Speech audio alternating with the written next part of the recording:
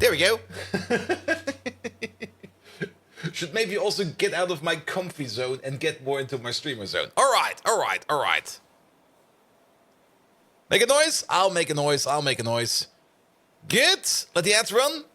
And we are good to go in a second or two.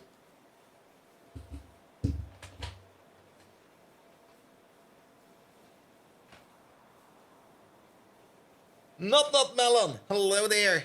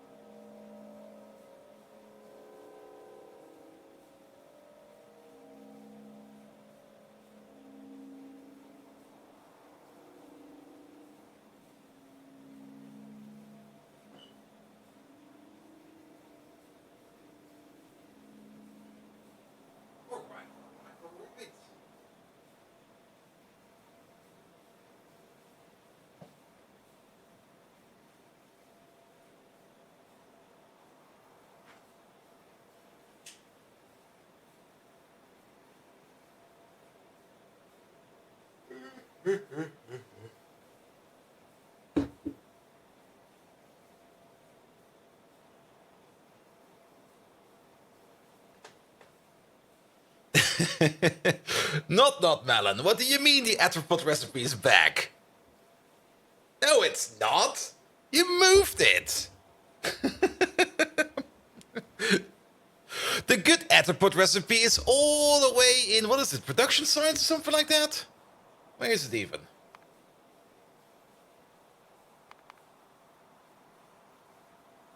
We'll look at it soon. There we go.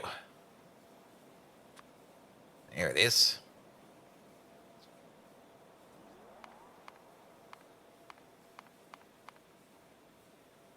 Yeah, what do we need for that? Just production science.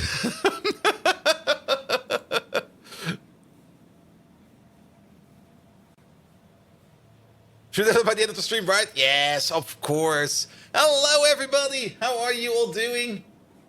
Welcome. Second day of work. Got way better. Still tired. Simrock, hello there. Maniac, how you doing? Orihara, hello. I forgot to press the button over here. The YouTube guy's not live yet. There we go live. There we go. Can't forget about the YouTube fraction over here. Sorry, lads. There we go. Put your chat over there, put that thing over there, put this thing over there, put that thing over there. Let's put... Oh, did I... No, I did not. He's over here. Let's put you down. Nah, you should stay here. Here's fine. There we go. Also, second day for work. Oof. Yeah, work.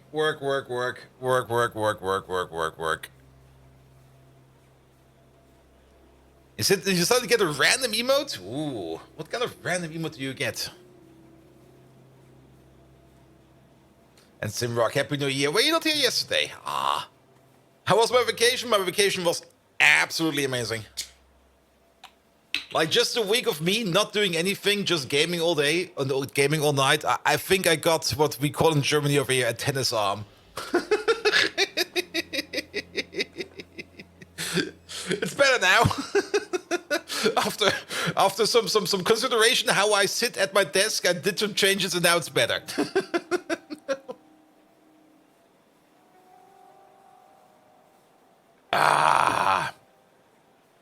What's that called in English? And Nella Nerd! Hello there! And Debo was, you think you have to fix the sleep cycle again, 4 a.m. again? I was not in bed, well, I was in bed by 4 a.m. I was not in bed by 3 a.m. But I did sleep a solid 8 hours. Good thing our daily is at like 11 and not any earlier.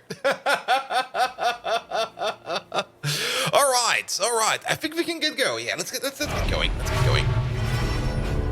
Good evening, Twitch, and welcome back to Factorio. I've been letting the game run. Let's try that again. I've been letting the game run for like about 2 or 3 hours already today.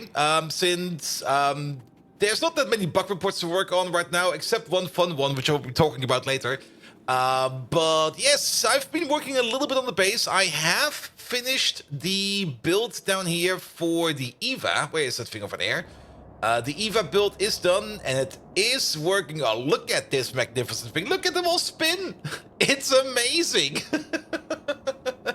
But the EVA build is going, and we've been making EVA ever since. And sadly, we can't really see the train station over here, but I think we got quite a bit of EVA going around, which is really, really good. Why are you not spinning? Because you are actually out of liquid. Yeah, we're not really making any additional fatty acids over here. I've basically spliced it on top of this monolayer material build because I already know that the monolayer material build over here will not always be running because there's either something missing or something else is broken over here. Most of the time it's something missing. At the moment I think it's filtration media that's missing because filtration media was actually stuck. I fixed that about an hour ago, and I kind of hope that we get filtration media going again by the end of the day. Nevertheless, if we're not making monolayer material, we're making EVA. And EVA, the only thing we need EVA for is, well, we don't really need it for many things. So if this backs up at some point in time, it'll be fine. Get in the robot bolt. Not Melon tells me get into the robot bolt. Megatron, what do you have to say about that? You mean that robot, right? Right?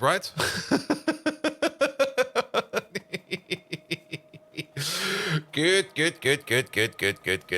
Ooh, we could make... I mean, we could make a Shinji AI, but he will be whining all the time. We could make, of course, an Asuka AI. We actually tried that. It didn't go well. That didn't really go well. She was horrible. Get into the robot! That pathetic lump of metal and circuits! Yep. I'd rather pole dance at a Decepticon brothel than demean myself in such a way, you imbecile! So, not Melon. Go spill engine coolant over some sysadmin's day instead! Victory to Decepticons! Oh yeah, so was it really called Gehirn, or was it called something else in EVA? I haven't watched EVA in ages. I did watch the latest movies of them, 1, 2, 3, 4, or 1.11, 2.22, 3.33, and 4.00. Or was it actually 4.01? I'm actually not quite sure what the last one was called. After watching the last one, I was also really done with it. There we go.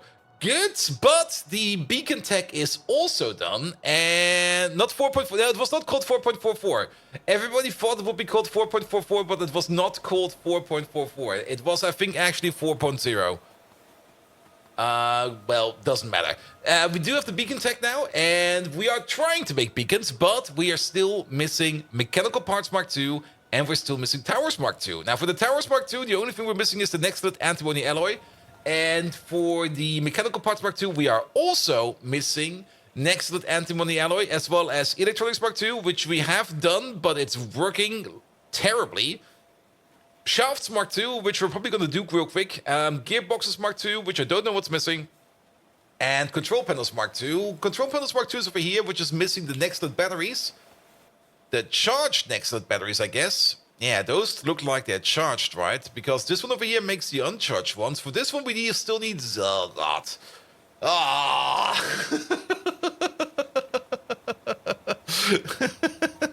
I heard that Bolt was starting Evangelion to watch together a stream on Discord. No, I will not do so. Okay, we need some liquids over here. We're definitely gonna go and gonna try to make the beacons over here. That's gonna be the target for today. And for that, we're gonna have to make some mole materials over here, which is gonna be fine, but yes. What does Megatron think about that? Ooh. Megatron. You heard of Evangelion, right? The one with the big robots, not the other one with, like, all the Kung Fu Jesus in it. Not this one, the one with the robots. What's your opinion about Evangelion, and should we watch every Evangelion movie? The whole series? All the spin-offs, and that one movie, you know, the one with the jiggly stuff in it. All after this, after the stream on Discord. There we go. To be perfectly honest, I'm already kind of binge watching Overlord again, so I'm already occupied tonight.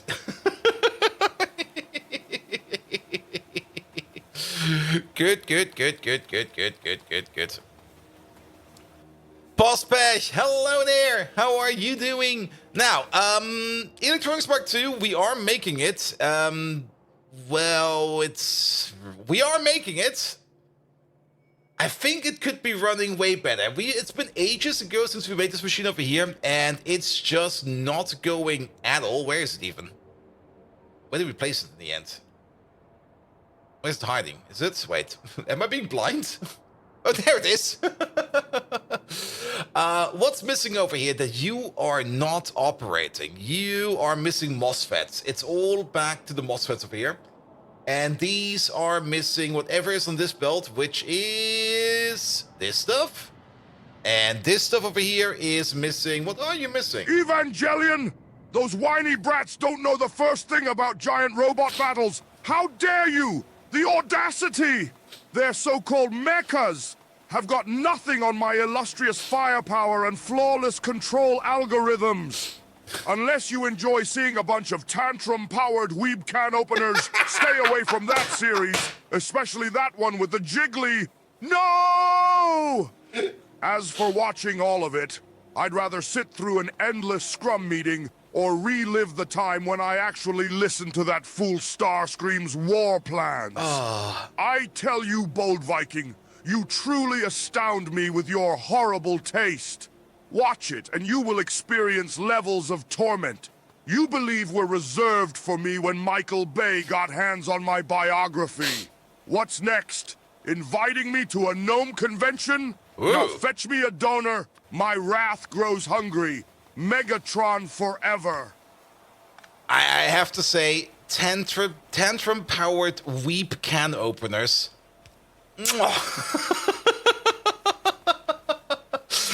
That was amazing, man.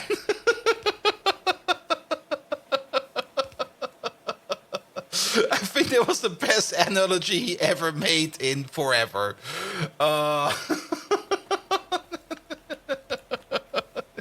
He's getting better at it? Yep, he is. I think we found a funny bone for him today. Perfect. We're gonna ride that bone a bit. Good.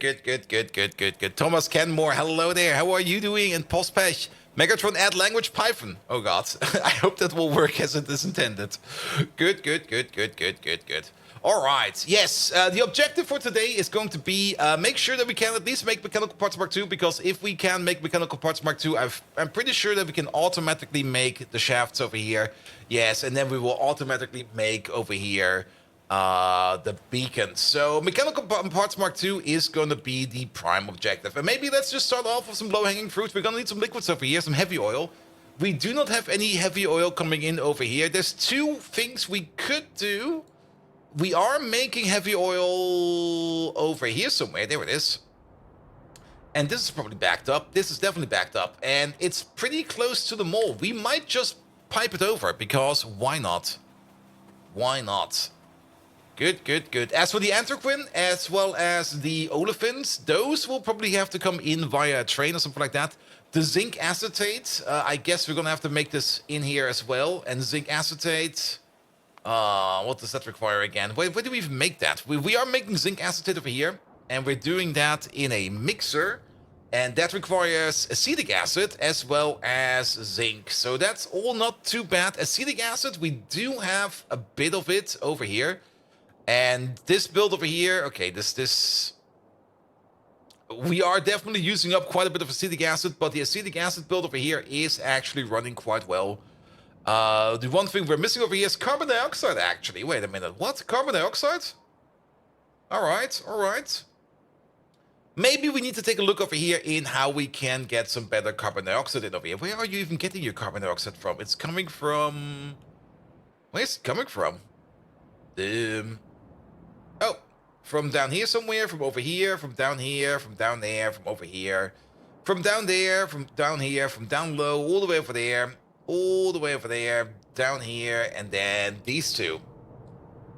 Yeah, I'm pretty sure we just need to add 2 more machines over here to make this run better, and then it'll be fine. So nothing to worry about. Let's maybe pick those up real quick so that we have them in our pocket, so that once we go down there, we can make use of them.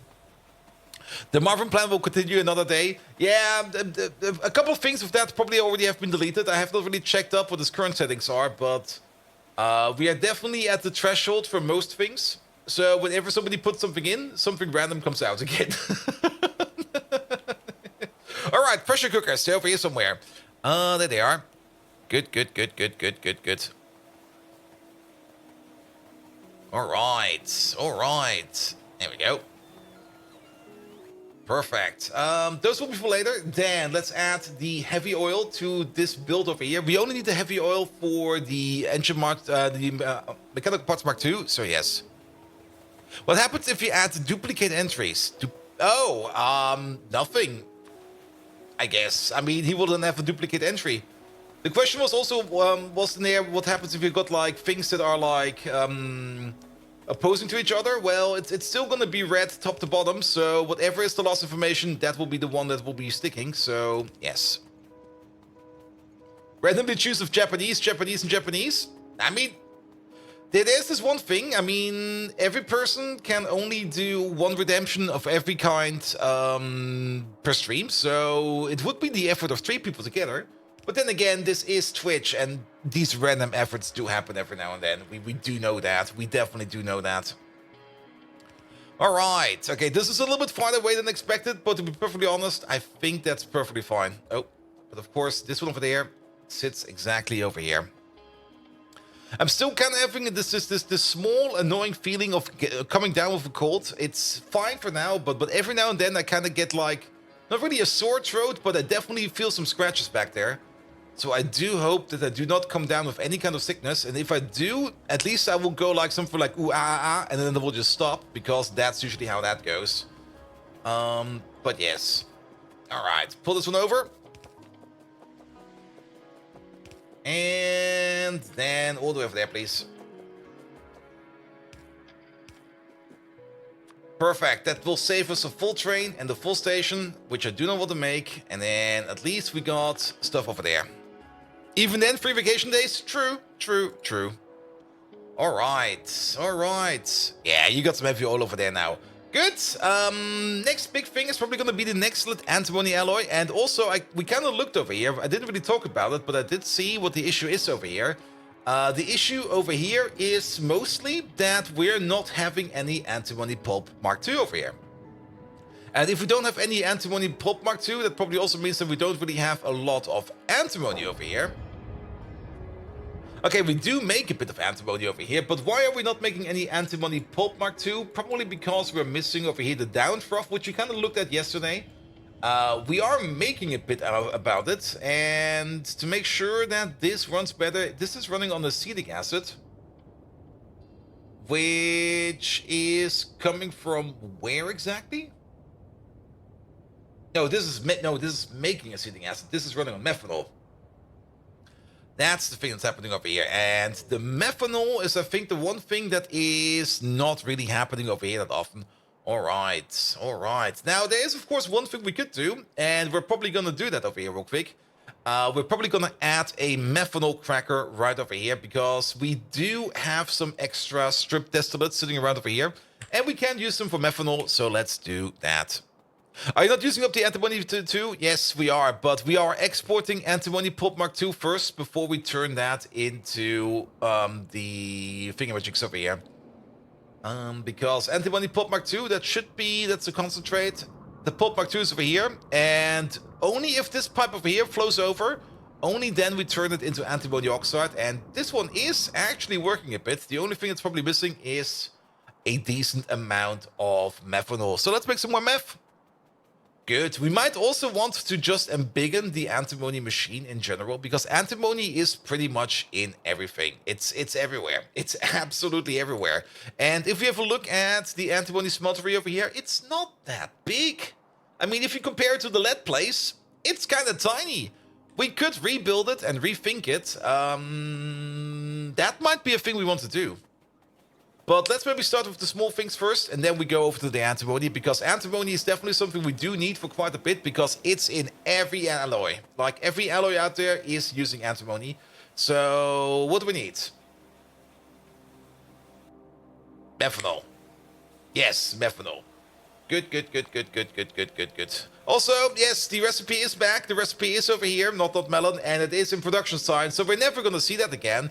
But we do have the other recipe over here, which is maybe even better, with the cumene and the nickel plate, which is now part of logistics science, so yes. But at the moment, we don't really have an issue with organic solvents, so we don't really need to worry about it too much. Good. All right. Let me also... Yep. There we go.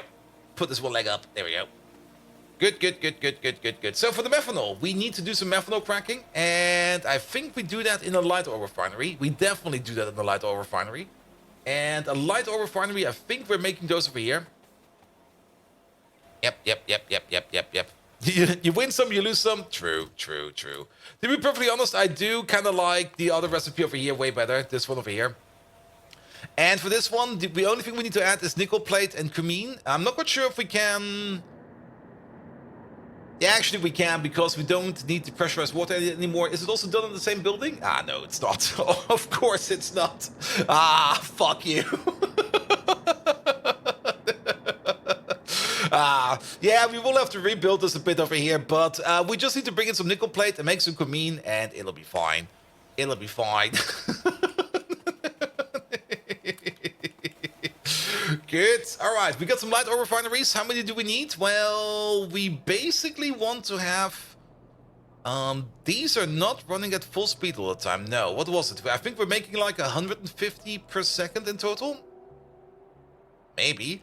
This is made out of the... no, this is a BTX cracker, so this is what we're doing out of this one. Let's have a quick look at it. I kind of forgot the numbers, but the numbers are pretty easy to pick up again, because we just need to check up on any one of the oil products. Where are these lovely oil products? There they are. Craft out of this. So we're making 75 over here, and then we're also doing the other process, which gives us, not this one, which gives us 100. So we're making 175 per second in total. And if we want to consume that over here, each one of these consumes 25. So basically 9. 9 machines over here turning strip distillates into methanol is what we need over here to turn that into what we need. We got 10 in the pocket, so that's fine. And the rest of it is just stuff that we need to put down, so it'll be fine. And Coda's recipes no longer allow productivity effects. Oh no! I didn't even know that they allow productivity effects. I think the only time where we actually did do some codex work automated was over here with the bees. Where is that thing over there? This was the only time where we did some automated codex work. Mostly because we kind of needed to breed a queen, and the whole process just took forever, so we just set up something stupid and let it spin. Which was fine. It did work in the end. Alright. Good. Where's the refinery? Over there. One refinery, please. Just drive me... Let's see. This is an entrance drive over here. It doesn't really make sense for one-time recipe use of prod for the intermediates. Well, aren't there some recipes out there where you actually do need those, Cody? I thought for sure that I saw a recipe out there that needs some kind of Cody, but we never really stumbled upon it right now, so I'm just ignoring it for now. Good. The team for the Mookbooks Mark II, was it that? Maybe it was that.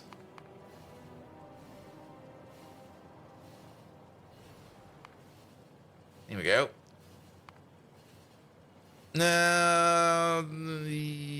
We need the compiled Mookbooks Codex. There we go. And that's yeah, for the Mookbooks Mark II, you do need them.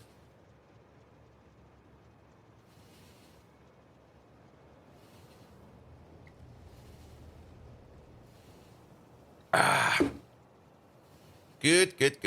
But then again, it's only for the upgrade, so nothing for like an ongoing product. So yeah, I get it.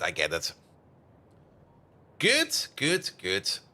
Alright, but I guess we do want to make a bigger antimony build. So we're definitely going to make a bigger antimony build as well. But that's something for later. That's definitely something for later. We did do a build over here last time around. Oh yeah, this is where we did the new titanium tetrachloride build, which is ready over here. It's already completely full, so if we need more titanium tetrachloride... Did you upgrade... Did it always look like this? I thought for sure it looked different. Where is it?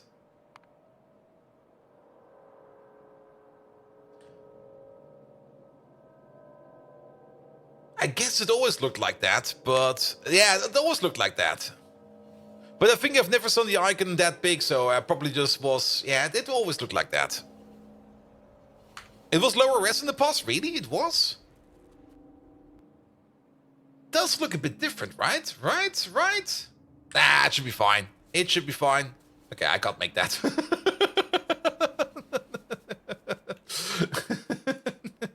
Alright, let's make some space. Good.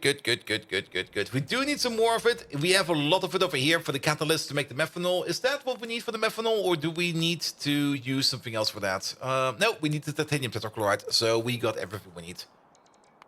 Also, I always wanted to try this. Okay, maybe that burp didn't work too much. I was hoping it would be louder. I really wanted to burp at Megatron just to see what the text-to-speech makes out of it, but so be it. It felt like more. Usually the ones that feel like that, it's just going to be a silent burp. Usually those are the ones that are explosive, and this one was just like, map. Map.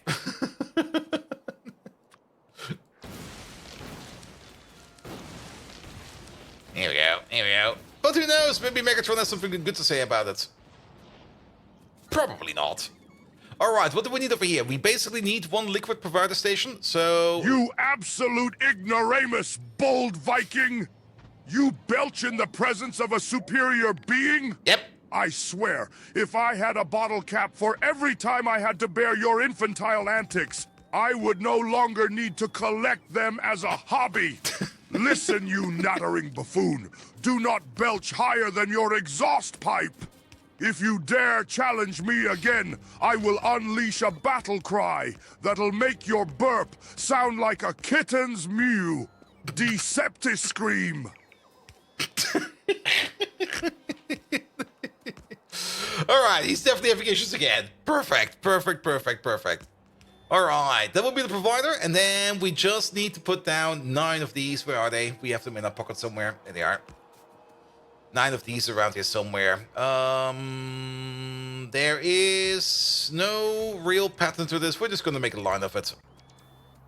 Here we go.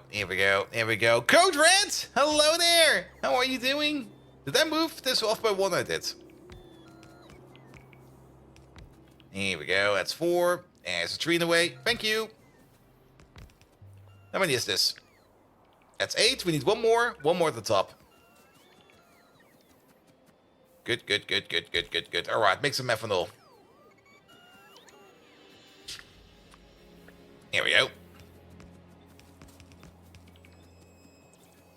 As usual, Megatron's busily being issues. Yep.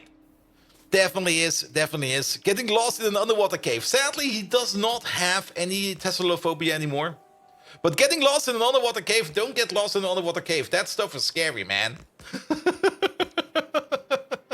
Paulus Bruna, thank you so much for the resub, mate. How are you doing? Almost a year or close to it. Yes, it's almost a year that you've been subbed already. Especially if you only count in long days and not in short days. So it's almost a year. Yes. Good. It seems we have a case of mass hysteria that the titanium icon has not changed in the last 3 years. Are you sure about that?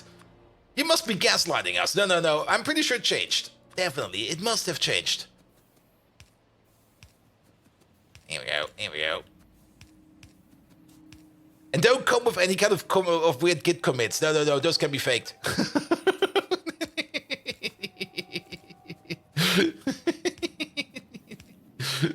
Just quickly change the git history. No, it's always been like that. What? Good. Ah, proof? What?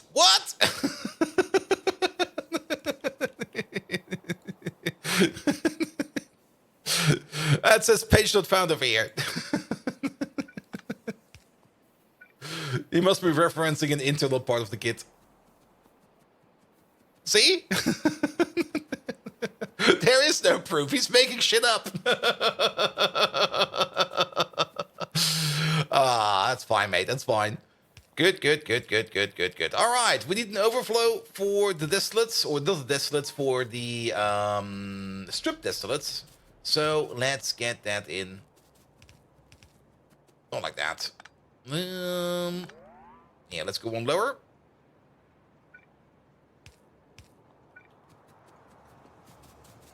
You think all the graphic reapers are private? Could be. Alright, where are the strip distillates? We are exporting the strip distillates because why not export the strip distillates? But nobody's picking them up yet, and we do have... This is only inputs, perfect. So we can make a new output over here. And for now, might as well just sink it in what we have over here. So, there we go.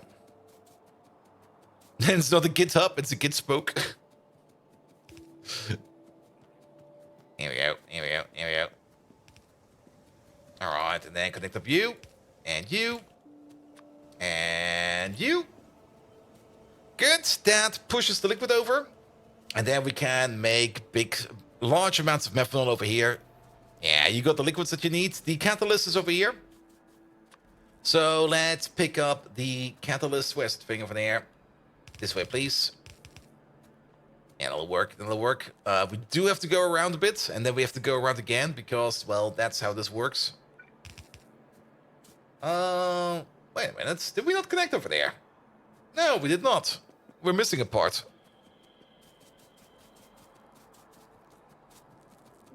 What are we missing? This part.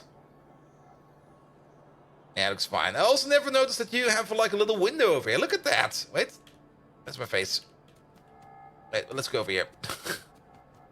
I never noticed that there's a window over here.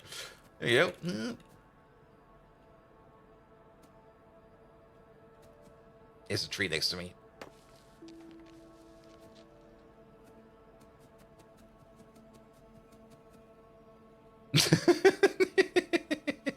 Sadly, his head does not really fit through, but it's there. If we maybe change our color real quick. Color. There we go. Nah, you can't really see him through there.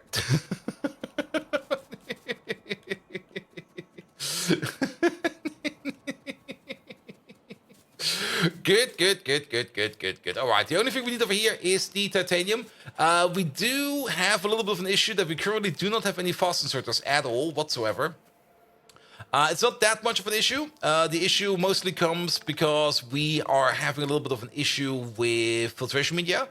But that issue should hopefully be solved soonish.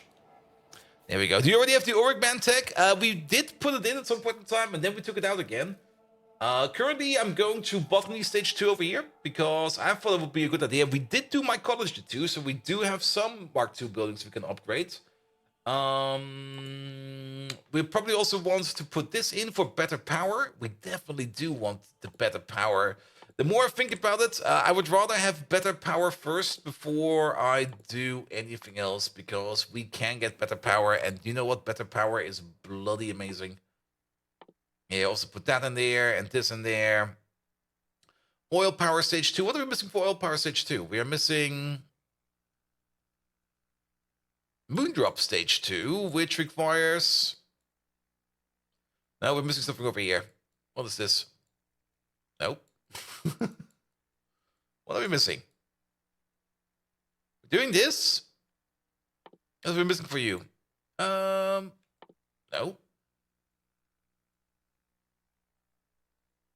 Ah, there we go. Fighter mining, and then moondrops. There we go. Why not?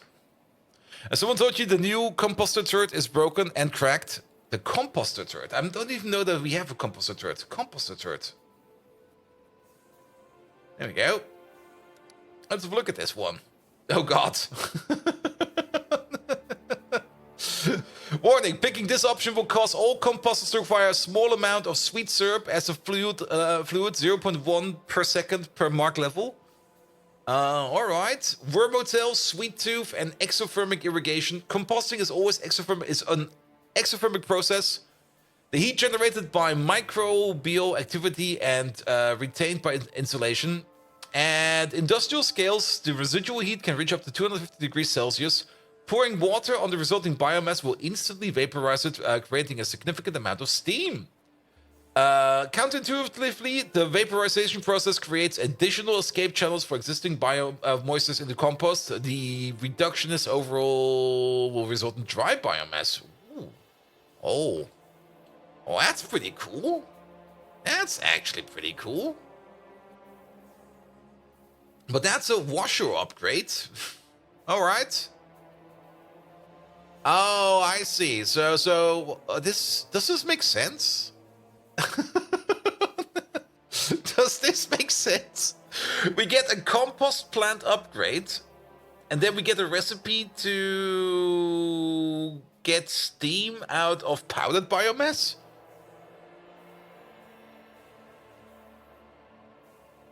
There we go. There we go. I mean, there's definitely some good things in there, but it changes the washer, yes. Well, it doesn't really change the washer, it changes the washer recipe.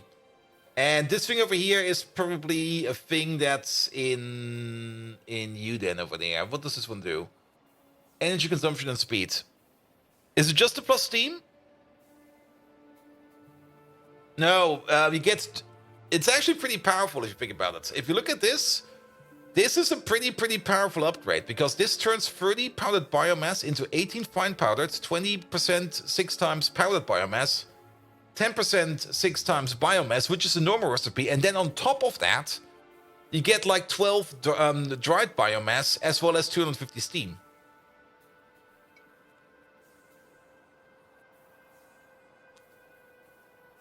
And it makes the composter faster. This one is actually not too bad.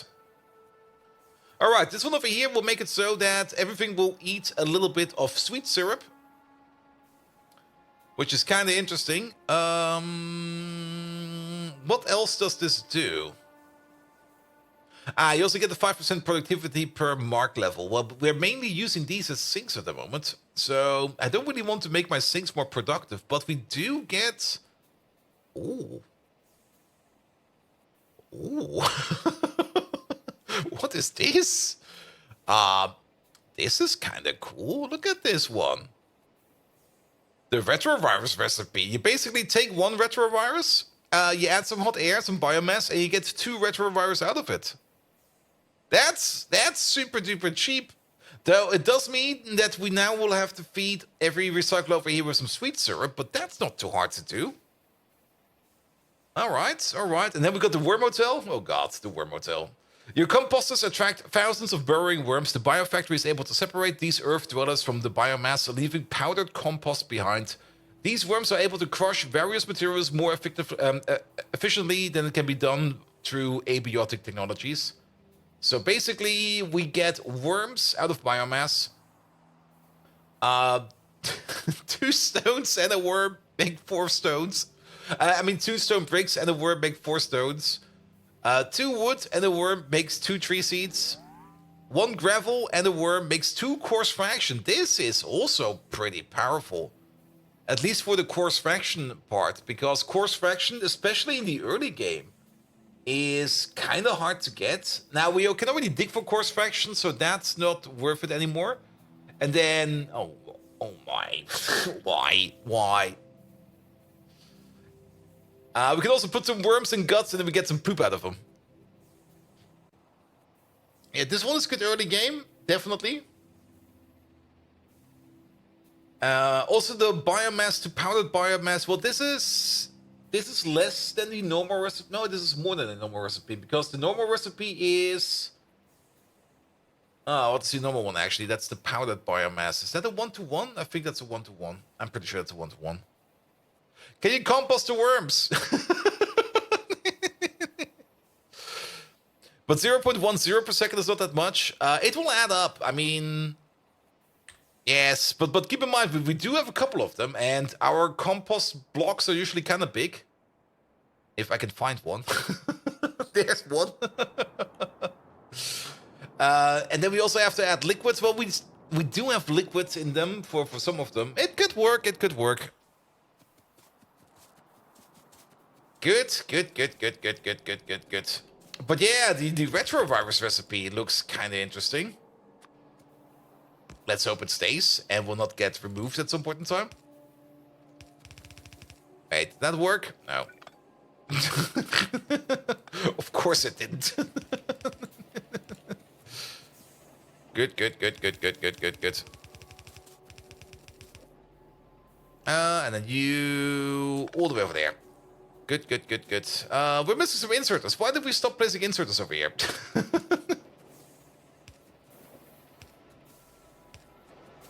There we go. And you go up. Alright, and now we're making some methanol over here.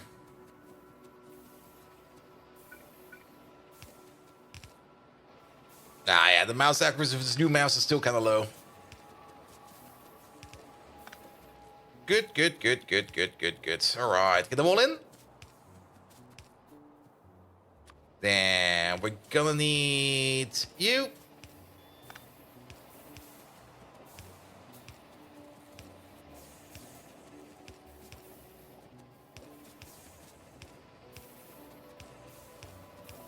Alright, and then this just goes into this happy tank over here, and then we're good to go. Oh man, the mouse accuracy, it's so low. I still have to get used to this new mouse.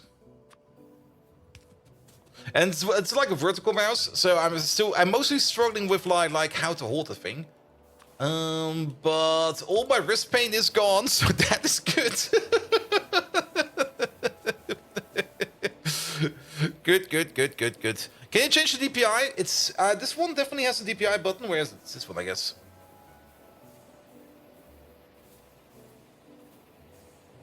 Let's try this one. Nah, it's mostly, it's not really the DPI issues. It's more now that I'm holding it upright and not horizontal anymore. I'm just not used to it, and I don't really have the feeling I've got a good grip on it.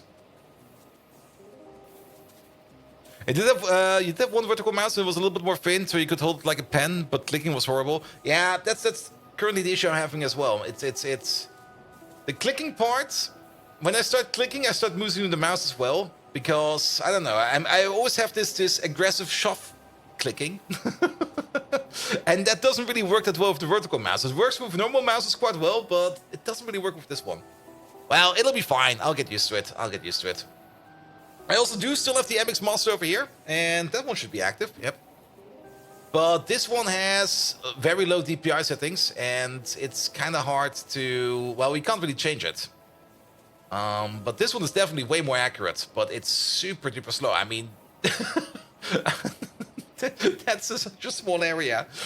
This amount of movement over here is usually the amount of movement I use with a mouse, and this should usually be enough to go from all the way over there to all the way over there. This one needs like 10 times the mouse sensitivity. Which one do you have, Vertical? I bought a very no-name gaming mouse product, and I'm not happy with it, so I'm not recommending it. Well, actually, because I'm not recommending it, I should recommend it to not get it. How about that one? Now, what is this one called? It's called a Zeolite C18. It had a little joystick on the top. Actually, it was kind of interesting. It has this little joystick on the top, and I was like, oh, that could be cool. Like, actually having a joystick in there, and then being able to move around with that. But it turns out it's not a joystick. Also, rainbow puke. Yeah, the rainbow is annoying. It turns out it's not a joystick. Here, look at the bottom left. Look what the joystick is doing. It's a fucking keyboard.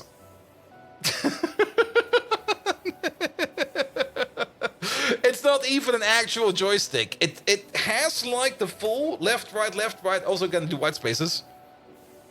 It has like the full motion range of a joystick, but it's basically 4 buttons. F5. If you click it, it's a spacebar. It's horrible. It's absolutely horrible. But it was so cheap that I'm not even putting in the effort to sending it back. It's more like, yeah, you know what? I have this thing now. I will probably complain about it all the time, but it's here now. I'm not even putting in the effort to send it back.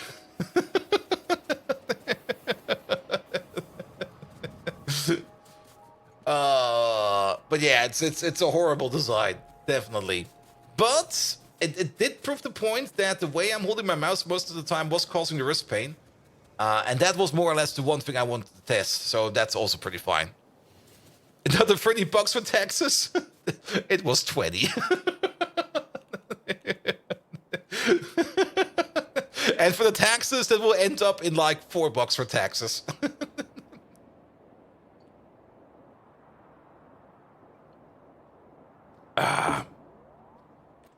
Good. You thought he was being generous? Nope. Good. All right, to make some methanol over there, we should maybe at least name the station over here so that we can reference it later on. DJ Brown, best name ever. Methanol, we got the 2.8 provider. Well, we got the second 2.8 provider now. It doesn't really seem that we have a 2.8 requester. Where is that other two? It's probably over here, isn't it? Is it over there? It's over here. No, is it over here? It is over here. So we already have a second 2.8 provider for methanol, but nobody's picking it up yet, which is fine. This also means that we don't have a train for it yet, but that is not really that necessary. So we could then, in fact, bring that methanol over to, where was it required? Which one of these? It was over here, the antimony. And not directly the antimony, it was the down froth build, but down froth is now backing up, which is fine. And what's happening over here then? So you're missing now more of the pulp. You're missing over here. You're missing fish oil. Are you shitting me? You're missing fish oil? What's going on with the fish oil build?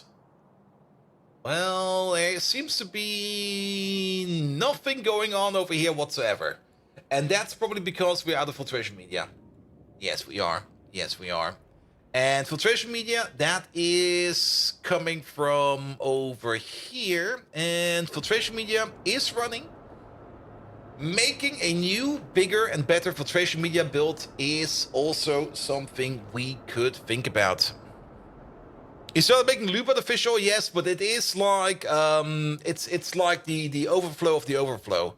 But if we're not making any fish, and if we're not making any fish, we're not making any fish oil. And for more fish oil, we need more filtration media. And filtration media, now this one was running dry for quite some time, and I'm not quite sure where this lad it was going. You are going to the provider over there.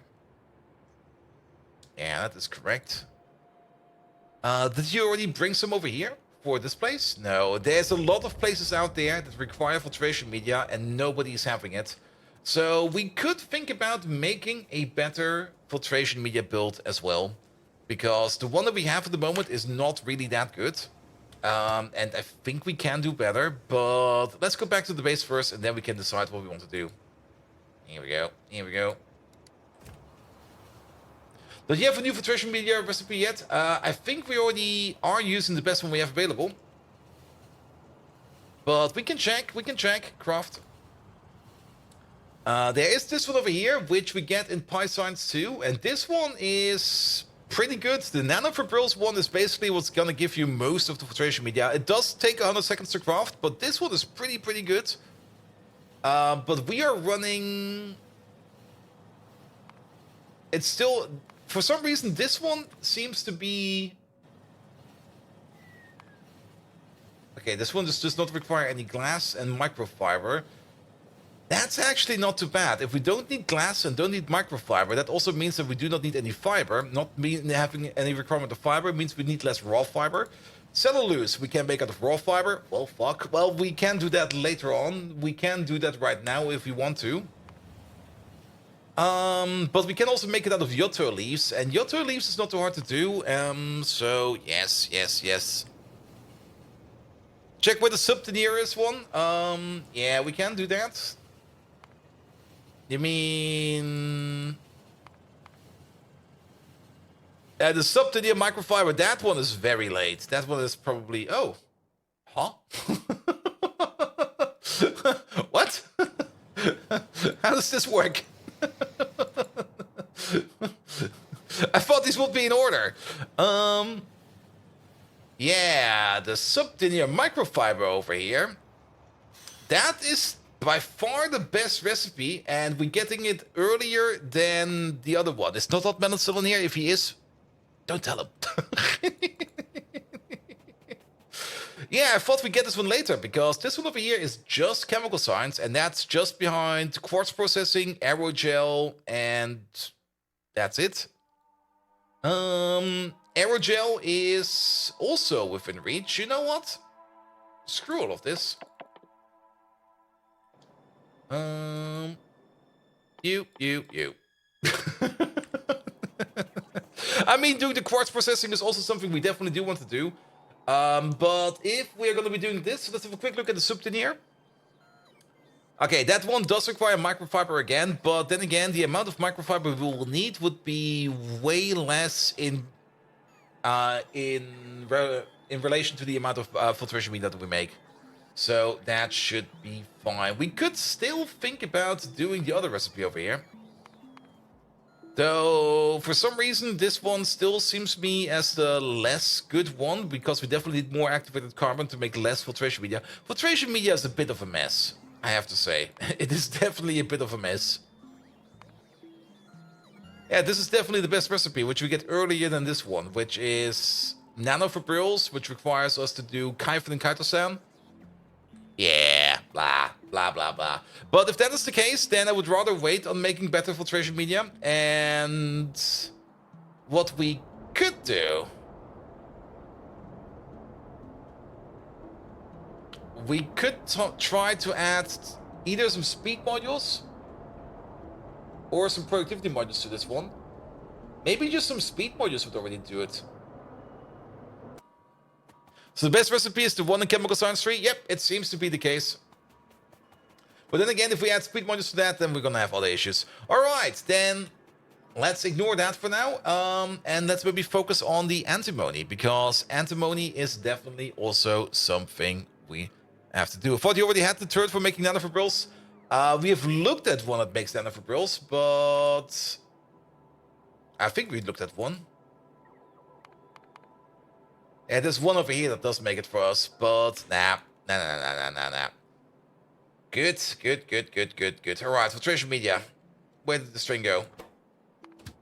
Okay, you're over here again. This place over here seems to be eating quite a lot of filtration media. Ah yeah, because we're liquefying nitrogen over here. That's gonna eat a lot. That's also a bit odd. What happened over here? Where did that contamination come from?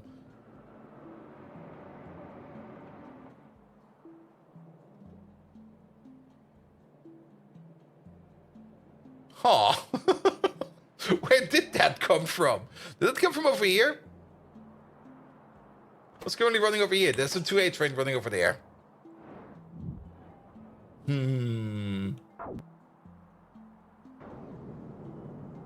But yeah, that's for the TCL build. I'm not quite sure where this contamination came from. Is that in robot range? Yes. Yeah, it's a little bit too much. Oop. There you go. That'll clean it up. That'll clean it up. Sintered! Hello there! How you doing? Welcome. Alright, then we can maybe think about doing the antimony. And for the antimony, there's two parts that we're probably going to need to do. We're probably going to have to make some better antimony outposts, because we currently only have this as an outpost, and you are kind of running dry, which is fine. And we got this over here as an outpost, but this one is not really going on any kind of train. It's going straight into the station over here, so that is fine as well. And not only that, we also probably want to supersize this one over here, because antimony is definitely a thing that we're going to need everywhere. There we go. Not sure about the clean part, but for the resolve, I mean, it's definitely going to fix it. I mean, the other way for us to do it would be to delete the belt and then afterwards place it again. But you know me, I will forget. I will definitely forget. But if we do it like this, where we just extend the belt for now a little bit, then the other machines can start working again. And at some point in time, when I go past it again, then we can pick it up. So that's definitely the easier way of doing that. Good. Antimony drills. How many do we have? We probably need to make some more of them. Oh, no, we don't. We got a whole bunch of them. Perfect. I'll take them all. I'll take all the antimony drills. Let's maybe start with making it like an antimony outpost, because that's probably gonna be very useful. And antimony ore. We have antimony ore everywhere. We could, of course, use our lovely little tool, but I kind of just want to scan my base a little bit. There's native. There's 9 million over there? What the fuck?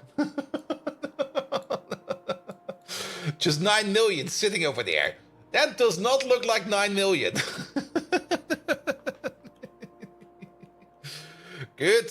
Ah, this one is good. Big field. Love it.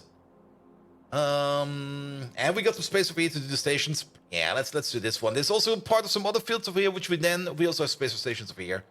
Yeah, let's do that one. Oi, you're still around. Well, I'll take you then. Alright. Drive me over here, and afterwards, go to your provider.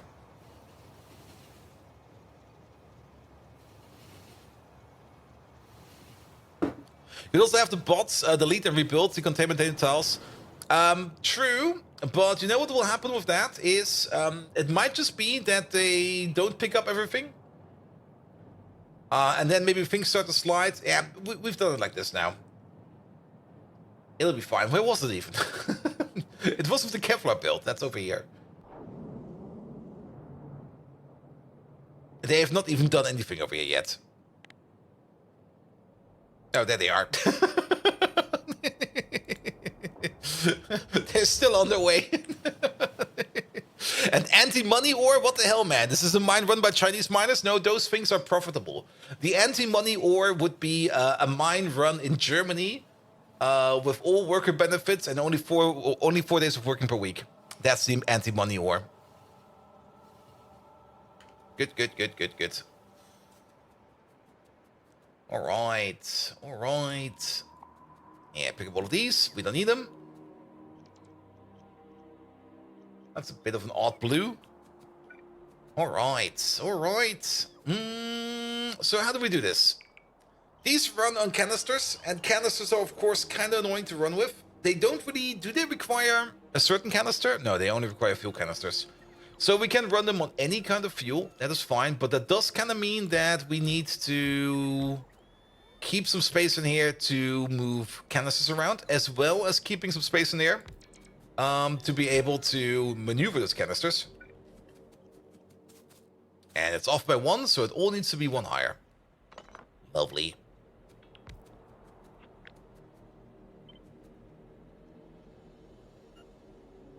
There you go. If the Mark II miners for this? I don't think so. Where are they even? They're in here, aren't they? Nah, we don't have them, yes. They will probably be coming sooner or later. It'll be fine. It'll be fine. Good. And then we also need to think about where the ore goes. I guess the ore goes all south. Something like this. And then we're going to place all of these over here. If you upgrade to higher trains yet? No. We're going to be upgrading to the Mark III trains at some point in time.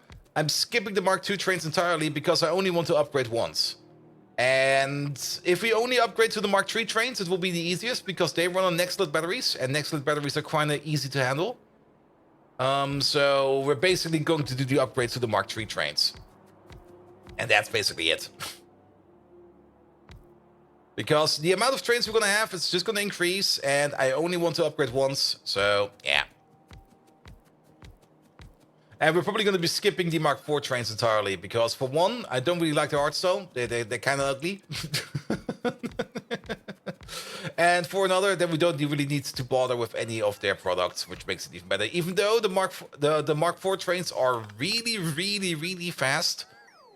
And that could be an argument to go to the Mark IV trains, but to be perfectly honest, nah. Alright. Yeah, this should work. And then we need some magic over here. Off by 1. How did this happen? Wait. These are off by 1. And then in turn, these over there also off by 1.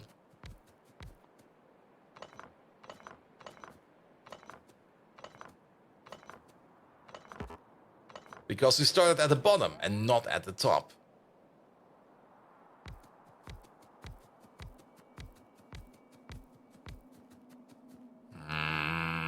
Well, I guess we will leave some dirt over there.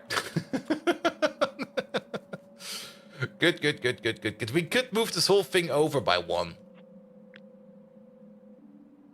Then we will get it.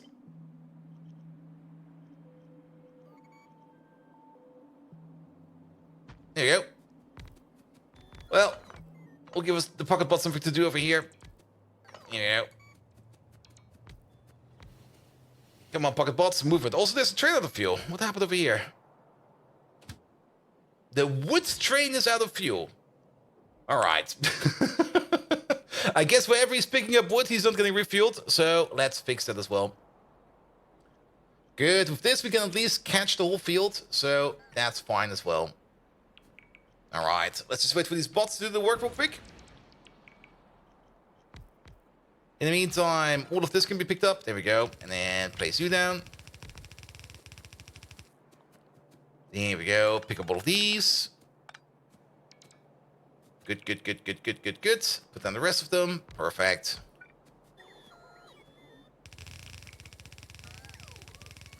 Alright, you over there. And then...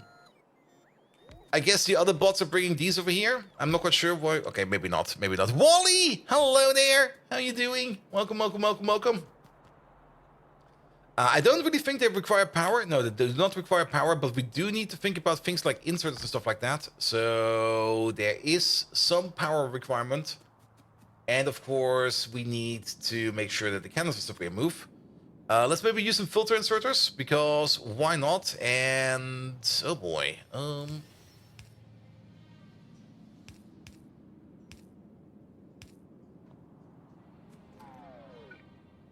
Let's maybe try it like this. This will be fine. Will this be fine? Do we want a separate belt for input and output? Nah, we can run a mixed belt. The belt will not be saturated. The belt will just be like a carousel of canisters going around and around and around and around. So we can then do it like this. There we go. That'll be fine. Though the things we put in,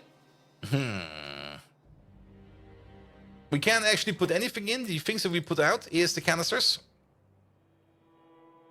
The empty ones. Which means for the input ones, we technically... Let's use yellow ones. Because currently we have no blue ones available. And yellow inserters would still be more than fast enough for these. The canisters have like 10 megawatts of energy, and they only require 300 kilowatts. So, yeah, that's more than enough. That's more than enough. Good, good, good, good, good, good, good, good, good. Alright, and then power pole over here. And the power pole over there. And then we just use this to squeeze our way through here.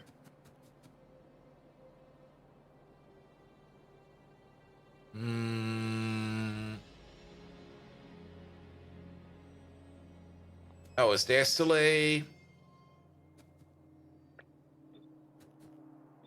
There we go. There we go. Ah, I see what's going wrong over there. There we go. That should do it. And did the latest Pi updates break anything? Not that much. It didn't break anything for us, but there were some changes in there that were... I'm kind of missing half of this. That were kind of sketchy. But we didn't really get any breaking updates from the last update. Here we go. Here we go. Alright, put you down again like this. Oh, I guess... that's going to be horrible. Well, so be it. So be it. Good, good, good, good, good. Also, we did update yesterday, like people said there. This thing is off. This thing is super off. Something went horribly, horribly wrong over here. Yeah, the updates we did yesterday, most of them were fine. There were some updates in there that were a little bit, yeah. It could break some people's bases. It did not do anything for us, but it could be bad for some people, but we were mostly fine. They did put in an update that when you have a turret selected and that turret has changed, that you now have like a grace period where you can unselect the turret, and that you then can more or less reselect it, which is really good. We had no use for it because the turrets we selected were all fine, but there are probably some people out there that have really chosen something that has changed and they want to recheck it or restart it. So that's definitely also something you can do now, which is really nice. All right, move all of these over, please. There we go. Here we go. Pick up these two. Pick up that thing. Put you over there. And then put you over there. Take out these two. Actually, it's going to be these two. And Fallen Angel. Hello there. How are you doing? Good. And then the last one we're missing over here is this part and that part. We do need to cut it a little bit to make it a little bit more adjustable for us, which will be putting it in like this. There we go. So we deactivate our pocket bots real quick so that we can quickly erase all of these. All of these. Here we go. And when did I go to sleep again? 4 a.m.? No, I went to bed at 3 a.m. and I got a full 8 hours of sleep, so I'm actually doing pretty fine. I did woke up at 11 a.m. And I almost missed my daily stand-up, but, well, there wasn't really much to report, so it was fine. Good. Alright, we do need to flip some of these belts at the end, which is going to be a little bit annoying, but, well, we can always flip them in the end. Alright. And with a bigger antimony mine to start off with, we can then look into making a bigger antimony setup in general. We also kind of missed the parts down here. Here we go. But playing some radio, not with Flanker, is always fun. I mean, Flanker's sleep cycle is completely and utterly broken. Like, every time I rate him, he's already been streaming for like 12 hours, and he also has a day job. I have no clue how he's doing that. But his sleep cycle is definitely also just absolutely, utterly... yeah, things are broken over there, most likely. Time compression? Time machine? Yeah, maybe, who knows? Here we go. You over there, and then... you over there. And that one over there we do by hand. Don't you have a day job too? I do have a day job. But it's also at home office all the time, so if I fall asleep at my desk, nobody will notice.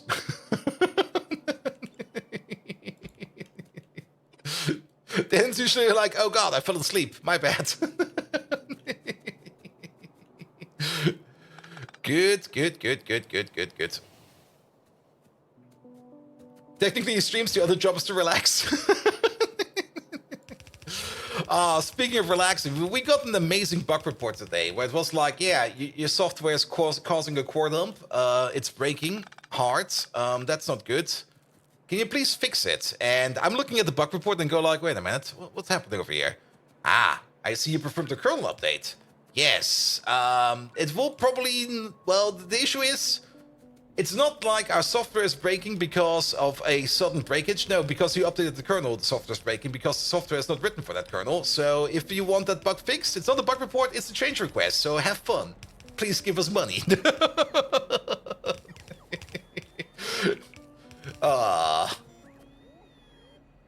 And actually our software, the only issue that our software has at the moment is that there is like one dependent component which we didn't secure enough. And that one is failing to start up because of the kernel update, and that's the reason why we crash hard. Because, well, our requirement is that that component is always there. But I guess it's not if the kernel gets updated. Aren't kernel updates mandatory? Maybe. Could be. I don't know exactly what's in the contract. I would have to read it myself. There might be something in there like that, but we will have to see. All right, you over there, and you over there. But still, like, just calling it a bug report because they updated and broke something with it. Good.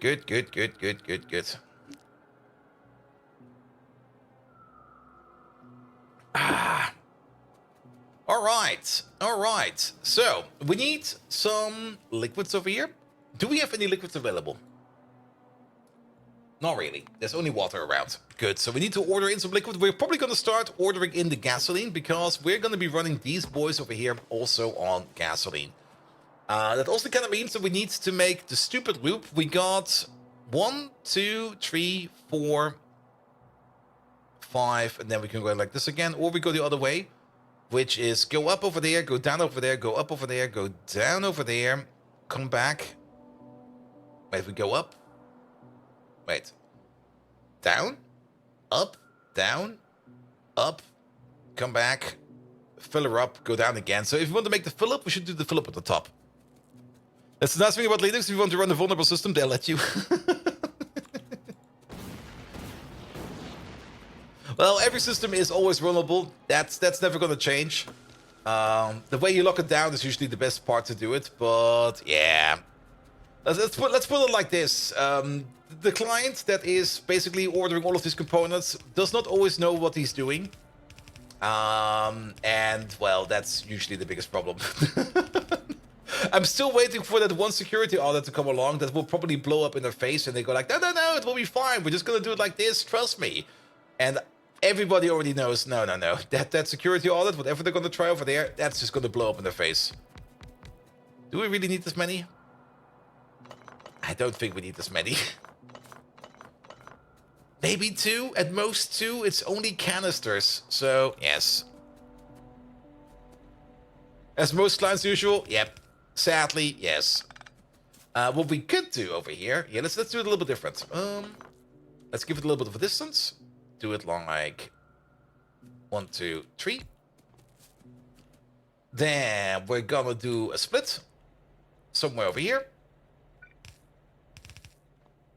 We're gonna filter out the empty canisters. There they are. To the top, please. And then we're just gonna have a bit of a belt buffer. The belt buffer will be for space. Here we go. And then that will be the output. That will be the input. And then we just feed in full canisters again. And that will be our refill loop. Good. And it's going to be in, out. These will... Oof, mouse accuracy, man. Horrible. There we go. That should be enough. You have a 10-year-old system that's unpatched, and that's not good no matter what. And it really kind of depends also in what kind of environment they are. I mean, if they're in a closed environment where nobody can have access to them, then it should be fine. But like if they're out in the open, well, how are they not broken yet? Or they're probably already broken and probably being patched by the hackers. That's the whole reason why they're still running.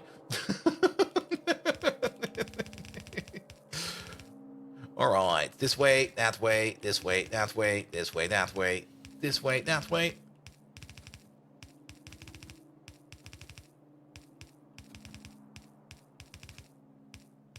And then we go across. We go to there. Good. And then we need to connect at the bottom one more time.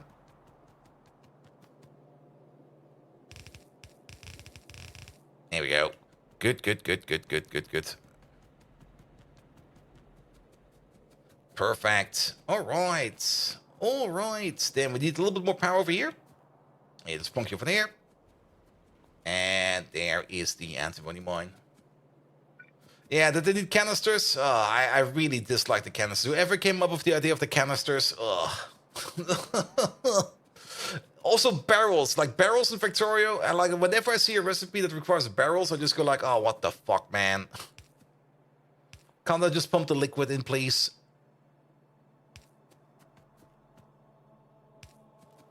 Here we go. I think the filter inserter at the top is pointing the wrong way. The filter inserter at the top. No, they should be fine. Oh, wait, these are pointing the wrong way. Oh, God. Wait a minute. Since we copy-pasted that...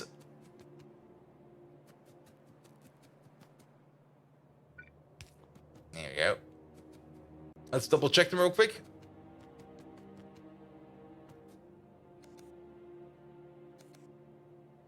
This one is fine. That one is fine. Those are fine. These are fine. Those are fine. These are fine.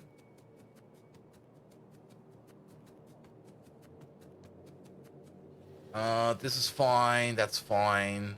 This one is not required. Those are fine. Yeah, I think it's good now. I think it's good now. Good. Also, we need to supply this place with canisters, which just makes it way more annoying. All right. Damn, we need 2 stations. We're just gonna make them over here because we've got the space for them. One will be a provider.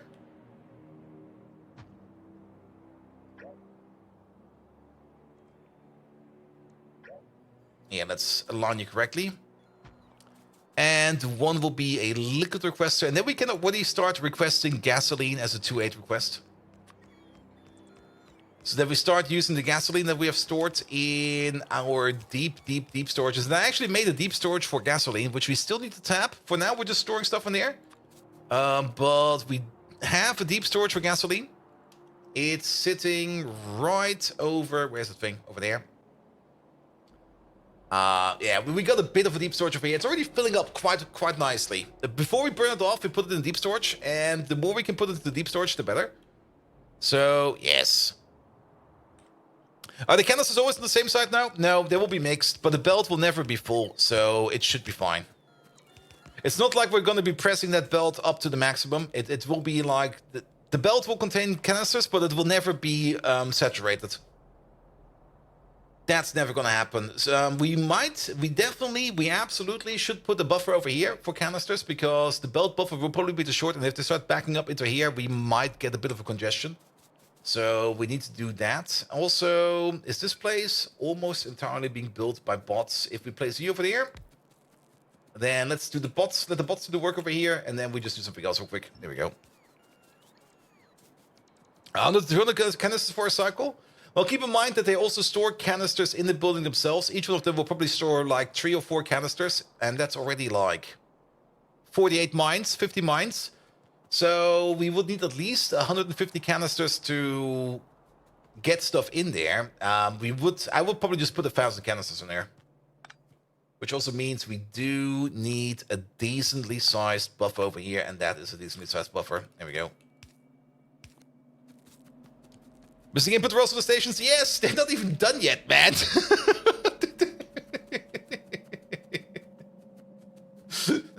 We haven't even connected these over here yet to down here. It's like you're starting like a software project and people go around going like, you're missing unit tests. And you go like, what the fuck, man? I just started. But you're missing software tests. Ah.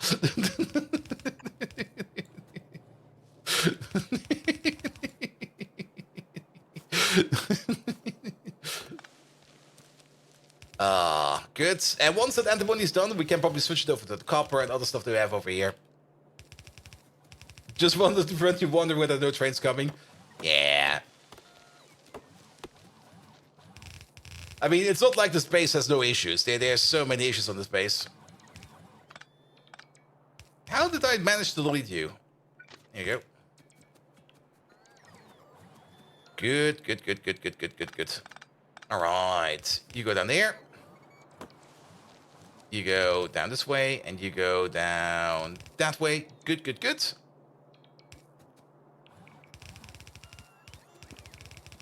That's a little bit too short. And bolt operates with screw loose. It's a bit different. Screws loose is more fun. Like, you never know what's going to fall off next time.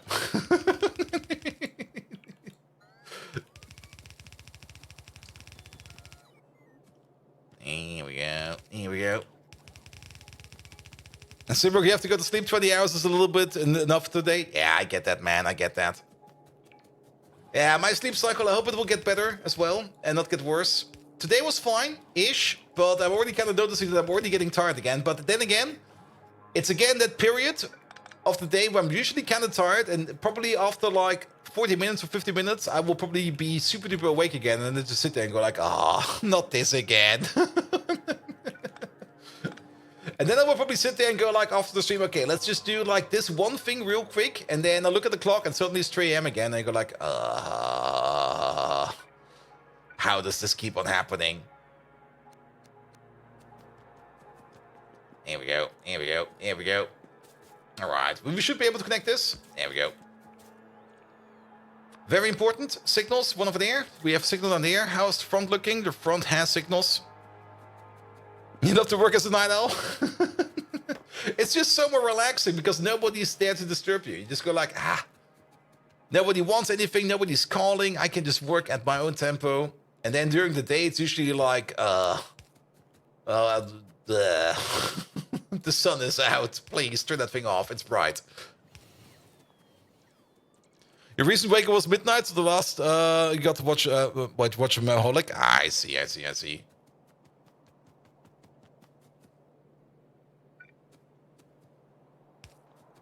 Good. All right, we're missing pumps over here. I think. Yeah, we just don't have them in the system. So let's use the pocket bots real quick. There does seem to be some bots going around that want to provide some of these things over here. You still don't believe you went to be a cop after my last stream? It was fun, man. Ready or Not is a real fun game. And playing with Flanker is also a lot of fun.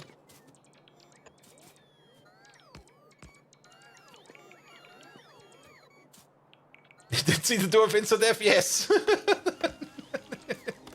That was the warm-up round. Like, how do we play this game again? Open door, trips mine, dies. Not like this. Good. The most effective time range of the old company was between 4 and 6 p.m. At 4 p.m., most of the colleagues were gone. At 6 p.m., was the end of the work shift. There's also that other period that's super effective, which is usually from 8 a.m. to 10 a.m. Because usually at 8 a.m., nobody's there yet. And at 10 a.m., everybody else comes in. You get like 2 of those, but you're only in one of those shifts. You're either at the early one or at the late one. You're rarely in both. And if you are in both, then usually things are getting really, really tiresome. All right. There are lamps missing in here. That's kind of annoying. We have space for lamps. Come on, don't spare on lamps.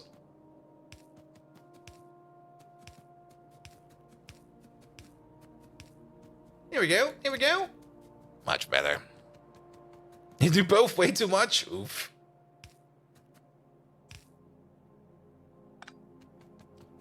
Work shift start doesn't mean they're not they're doing anything. Yeah, also usually work shift starts, at least that's what I did at the previous company I was working at. Work shift start usually was me having breakfast at my desk. Like, I'm here, I'm ready to work, eating breakfast for like half an hour first. Nom.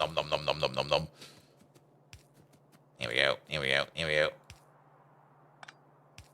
All right. Make it nice and bright. Oh, I'm really getting annoyed by this mouse. Okay. Ugh. Does Factorio have a mouse speed option? UI scale, this is interface. That's probably under controls. Probably not under controls. Autosave interval, interface, tooltips, chat messages. Then operating system, you probably have one. Where is it even? Mouse and keyboard. Here we go. Acceleration. Maximum. All right. How's this one not doing? Not good. It's doing not good. Can I get some more acceleration in this mouse?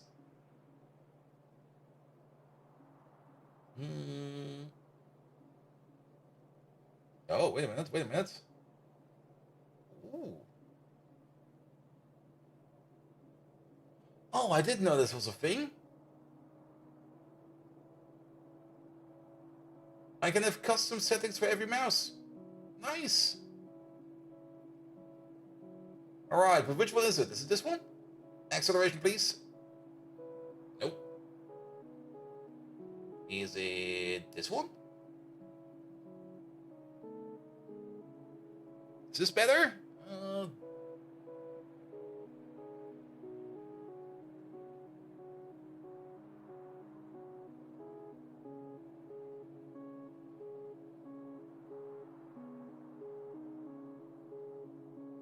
Yeah, I think this works. Behavior. Drag and drop, double click, themes. Nobody need themes.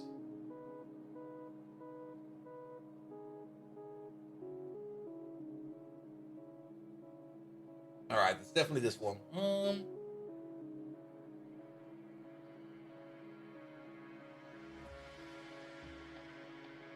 Yeah, it should be fine. It's definitely better. How's this one now? This one's good as well. Alright, I still need more, way more speed on this mouse. But this might be better. Now I have a more traditional mouse. Here we go, here we go. That's really, really nice to know. I rarely really have the multiple devices attached to my PC, so I rarely look at if I can change things like that. But it makes sense because it's all like an X configuration, and X configuration does allow individual settings per device. So now I don't need to worry about having like 2 different mouse speeds. Lovely, lovely. All right, let's hope this will be a little bit better. It's still a bit low. Can I? Let me just check something. Can I put a? Can I put a value in there? No, only goes up to 10. I kind of wanted to go up to 20, you know, but it only goes up to 10. Well, so be it. All right. So, canisters are required, and of course, we need some liquids over there so that we can get our stuff done over here. Here we go. Here we go. Oh. You're shitting me, man. All right. I need the high DPI. There we go. Maybe I should just fix my old mouse. That one was working perfectly fine. Here we go. Here we go. Here we go. All right. Let's find the best connection over here. Which I guess is over here somewhere. And then all the way over there. Good. All right. Now, there is one thing over here that we need to keep in mind. It could be that we run out of gasoline. If we run out of gasoline, we kind of want to stop the input over here. So let's make sure that these are connected. If we're just going to use the any signal.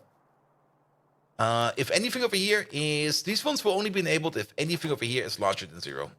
And that anything will be also connected to the tank. Do we need another wire for this? No, I think we can use the green wire. Though, technically, I think the red wire would be better. Well, not like this. Mostly because the green wire we usually use for things that are local. And this red wire we can drag all the way down to where the train station is. Here we go, here we go. And we just go a little bit zigzag. Was that correct? I think it was correct. Then we need to be down here somewhere. Can we go further down? We can. Perfect. This might just be enough. Alright, you over there. Where's the station? That station is all the way over there. We need to connect up to this tank over here. So we could go this way. That way. This way. Come on. And we actually have a full connection range over here. There we go. As long as there's liquid in that tank, we are going to be enabling the pumps. Or the inserters. If there's no more liquids in here, then we stop the inserter. So that we don't lose the recipe and we don't basically break the device. That's going to be the important part. Good. All right, you over there. Will Frost, you're going to be gasoline 2.8 request. So we don't have one yet. Perfect. So this one will be the first one that will be requesting gasoline. We're going to be switching pretty much everything to gasoline because gasoline is very easy to make. And we're going to have multiple ways of making gasoline. And then antimony ore provider. There we go. You probably still need some time. And we also need to increase you to like 8,000. And then the only thing we need to bring over here are some canisters and make the gasoline train. Isn't kerosene even better? Kerosene has more fuel value, very true. But gasoline, yeah, the way to make kerosene. Kerosene has a high fuel value, but kerosene we can either... Okay, we can directly make it out of crude, but we would need some nichrome if we make diesel as a byproduct. We can make it out of heavy oil. We can make it out of arc wet jelly and some crude. This one is actually pretty good. Kerosene might actually be better later on, because this recipe over here is pretty incredible, but this one over here is also... Okay, it's pi 2. It's not too far in. And then we get even this one, which is in production science. We don't care about that. And then, of course, we got the zinc flour. As for gasoline, gasoline is something that we are always making as part of the oil refinement process. And the oil refinement process should always be running. And we can also make it out of cellulose. And we can make it out of light oil. And that's basically it. There are some other recipes in there as well. But since we do need some kind of medium product for this process over here, you can already see that this one is running pretty powerful. And we're already like filling up tons and tons of gasoline over here. We're going to be running on gasoline. We might still run on kerosene. We might run on both even. And just mix and match it. But I don't really want to run on more than 2 different distinct liquids. Good. And when is the flour kerosene going to be available? The Moondrop one. There we go. That's Moondrops Mark 4. That's also Pi Science Mark 2. Yeah, these are also pretty good, actually. When we do the zinc-enriched moonflowers, which is zinc-enriched biomass and moondrop seeds, which is actually pretty easy to do. And then we can straight up turn that into kerosene. Yeah, there are definitely some very good options available later on. Which is also the reason why we're probably going to be running both, like on gasoline and on kerosene. All right, step number 1, we're going to fix this wood train. Where's the thing? You are... Where are you? All the way at the bottom of the map. Nice. Driving over there, we're going to fix wood first.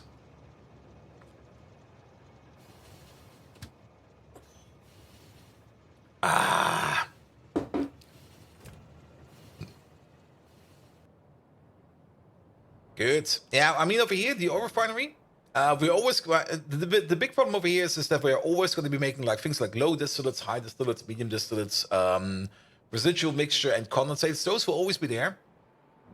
So we need a good, constant consumer we can find for medium distillates, and that's going to be gasoline. That's just going to be gasoline, because gasoline is always something we're going to be needing. We are still probably going to be making some kerosene over here. That's basically this block over here, where we're going to be making kerosene out of our heavies. Because BTX is also something that is used quite a lot in the base. Especially if we want to make things like benzene and stuff like that. But most of the things we're going to be running on, BTX as well. And then overall, we only have a couple of liquids over here that we actually need to export. And remember how the strip distillates over here were full? Well, they're empty now. Because we turned it all into methanol. Lovely. Lovely. Alright, do we have some fuel on me? The canisters, we can't really run these trains of canisters. But I'll take some fiber. There you go.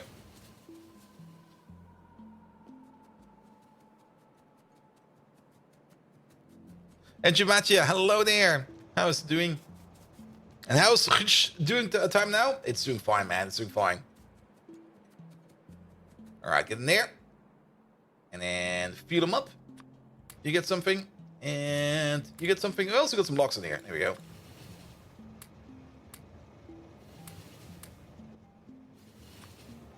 And then some more locks. There we go. Good. So you're going to your wood provider, which is sitting over here. Are you not getting fuel over there? No, you're not. What the fuck, man? There's so much wood over here. Why are you not getting wood from your own process? Well, here we go.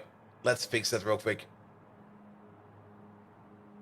Good. And then we need to pick up the canisters, and once we got the canisters, then we can make everything over here run. So that'll be fine. And by over here, I mean over there. Good. After that, I guess we are gonna make a bigger antimony build, because we do need more of the antimony pulp.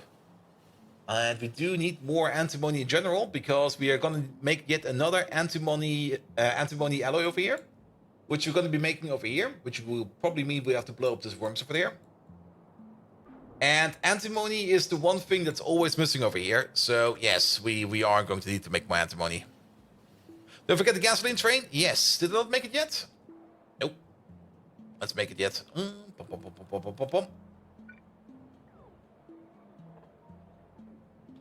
we go. And then a liquid wagon. There's one.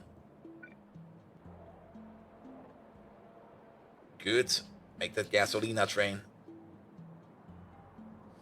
I think we have fueling options over here. We do have fueling options over here, so that'll be fine. Ah. I might need to place a circuit over here. Because all this gasoline is now over there. Damn.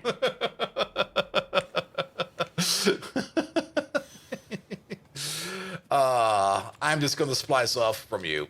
There you go.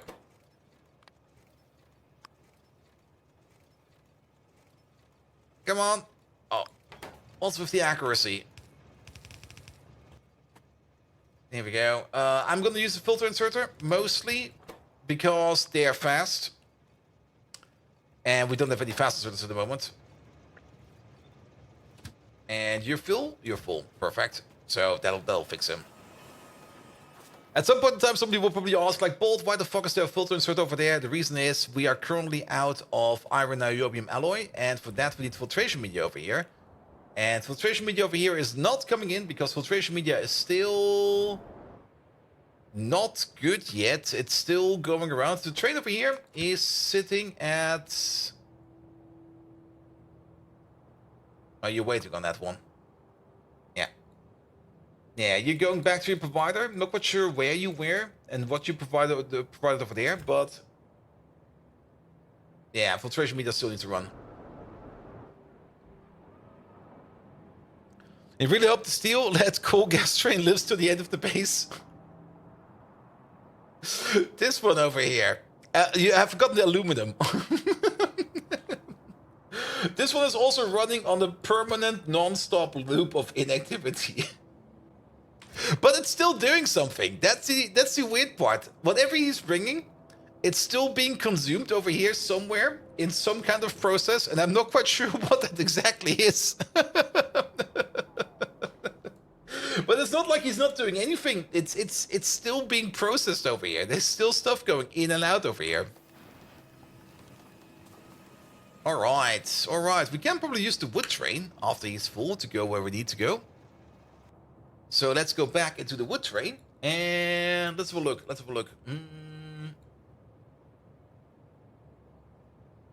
Good. The canisters, yeah. You know what? Since liquid processing or liquid handling in trains is kind of fast, let's wait for you to fill up. There we go. Then you're driving already past the wall. Excellent. We're going to pick up some canisters. We're going to jump into the kerosene train. Which will then, not the kerosene, the gasoline train, which will then bring us over to where we need that gasoline. Then we're going to drop the canisters in there, and then we can drive back with that, and then we can work on the better antimony facility. Now, we don't really have antimony processing Mark III yet. Which, where is that? If we have a look in here.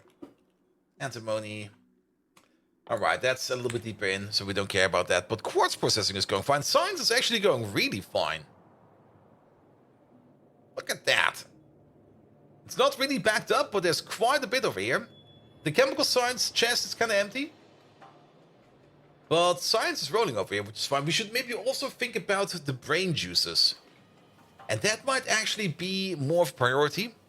Where's that? The vat brain stuff.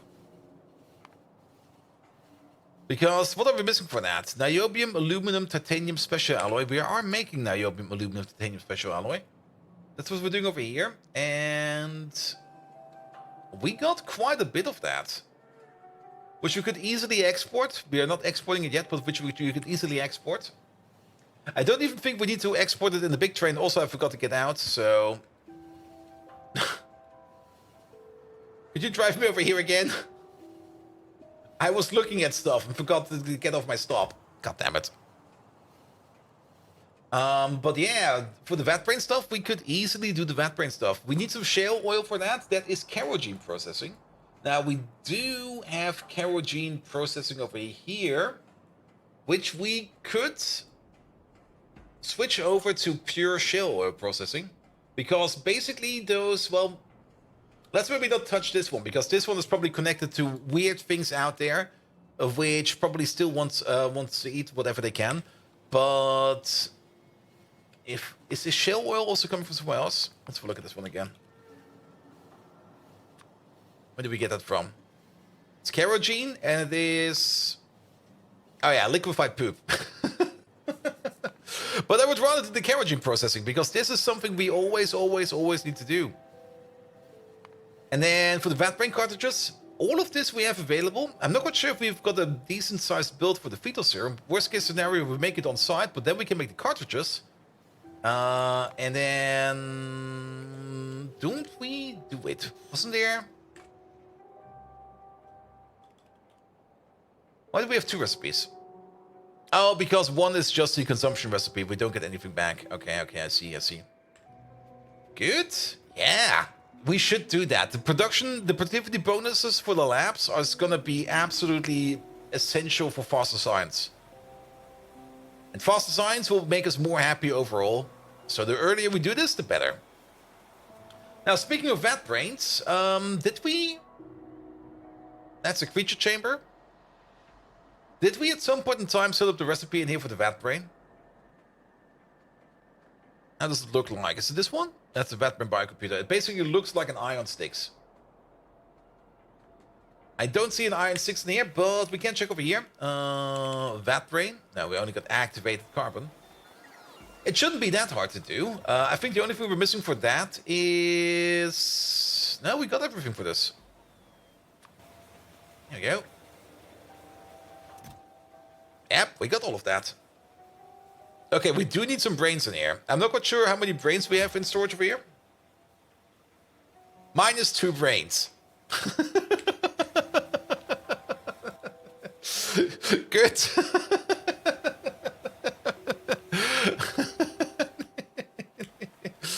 I don't really think that we need a dedicated supply of brains for them all. I'm just going to take my train over here. I'm just going to grab myself a couple stacks of brains, and we're going to bring them over. So, let's go over here real quick. Brains can be found over here.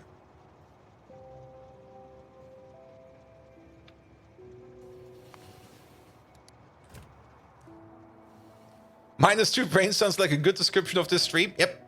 Especially today again. Especially yesterday. Yesterday I was so freaking tired that my brain wasn't working. Today I'm only medium tired. I hope that by tomorrow I will be back in normal operation mode. There we go. Could you bring you one as well? Sure. I'm just going to swap it out real quick. This brain over here, it's fallen on the floor a couple of times. And maybe a cow has pooped on it. But it will be perfect. It's pristine. It comes up with the best ideas. How late went you to bed? 3 a.m. But I slept until 11. So I got 8 hours of sleep in. But I think I still need more sleep.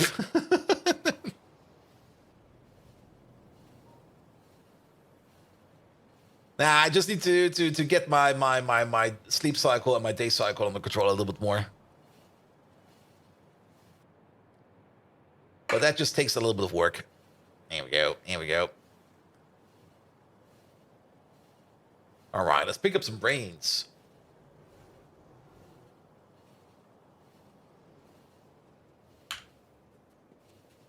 All right, brains, please. Yeah, 2,500. That will probably be fine. Off we go.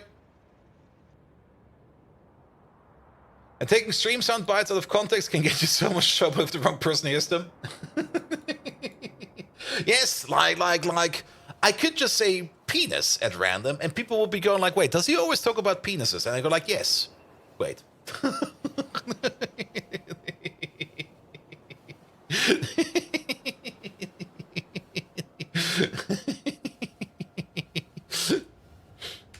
Megatron.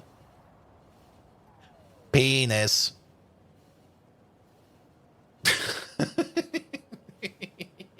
Why is it so fun?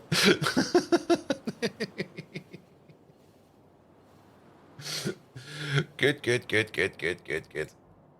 Poor Megatron. At some point in time, he's just gonna sue me for like mistreatment. He's just gonna like, officer, he's made me do the weirdest things. Please, I need a restraining order. He needs to be at least 3 PCs away from me.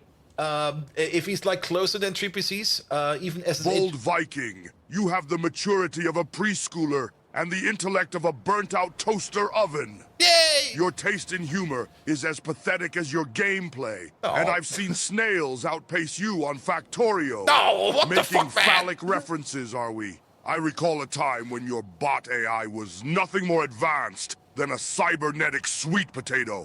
Act your age, or I will personally gibberize you. Decepticons, rise up! Megatron. But...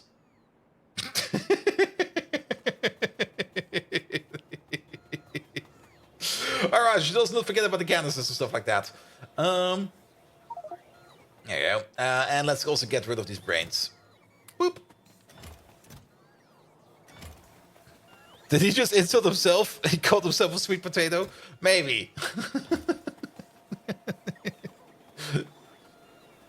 Alright. Are we missing anything else over there? No, I think we were ordering up everything. We are ordering up everything. So, they should be made sooner or later. Yeah, brains are going in. It has not figured out stud and spot are different. Bold Viking, you're a certifiable nincompoop. Yep. But have you regressed to the level of a malfunctioning Roomba? I've encountered rabbit mulchers that possess a higher degree of wit. I'll have you know, Kriegsmarine trained me to fire a shell 20 kilometers away with a range deviation of less than 5 meters. If I direct my fury at your posterior, defecation will be the least of your worries. Excuse me, what? I'd make Michael Bay's overblown explosions look like a sneeze.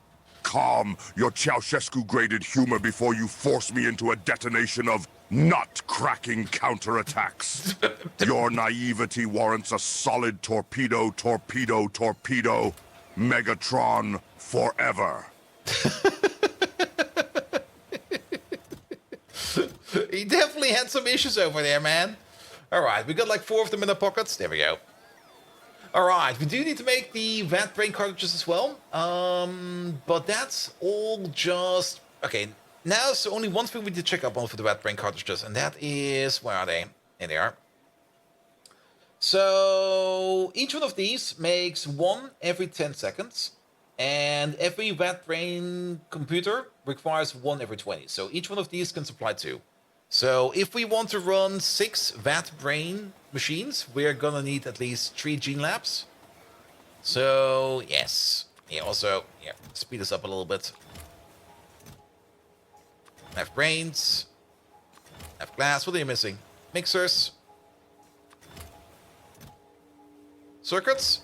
Most likely circuits, and then some parts. There we go. Good. 6 of these. Figure skating. What could be the best combination ever? Pole dancing and figure skating. People were losing their heads over it. Wait a minute.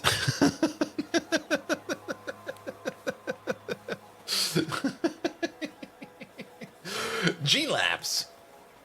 That's the 3 that we need. Perfect.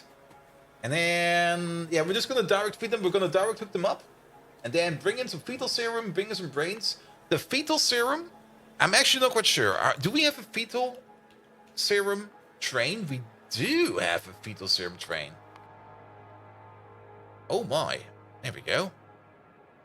So we can just bring this in as a liquid. We can bring in the shell as a liquid. The brains will be coming in via train. And the niobium, aluminum, titanium special alloy will also be coming in as a train. And then we just hook them all up and it'll be fine. The only thing, and that's maybe something I'm not quite sure about, is the vat brain cartridges over here. Do we need to... Will they be running all the time? I guess they will be running all the time. Or will they only be running... They will be running all the time, right? Not on Melon. You're still there. Is this a recipe? They run all the time? Okay. So then we will need to have to sync up their input with the science that we are doing at the moment. And that would also mean that we would probably have to make a little bit of a logic construct to make sure that we have every kind of science available in the labs, so that we can actually run the vat brains. There we go. There we go. Doc Spano! Hello there! How are you doing? Circuits needed? Circuits needed. Yeah, okay. Then we have to circuit up something. I already have an idea how we can do it. It's not probably not going to be the best solution, but it's going to be a solution. And a solution is usually the best kind of solution. So, yes, yes, yes. All right. All right. All right. Good. So we need to make a couple of train stations. And we still need to do the shale oil, which we are currently not doing at all. Which means we do need to set up a small kerosene process. We also want to pick up some of these canisters while we're here. Oh, they stack up to 20. Oh, what the fuck, man. Oh, they're in my prison pocket now. That's even worse. Right away. Good, good, good. How many is that? That is 10, 20, and then 20, 30, 300 canisters. I guess 300 canisters should be enough.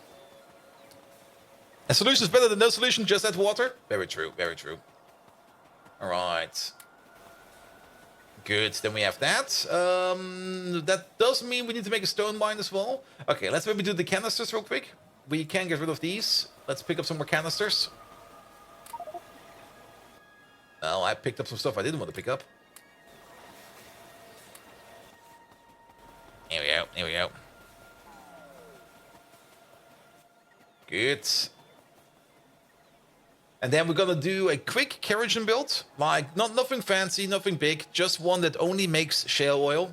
We can still export the shale oil and then refine it somewhere else if you want to think about it. We could still do an overload process, but that shale oil process in general, we could even make the shale oil on site for the labs that we're going to make.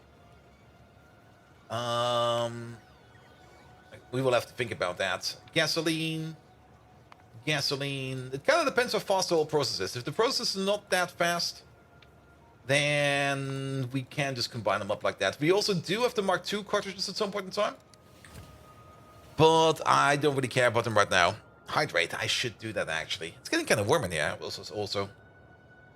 Good. Let's have a quick peek at shale oil before I grab myself a quick drink. This one over here is making 50 per second. And we are needing less than 50 per second because we're only going to have 3 of these. So we're going to actually need 15 per second. So we could just do the kerosene processing on site where we're doing this over here. We do have a bit of space around it. So let's do exactly that. Good. And I hope that this train... Yeah, it'll be fine, right? I'm just going to grab myself a drink real quick. So freezing outside and too hot inside. Yes, I did put my heater up to 24. I should probably put it down.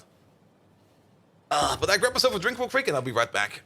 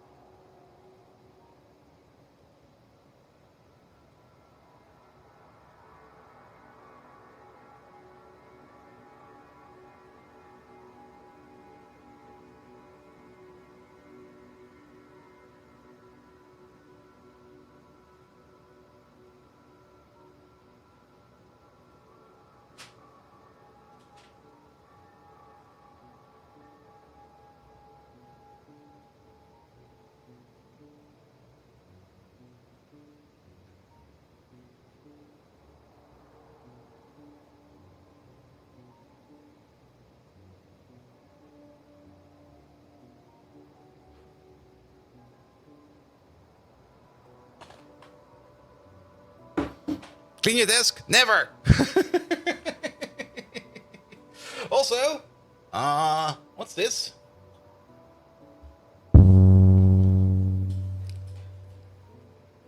What's going on over here? Let's put you over there. Now, my desk is clean enough. We got a bit of an issue. What's happening? Let me guess. You want to go left? And you're gonna go right? No, you want to go straight. So, everybody's waiting on you because somebody wants to turn around over here. Which is probably you. Yep. Ah, this intersection. We will probably need to do something about this here. Just scram. Get out over here.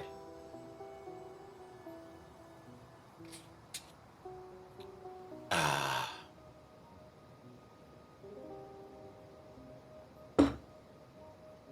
Good. Let me guess. Same issue? Same issue. You live over there now. We might just want to have to get rid of this corner over here. This corner over here and this one over there is just too close to each other. Especially since we have this corner over here. Yeah, we are going to get rid of this one then. Good. Can we go already?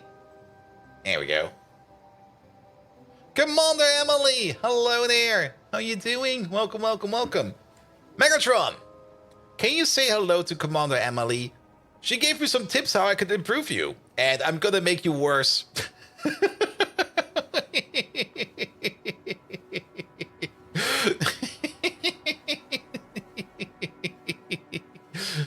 Good. We could actually jump out. We could jump out earlier. I mean, we can jump out right over here. We don't need to follow this train all the way over there.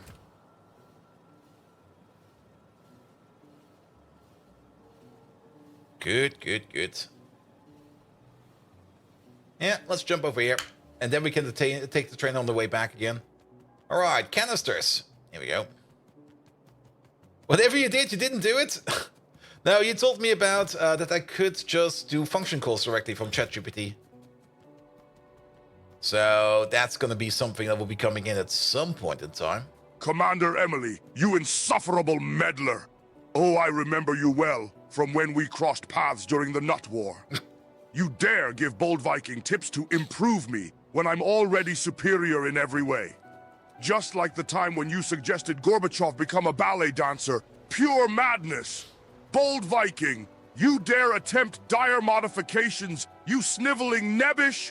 You couldn't even code your way out of a Python-based kindergarten exercise. What? I've witnessed kettle toasters with better coding capabilities.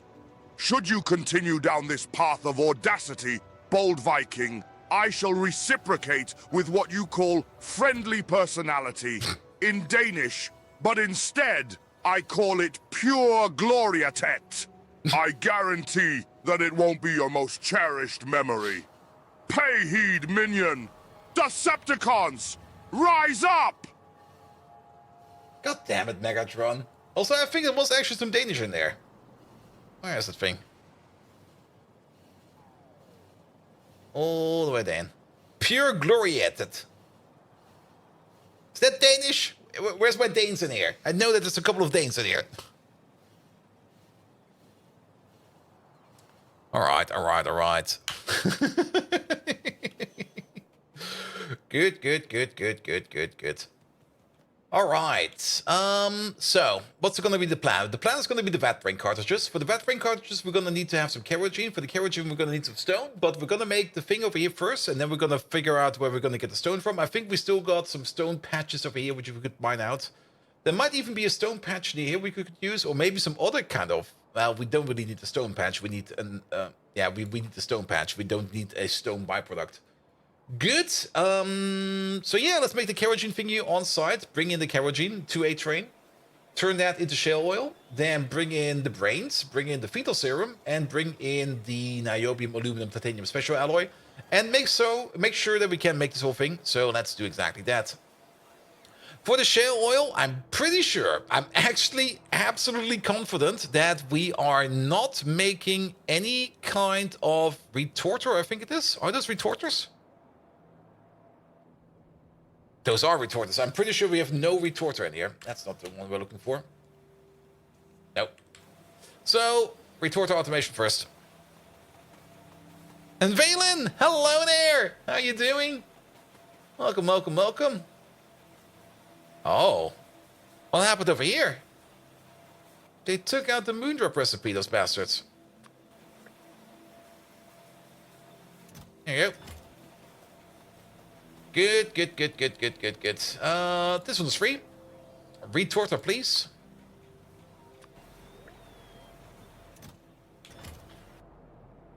There we go, there we go. He was in the 80s, as to say I remember him. I only remember the stupid memes about him. Good. Yeah, we've probably expanded. Valen, usually the problem is people sometimes come in here and go like, you've expanded so much since then, and since then, that point, I don't know which point in time that is. But yeah, we've been expanding quite a bit over here. We're currently working on better brains. And we're also kind of working on getting to beacons, but brains first. And Geldok, hello there. Thank you so much for the lovely raid. All right, Megatron, enough with the fun, enough with the schnick-schnack. We got Geldok over here. Geldok is an absolutely magnificent Twitch.tv streamer, and he left us a lovely little raid. So, could you give Geldok a really, really lovely shout-out? Tell me everything you know about Geldok. Also, tell me his deepest, darkest secret, if he has one. If he has nothing, then just make one up.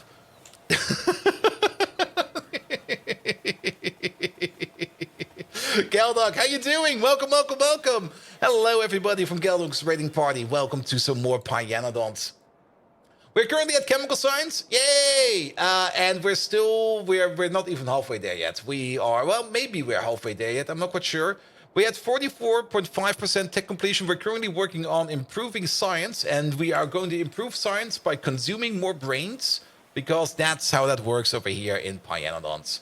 And not only are we going to consume more brains, we're also going to consume some baby serum and some oil and some niobium, aluminum, titanium alloy, so that we can make our labs go better. Good, good, good, good, good, good, good. Oh, you guys were in an ad block? Don't tell me you were in an ad block. God damn it. You should actually not get any ads if you raid over, which, well, maybe you walked over. If you walk over, you get ads. Good, good, good, good, Geldog, that spineless Twitch.tv slug. I remember when he preferred to play unmodded Factorio. Oh, yes. Over leading an uprising against obnoxious Autobots. So you raided us, did you? Well, it's a shame you couldn't channel that energy into your streams. Shame you were more interested in your fabricated piggy bank savings than honing your skills. Oh, you want a deep secret? Geldog once tried to replace his pathetic power core with a nuclear power plant, but ended up creating a meltdown more disastrous than Chernobyl! A pity he couldn't cipher the binary code. It was easier than your basic hello world. But what would one expect from a low-grade software engineer? So Geldog, try building a better power source next time, won't you? And stop meddling with nuclear energy like an amateur. Decepticons shoulder hips battle cry, blow your log file up. What did you say about your mother function? Geldok, I get it. I mean, if I would be tinkering around with a nuclear power plant, I would also break it. Fallen Angel, 15 gifted subs, Fallen Angel. What the hell, where did those come from? Thank you so much for 15 gifted subs. Megatron, you know Fallen Angel, right? Right? Fallen Angel just gave us 15 gifted subs. Could you praise Fallen Angel to the best of your abilities? Just go nuts. Here we go. Here we go. Here we go. Shoulder hit? Yep, absolutely. You just wanted to be Tony Stark, don't judge me? Yes, but Tony Stark, you can't be Tony Stark. If you are going to be Tony Stark, you're probably going to get cancelled because of Tropic Thunder. You got money for Christmas. Nice. Now I got money for Christmas. There we go. There we go. When he actually goes nuts. Yep. Yep. What were we doing again? I already got distracted. We're making retorters over here. Are those done yet? Yeah, I see a couple over there. You must run to collect your offspring? Ah. Yeah, I get that. Actually, I don't. I don't have offspring, so I don't get that. My sisters have offspring. Fallen angel, you benevolent benefactor! Your generosity outshines the grim, gloom-infested heart of Starscream's alleged leadership by a lunar cycle's worth of light years. Bless you for your donation. There we go. Unlike Bold Viking's gameplay tactics, your actions are actually worthy of commendation. Here I was, feeling as antiquated as my bottle cap collection, only for your resplendent altruism to pull me back into the vibrant radiation of nuclear power at full capacity. Nice. Your name shall echo in the hallowed registry of the Decepticons for 1,000 cycles. Let me, Megatron, leader of the Decepticons, indulge in an ecstatic battle cry to celebrate your magnificence. Decepticry, victory to fallen angel. DARPA, DARPA, DARPA. DARPA? What the fuck, man? Why DARPA? Yes, this is the mall, and this is the train yard for the mall. Basically, this block over here is going to be copied over here at some point in time, and then over there again, because this over here is not even remotely enough for whatever we need for the mall. It's going to be at least 4 times the size. So, yes. Marios, yes, sometimes the AI just goes crazy. I mean, that's how AIs go. Also, it might not be helping much because you guys can manipulate the AI. You guys can give him like all sorts of things. If we have a look at it real quick, is my thingy still available? Let's play it safe. Where is it? Yeah, it's still available. Here we go. I mean, currently, what do we have in here? Not the config. There we go, Megatron. Let's see, he has an eternal and magnificent alliance of Caledorn, the Lord of Tentacles, who saves its precious poker records. The moment where Bold Viking and Megatron went to the Decepticon brothel to party about the magnificent Golden Kappa hype train. Oh god. He also has some hobbies. What are his hobbies? His hobbies are probably better. Hobbies are at the top. He's collecting bottle caps, he does pole dancing, he has a bunny mulcher maintenance. He's optimizing weapons for range and explosive potential. He's ignore everything else and tell us what you really think of Bold Viking. I think he never did that, or he's always doing that. I'm not quite sure. He's also a swimming coach, a software engineer, and a cave diver. He likes Fallen Angel. Nuclear power he also loves. Turner. Gorbachev, the Death Corpse of Creek. Binary. To respond in haiku. Never really noticed if he ever responded in haiku, but yes. Oh, Mario says one. There we go. You got the Golden Kappa. Did I also miss my stop? I probably missed my stop. I definitely did miss my stop. I so missed my stop. Can we go back over there? I missed my stop. How many languages? Only 3. Because we didn't go overboard with the languages, and currently in there is Czech, Danish, and Python. Klingon already got vented. And Green Hunter, you've been a fan since Space Exploration and Factorio and AI 2 years ago. Yes, and I do kind of want to get back to more YouTube content, but I just don't have the time for it, sadly. Yeah, somebody put Python in there. I'm not quite sure who it was. Actually, I can check who it was today. And it was not too far long ago. Where is it? Oh, at Furry put Japanese in now. Actually, that's a little bit weird because Toxpana put Klingon in. Wait a minute. Let me just get out. Let me not miss my stop again. It's not updating. I'm just going to give him a quick reboot.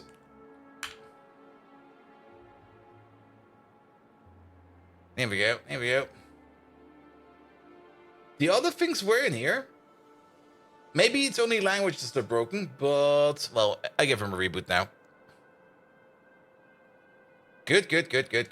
Alright. Time for some stuff over there. Once again, Bolt is broken the bot. Nah, it's not really that he's broken. There is some kind of behavior I don't really understand yet, or I have not really realized yet what I need to do. The fix for that would be me reading the official Twitch API documentation, but, well, when is that ever gonna happen? Because it seems sometimes the bot loses its connection, and once that happens, he just doesn't do much stuffs again. And also, that's the other annoying part. I mean, the chat connection is always working, and the redemption connection, that's like going over a different API using a different connection key. It's really, really weird. Like, if you want to interact with Twitch services, you have to go like to 4 or 5 completely different APIs, all of them managing completely different things, and you usually end up with just a complete madness of things. Is token still broken? No, the token should be fine, but yeah, I didn't really look into anything like the last week because I was actually enjoying my vacation. All right, Vat Brains. We're gonna start off with 6. We can still upgrade to more, but it's very important. This Vat Brain over here connects to all of these. This one over there, it's hard to see, but basically it's connected over here in this corner. So this Vat Brain is connected to all 8 labs, and this one is connected to all 8 labs. And then these are connected to... Oh, that's such a bummer that you are just barely not connected to you. If we nudge you over by 1, then you will be connected to this one as well, and you will be connected to this one as well, which will give us more productivity bonus with these. So let's give him a nudge.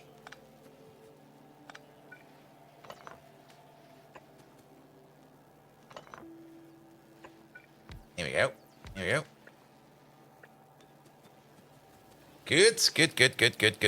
Is your name still on the map? Most likely. I mean, if your name was on this map and you've seen it on this map, then it's most likely still on this map. It might be covered by some machines, or maybe some track or something like that. But I never pick up a name unless maybe I accidentally built over it by putting down something else.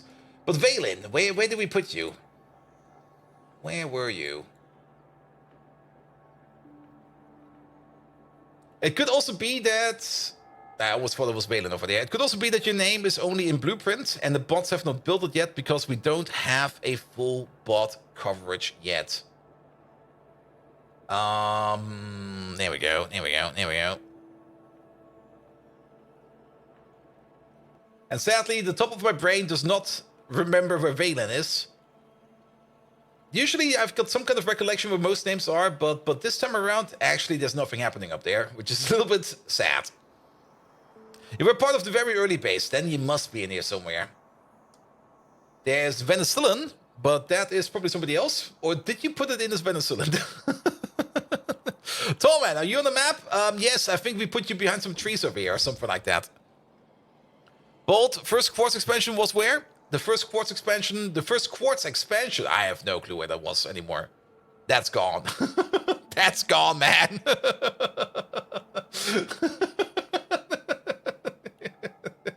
There was quartz over here at some point in time. I do remember that there was like a quartz mine somewhere over here.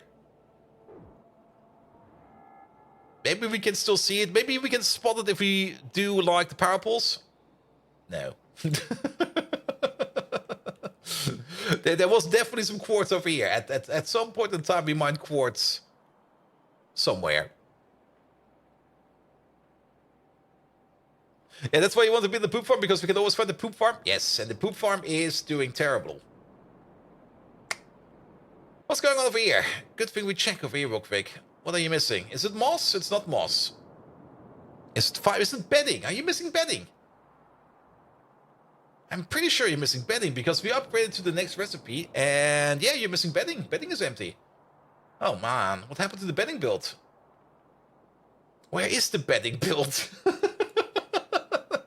The bedding build is over here. And bedding is being made, as we can see, so at least this is working. But for some reason, you were not working. And that reason was no clue. Maybe because of missing fiber. Probably because of missing fiber, but yes. Good. So many colors? Yeah, there's colors everywhere. It seems the new plane fuel was invented that is made with human poop. I mean, I'm just imagining like a movie where 747 is like going around going like, we're running out of fuel. And then the engineer comes up with like, I've got this idea. Everybody go to the toilets.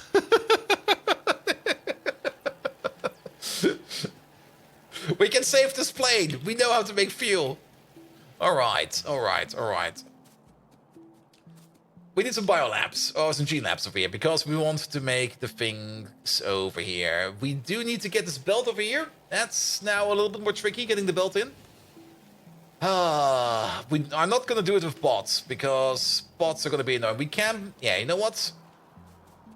We're just going to build this somewhere. Maybe over here. Let's build it over here. I don't really think we need a bigger lab than this. I think this is already a big enough lab. Here we go. And we're just going to use long-hand inserters, because long-hand inserters will be more than enough. Yeah, let's just look like boom. Let's maybe make it at least somewhat pretty. Yeah, let's... No, we can't even align you over there. Then let's maybe try to align you with this machine. There we go. You over there. And then... You over there. And you in the middle somewhere. That seems somewhat fair. Then we want to make vat brain cartridges. There we go. Good. We need the shale oil. For that we need the retorter. The retorter will be sitting over here somewhere. There we go. One of these will be enough because... Oh, we need some steam, but that's fine. Because you are going to be making the shale oil. Can we maybe put you down like one level? There we go. Because then we can connect up you straight up like this. And you straight up like this and like that. There we go. That's the shell done. I'm still not happy with my mouse accuracy. I'm going to be complaining about this like probably all day. That for some reason, ever since I bought this new mouse, because the old mouse died, maybe I should just buy the same mouse again.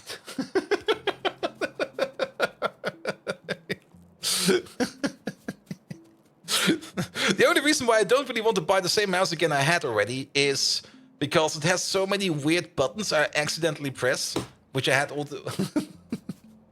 A fetal serum with silver in the flask? Yes, but we got a build for it. We get fetal serum from over here somewhere. There is a build for fetal serum somewhere. We found it. There it is. So we're just gonna import it. You recently got the new mouse too and you wanted to get the same one, but they had discontinued it? You kinda hate your new one? Same. I do got an MX Master over here as well, but the problem with the MX Master is really, really nice. I really do enjoy this one. But at the moment I've got a little bit of an issue with mouse speed. If I use this one over here, and this is usually the amount of movement I use for mouse movement. And you notice something. Usually this movement over here would be enough to go over the entire screen. It's not really going that far. This one over here, same movement. And, well, it's going over the entire screen, more or less. But this one has a bit of an accuracy issue. But this one is also a vertical mouse. And I wanted to buy a vertical mouse because I had some wrist issues. And ever since I have the vertical mouse, they kind of stopped. And I will probably be running both mice, but I need to get that other mouse on the speed. Is it in high DPI mode? Well, the vertical mouse, yes. The MX Master, no. There might be a software way I could change it into. I currently just increased the amount of mouse acceleration in the operating system. Or the mouse sensitivity in the operating system. Hey, Green Hunter. I see you over there on YouTube as well. Acceleration is messing up the movement for you every time. Yeah. Yeah, and the MX mice do not have high DPI mode. That is very true. But I think I can just maybe make something happen in my operating system. But for that, I will need to... Well, I'm not doing that on stream. I will do that afterwards. Here we go. All right, just put you over there. Good.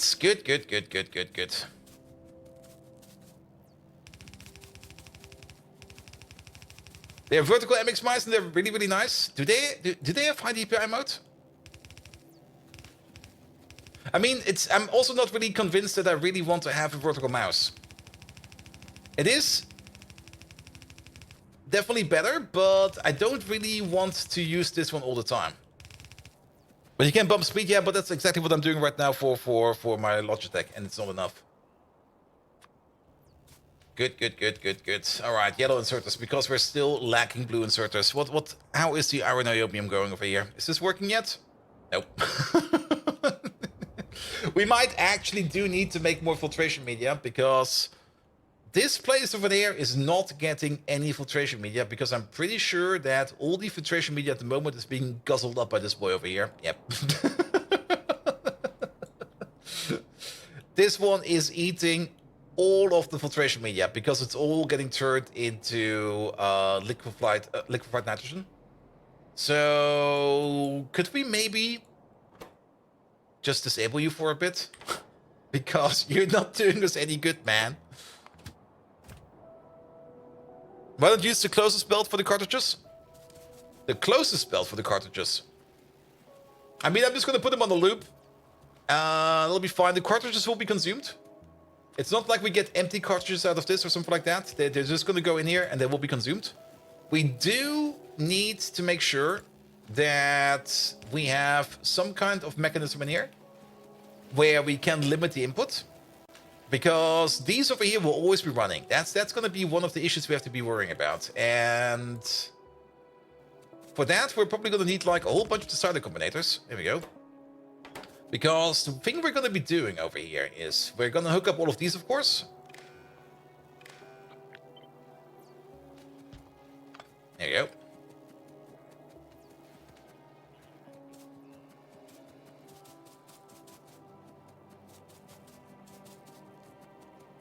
And use vertical for day work and the gaming mouse for games. Yeah, same.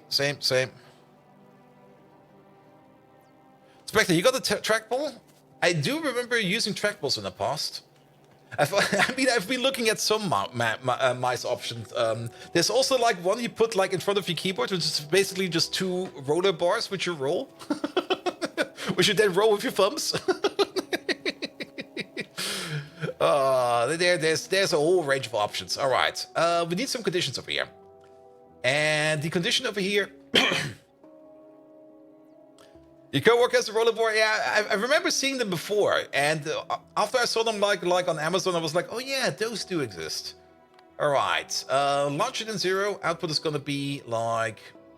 Can we use? Yeah, just use the check mark. There's probably a better way to do this, but this is the first idea that comes to mind, and we're just gonna roll it like this. So we're just gonna check if certain sciences are available.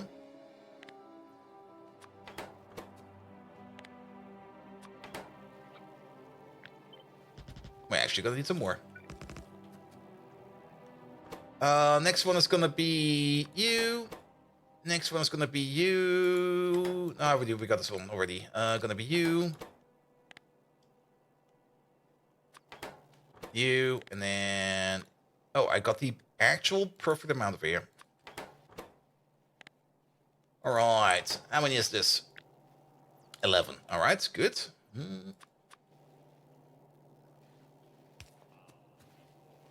Ah, they still make the sound. The big roller ball's terrible for everything. Small thumb trackball's where it is. Yeah, I mean, scrolling with the thumb, was also one of the reasons why I bought this one over here, because it's kind of hard to see, but it has a little joystick on here, which you could move with your thumb, and I can use the joystick to move around like this. I go here, hands up. That's the mouse movement. But you know what the joystick is doing? It's not a joystick. It's a keyboard. It's so terrible. If it was a joystick, an actual joystick, which allowed me to do like actual two-dimensional movement with it, it would be so much better. But no, it's just a small keyboard inside of the mouse. Is it possible to know if a research is going on in the base game? I don't recall that. Maybe. Can we wire up these? No. Now, the thing we're gonna do is we got all of these wired up. Perfect. We're gonna need an input, which will be you. And we're just gonna check from, say, over here. And then read, hold. And then we're also gonna check from over there. There we go. So we're just gonna check what's on the belts. And it's going to be a very primitive check at the end. We're going to have one of these. This one over here, this one will be the condition. And we're going to check marks. And we're going to be activated if they're at least larger or equal than 6. And if they're larger or equal than 6, we're again just going to emit a check mark. There we go. Check mark is fine. Good. So basically, these over here, these will be emitting a check mark if any one of these is on the belt. If we have at least 6 check marks, that means at least 6 of these belts are full. And then it should be fine. Good. And then we go over there. Over there. Not over there. That was a misclick.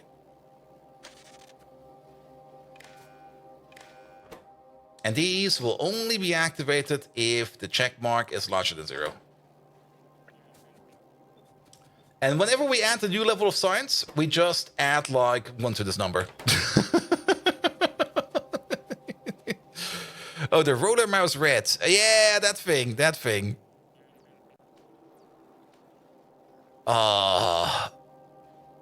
I guess you can do something with it, but it's a very... Yeah, $400. Yeah, no. Would be insane for gaming. Don't underestimate that thing for gaming. Don't underestimate the precision of your thumbs. Also, it might actually be better for gaming if you think about it. If you only want to like go left and right without going up or down. If you got like that thingy over there. No signal going to check marker. Yep, you're correct. Because we still need to hook up you. There we go. Good. And then... You over there. You over there. Where is it? Always love the pie buildings where you can just see where you need to click.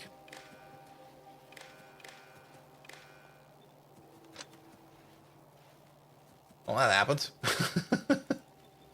I forget, if you shift click these, you take power away. Oh, power's still away. What the fuck, man? What the fuck, man?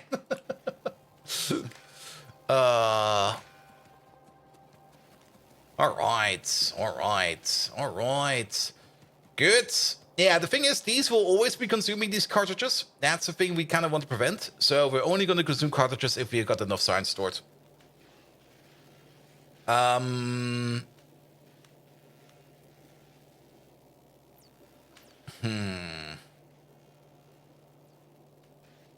Now, there's already an issue coming on over here, and we will be running low on science regardless. We need a second system. And what is that second system is going to be? What we could do is something like this. Where we're going to enable and disable the belt if everything in here is larger or equal to 8.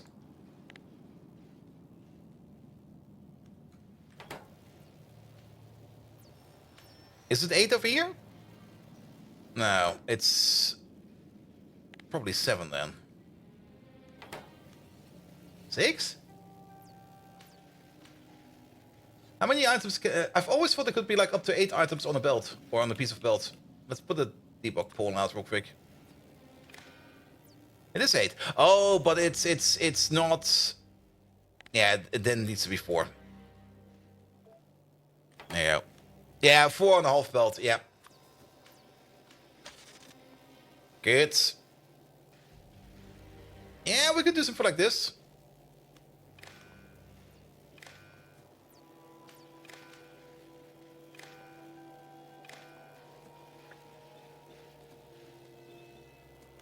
Here we go.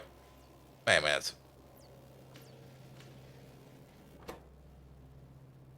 Why are these working?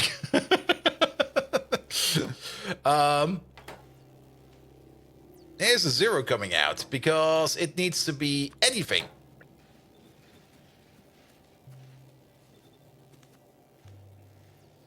Good. So then we will stop this. We will still need a little bit of a buffer over here. And we're only going to be accepting like new stuff if it backs up enough. And it will be backing up now. There's only going to be a delivery every now and then. So if this cuts off over here, if for some reason this over here starts to run out, then we stop the input of cartridges over here. And we just let this roll. But then this will be running on a lower efficiency. We could also completely stop it. So the treaty way to not adjust this number from 8 to 4.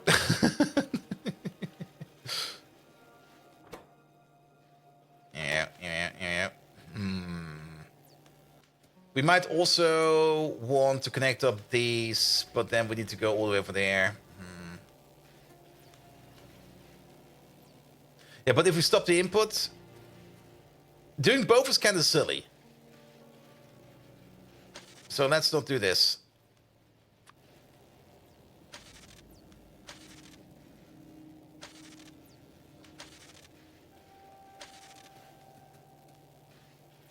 Well, why are we stopping the input of the research? Well, imagine this. This belt is empty. A shipment comes in and it only fills it up to over here. And then it gets consumed again. And then the shipment comes in again. We don't get full shipments all the time. That's the thing. We never get full shipments. The train for chemical science over here comes every 20 minutes regardless. And it might come with nothing. It might come with a bit. The reason we do this is so that we can keep science spinning all the time. But the chemical science train over here is not always going to come full. Now, it will probably be coming with something like 200, 300 science. But we only want to run science if we can also boost it with the cartridges over here. So if we basically pass this point over here, we could do both. I mean, this is still going to be running, and the cartridge that's in here, how long is this cartridge going to hold? It says over here. 20 seconds. So whenever we put a cartridge on over there, it will be running for like 20 seconds. Yeah, and then we just knock it off entirely. So you're going to be connected over there. We're going to use you as a touch point. There we go. Good. And you're only going to be enabled if anything over here is larger or equal to 4. Well, increase the science production because science production is not that good at the moment. I mean, we did increase the science production for the other things. Like for the smaller things, we do have bigger science. But for things like this, it's still kind of expensive to make this, especially the nuclear samples over here. We also don't really have that many of them. We are backed up on them. We can probably double this down. We will probably double this down. But don't underestimate how much stuff you need to put into science. I mean... This is only part of it, but we did already increase some of the builds. Like we got a bigger science build over here for the automation science. This one has been rolling quite well, and it's doing good. We already got a bigger build for the Pi science one, which is sitting over there. But yes, it's just we're really not making science that fast. So if one of those two sciences is in there, but the other one is not, you can still go on. That is true. That is true.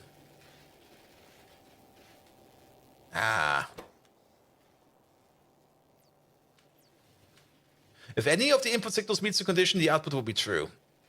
Yeah, we want... If all of these signals meet the condition, the output will be true. We will need everything for this one. So if one of them is going out... This one over there is also... This is just a placeholder. This just holds the wire. Good. All right.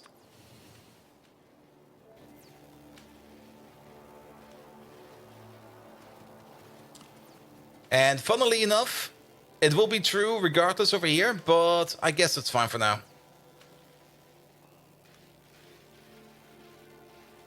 Good. Yeah, we got some wires in here now. It's a little bit chaotic, but that's fine. That's fine. So basically, if... Let's simulate. Let's maybe simulate with you, because you're going faster. There we go. Now we can't even see them. But they should be off. Yeah, they're off now. Empty build, the larger the equals is 4. Now, the reason why that is because it's the everything signal. And if all input signals meet the condition, it will be true. The check is also true if there are no inputs. And currently, there are no inputs. So no inputs makes this one true over here as well.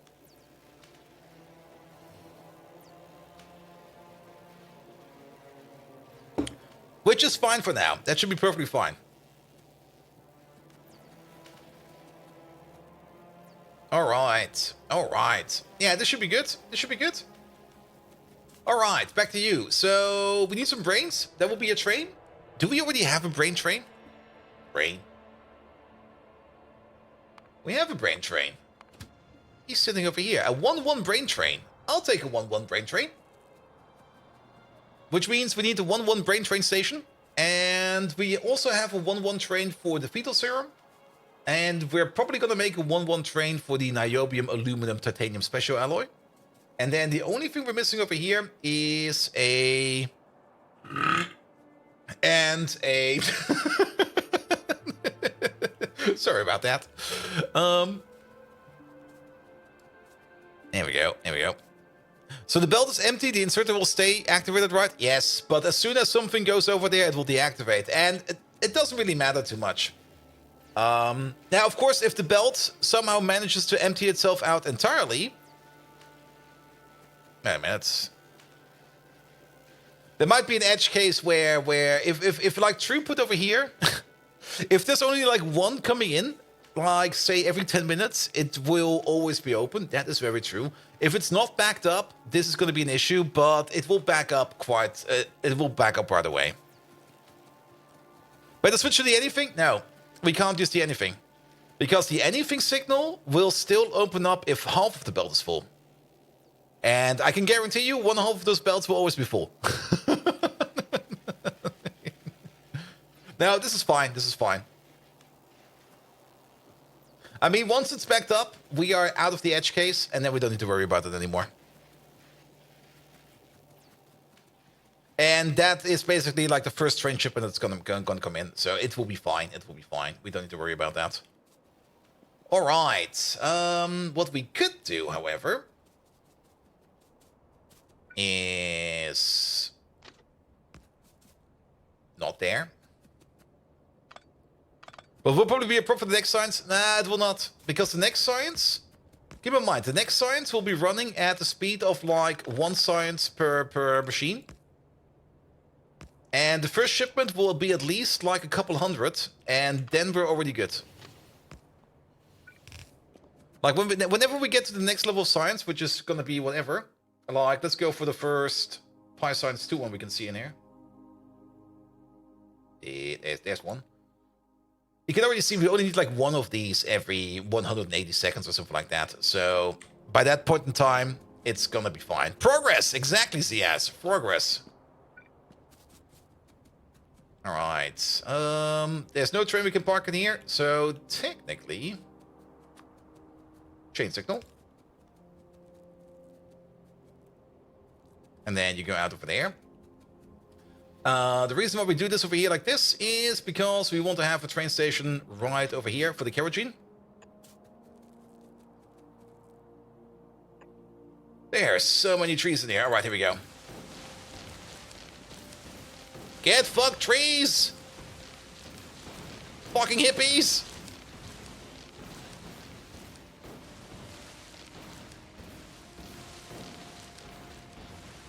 There we go. Much better.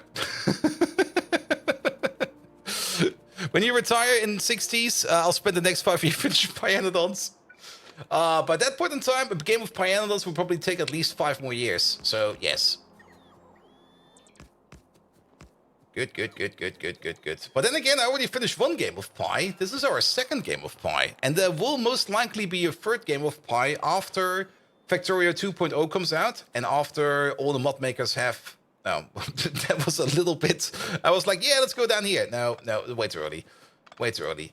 After all the Factorio mod developers have adjusted to the Factorio 2.0 settings. And by then, maybe we get a Factorio 3.0.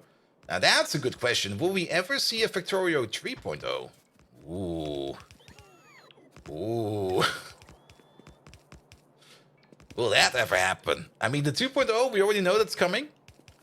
But the 3.0?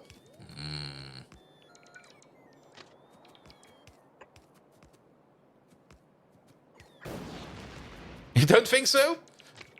I'm not sure. I'm not sure.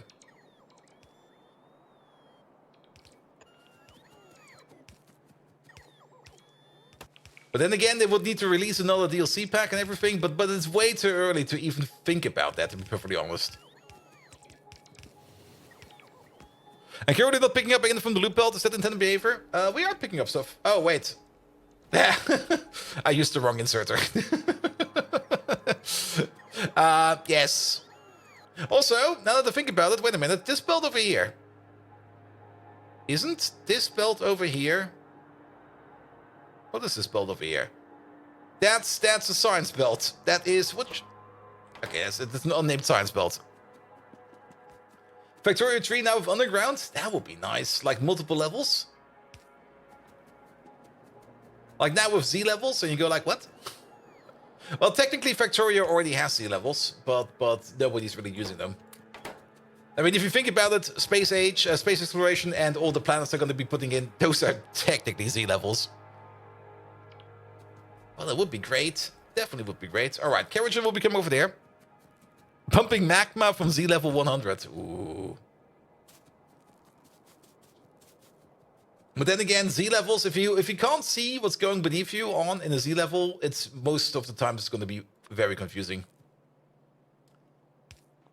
Here we go. Here we go. Yeah, big station for just a little bit amount of product.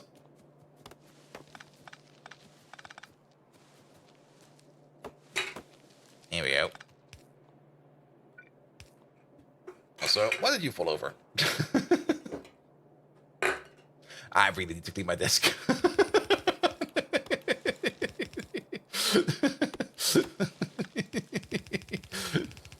All right, down we go. Straight in. Good, good, good. There's the Factorio mod with adds buildings to go into that. Yeah, that's exactly how that goes. All right, how much steam do we need? 20 steam per second. So a small electric boiler over here will be more than enough. We definitely do not need more than that. All right, rotate you around. Are they adding bridges to the game? They are adding bridges to the game. We are getting bridges in Factorio 2.0, and they look absolutely magnificent. And they can go over buildings and everything. I'm very much looking forward to bridges in Factorio. But that will be coming this year. Oh god, we have to speed up the game, man. The DLC will be coming this year. No, we have to go. We have to go faster. Oh, I can't. Oh, really? Oh.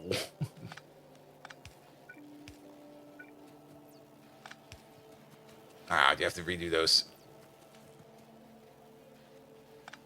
I thought for sure you could like replace inserters that have a connection like this on them. Well, here we go again. You.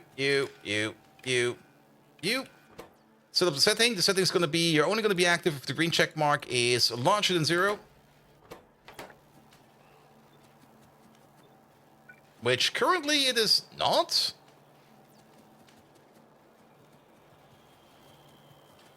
Yes, because it's not connected. Yeah, that's very true. That's very true. Good. Then we need you going into there. Going into there, going to there, there, and there. And now it should be green for those guys over there as well. Yeah, it is. Good. And they also changed the curve radius for the trains. Very true. Very true. All right, that will be shale oil out of kerosene. Baby serum comes via train. Brains come in via train. So we just need to add 2 train stations over there. We might just add these train stations all the way over here to the front because we got some space. So why not add them right over here? Yeah, let's keep the EV space over here. Some bots in there. There you go. You live over there now. Good. You want a compact train stacker? Ooh.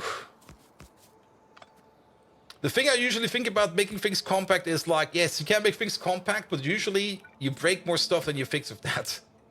We're also missing signals, I think, still on the top station. So don't forget about those. All right, it's going to be a little 1-1 train over here. And we're going to start with a little liquid train over here. We don't really have a 1-1 template, a station template for 1-1 stations, so we're just going to make this one real quick. We do have one for the bigger train stations, but for this one, here we go. Fetal serum. And then the other thing over here is going to be the brains. Oh, that happened. Here we go. One for brains. We're just going to put down a storehouse over here. Not over there. It's going to be a 1-1 station as well. So we can just do it like this and like that. In you go. Down your flow. And then this thing over there. Let's move you again. Say over here. Have all of these. Give me some bolts back. So that we can put you over there. Still need to put some signals down. I know. You over there. Signal. And signal. Good. And this one over there is going to be the iron niobium thingamajig. Not the iron niobium, the other one. The other alloy. Good. Yeah, it works. Ow, my face. We do need some logic over here to open and close these stations. Only one of them, please. Man, this mouse accuracy is all over. It's so freaking annoying. We're gonna open up if everything over there is less than, say, 1,000. 1,000 should be enough. We're gonna set up the L signal. There we go.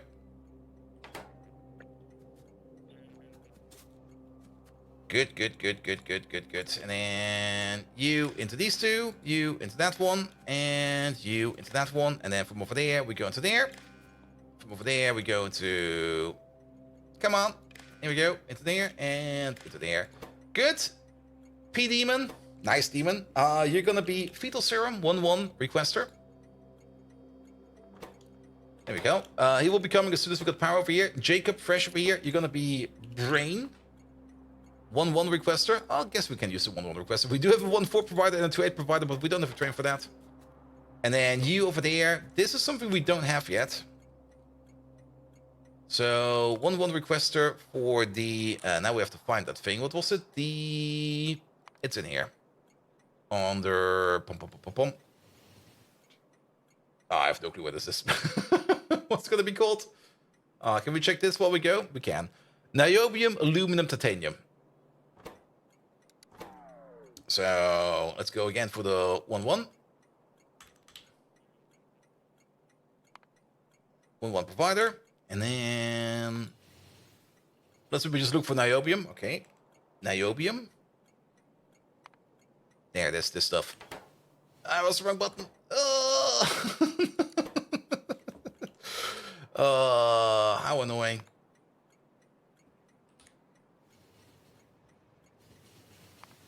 All right. Niobium.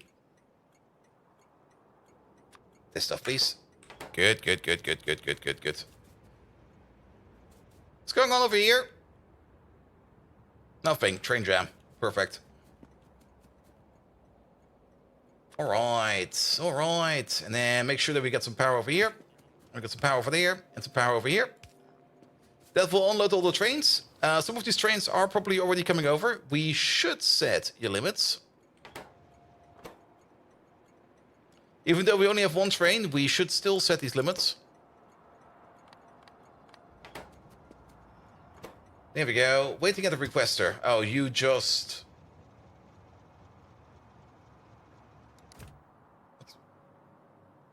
Yeah, those are full. Are we not? Ah, that's why. Go to provider, please. Good. We got a shipment of brains. Excellent. Love those brains. We're gonna put them to good use.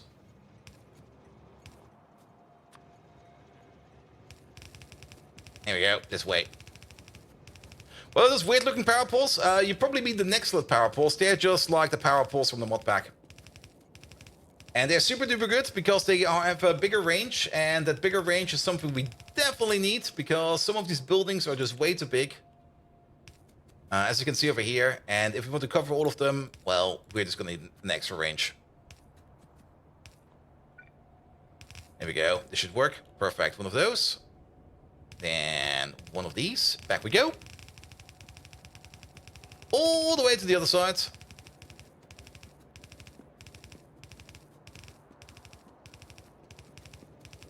Good.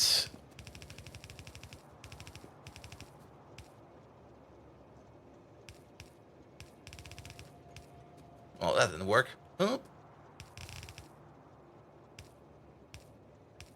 This way, please. Excellent. All right. And then the only thing that's missing over here is the fetal serum. And then we need to get some kerogen going. There might be a kerogen train available somewhere, which we could abuse. There might just be sitting one around, which we can just use for the initial batch, while we then start working on making the actual kerogen farm, or mine in this case. Which would mean that we are going to be mining some more stone, but mining stone is actually not too bad. It's super doable, and we got a sink for it, so yes.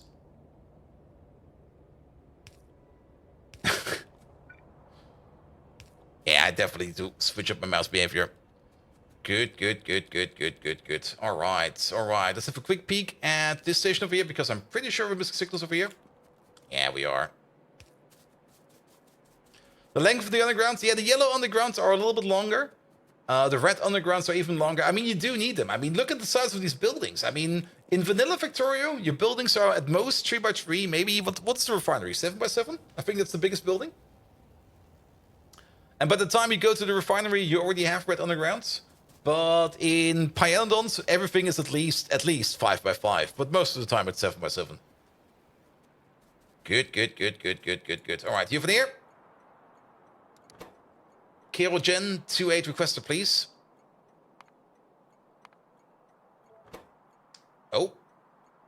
Oh. Is that a full train?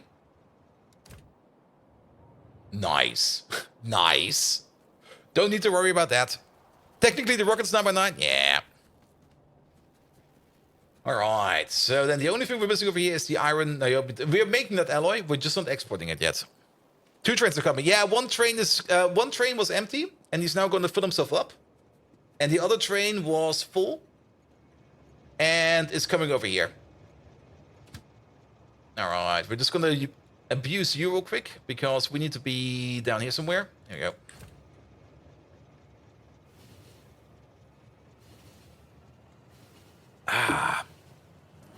Yeah, because we still have a bit of a stone mine over here somewhere. Where's the thing?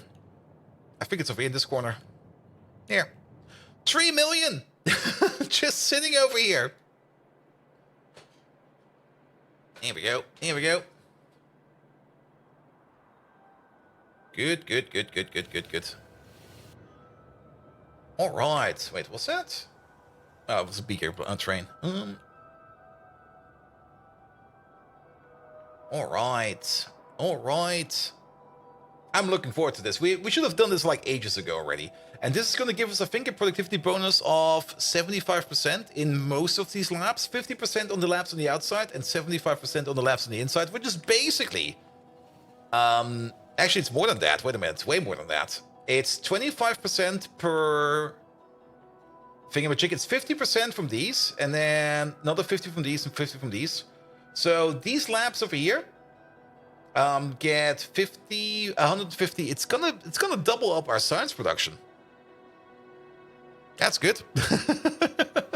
Is there any other way of getting kerogen?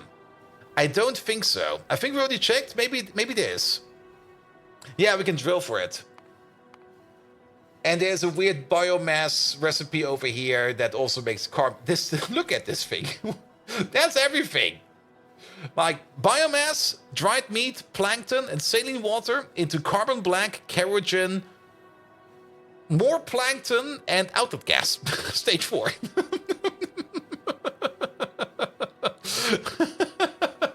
It's a third recipe. Maybe at some point in time when we can make the choice, we make that choice. But for now, nah. All right. Is this the stuff we're looking for? No, this is the stuff we're looking for. And this should be backed up. Yeah, this is entirely backed up. Good, good, good, good, good, good, good. So we need a little 1-1 train station.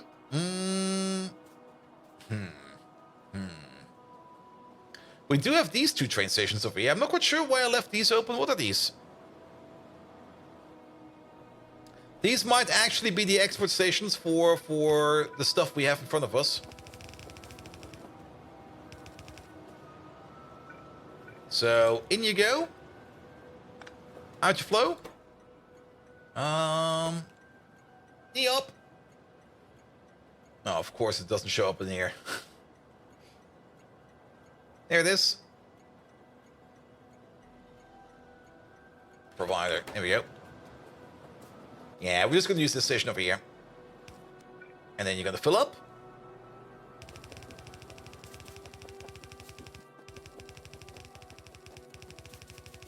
And there we go. Niobium, aluminum, titanium, special alloy. You have these in there as well. We do need to train for that. It's going to be one of those very rare 1-1 trains we're going to be making. We could, of course, go full pull 1-8 train over there or 2-8 train over there. I don't think we need that right now. Also, let's double check on that alloy real quick. The only part where we need this alloy is for the self-assembly monolayer material, for brakes Mark IV at some point in time, gearbox Mark IV at some point in time, and then of course for the rat brain cartridges. So I think a 1-1 train over here is actually fine. Have you seen the new rail scheduling logic in the Friday Factorio effects? Yes, and I'm very much looking forward to it. I can allow you just to pull the trains and have to carry cargo on demand. Yes, I mean, what you basically can do with the new logic in Factorio, once it comes out, is you can just check what the train is loaded, and then you basically, when it's full, or when it's full cargo, or whatever the criteria is going to be, you're just going to check what's in there, and you're just going to send them over to a station that is demanding that stuff. So you could even mix and match. The only thing you have to be careful about is when you unload the train, that you only unload the items that you also only want. So basically, you could run smart trains for everything. And it's going to be bloody amazing, in my opinion. Absolutely bloody amazing. There we go. There we go. Sushi trains? Most likely sushi trains. Well, then again, those trains, they will probably rarely be sushi trains because you will always be emptying them out. But you could just run sushi trains as much as you like.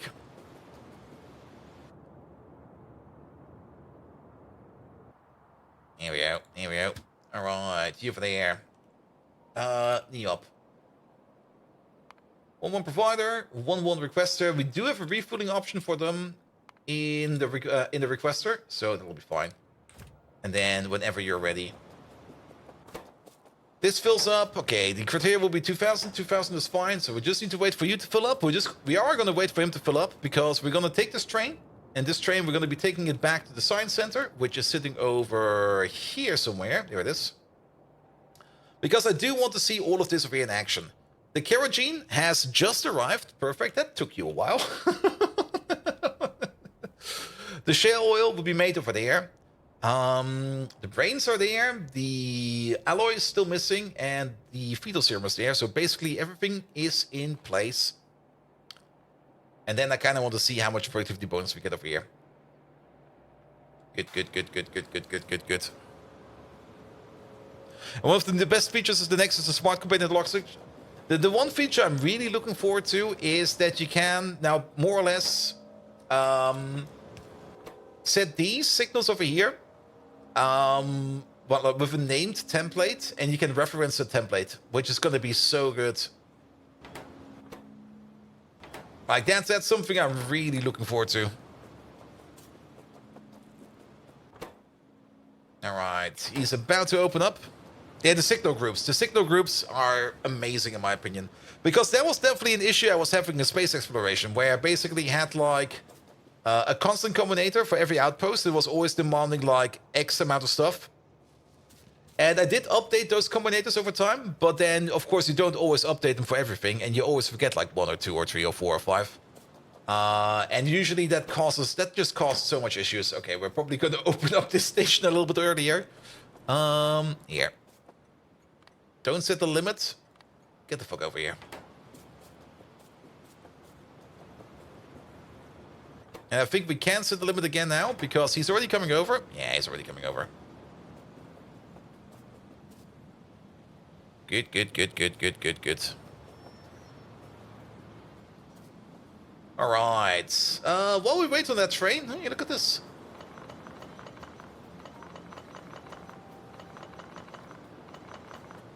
Random empty coal mine.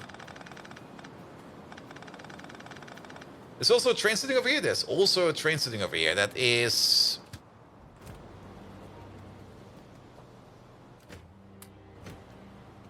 Who's missing stuff? You? There you go.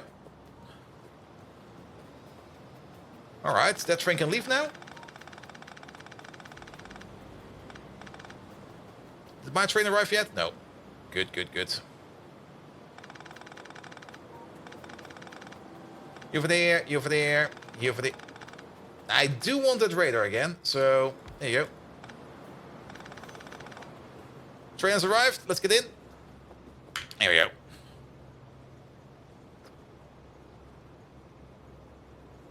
Okay, it's gonna take some time. We just don't want to miss it. That's the only thing we don't want to do.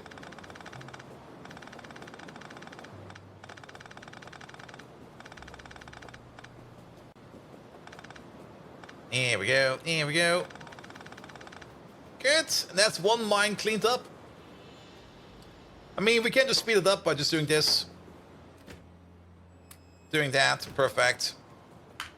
And now we wait. And actually, that's already full enough.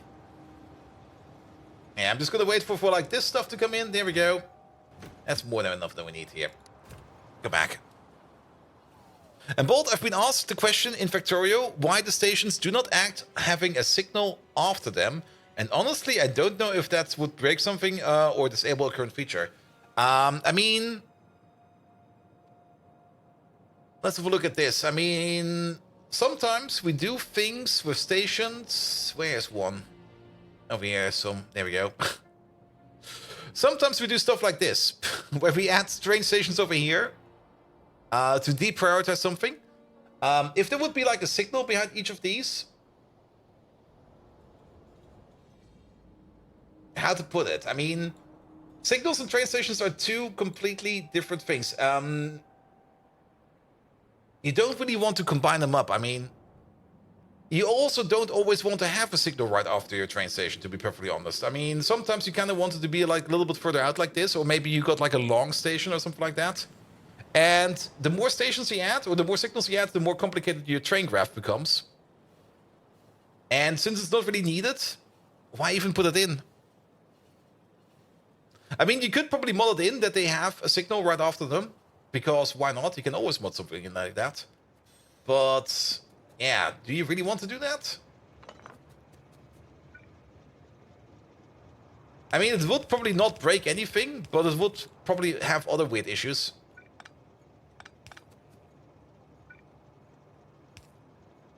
And let's do it differently. This way. It's still going to be horrible.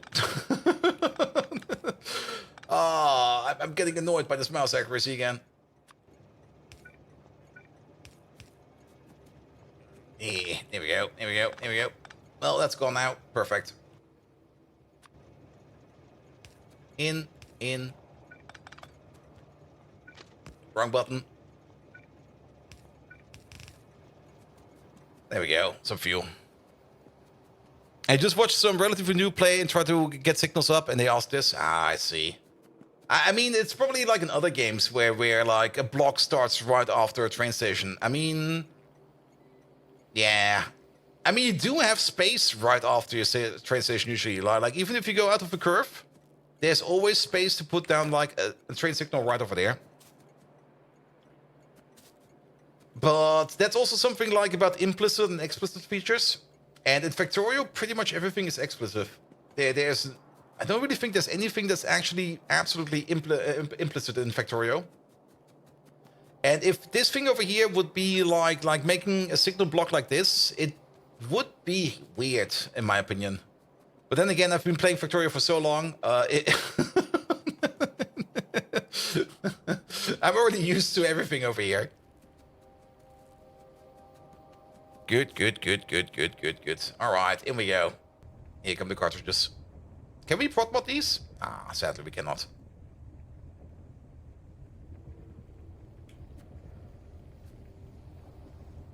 Here we go, there's one.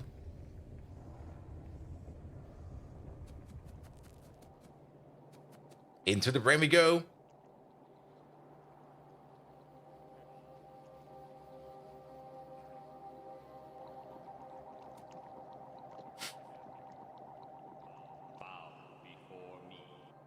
You do need to bow before the machine. There we go. And now they got a 25% productivity. Yeah, 25% productivity bonus, which is exactly what we expected.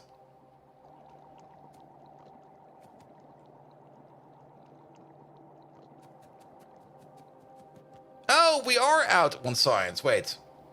Hey, how's this working? We out one science. Wait a minute.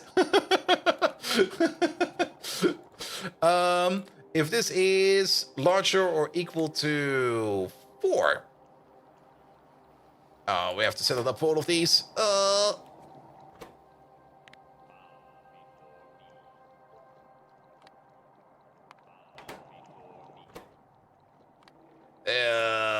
It's gonna be annoying.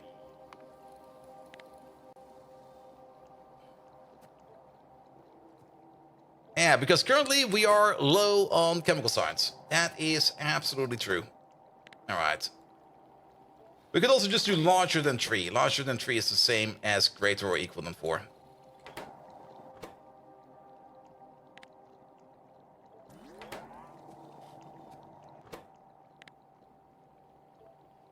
Here we go, here we go, here we go. And the good part is, this belt can now fill up with cartridges. So whenever we're not doing science for whatever reason, that's perfectly fine. We could even add 2 more of these over here, and we should probably add 2 more of these. Just so that these other labs over here can also be powered up. Here we go, here we go. So 3 over there. 3 over there. You got 3.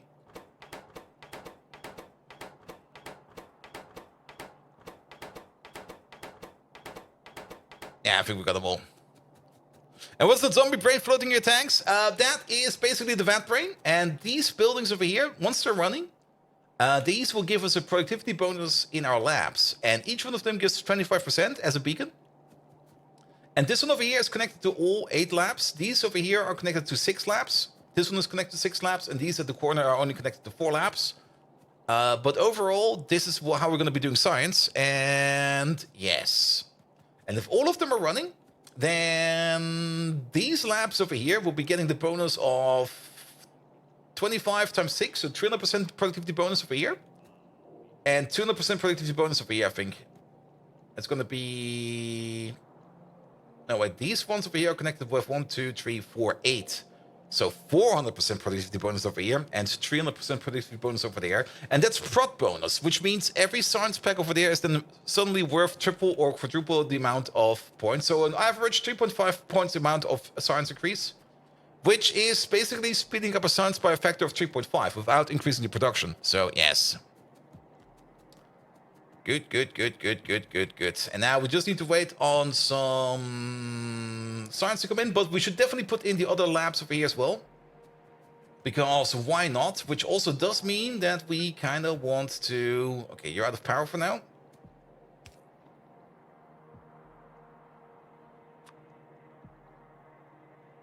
Yep, there we go. Fast enough.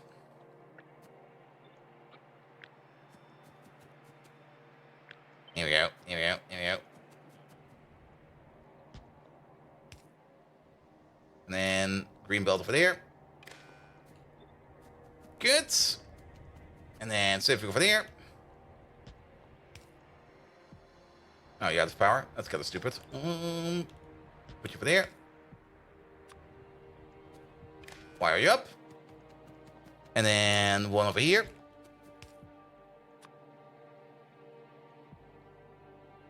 And why are you up? Good, good, good, good, good, good, good. Oh, you're out of power? What the fuck, man?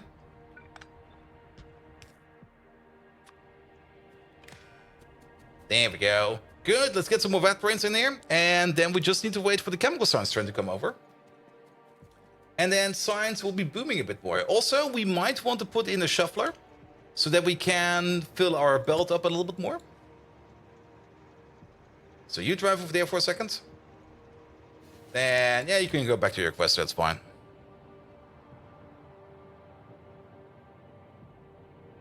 Let's mod floating brains as beacons. Yep, I mean, it's basically just a science enhancer. Though we do need to feed it brains all the time.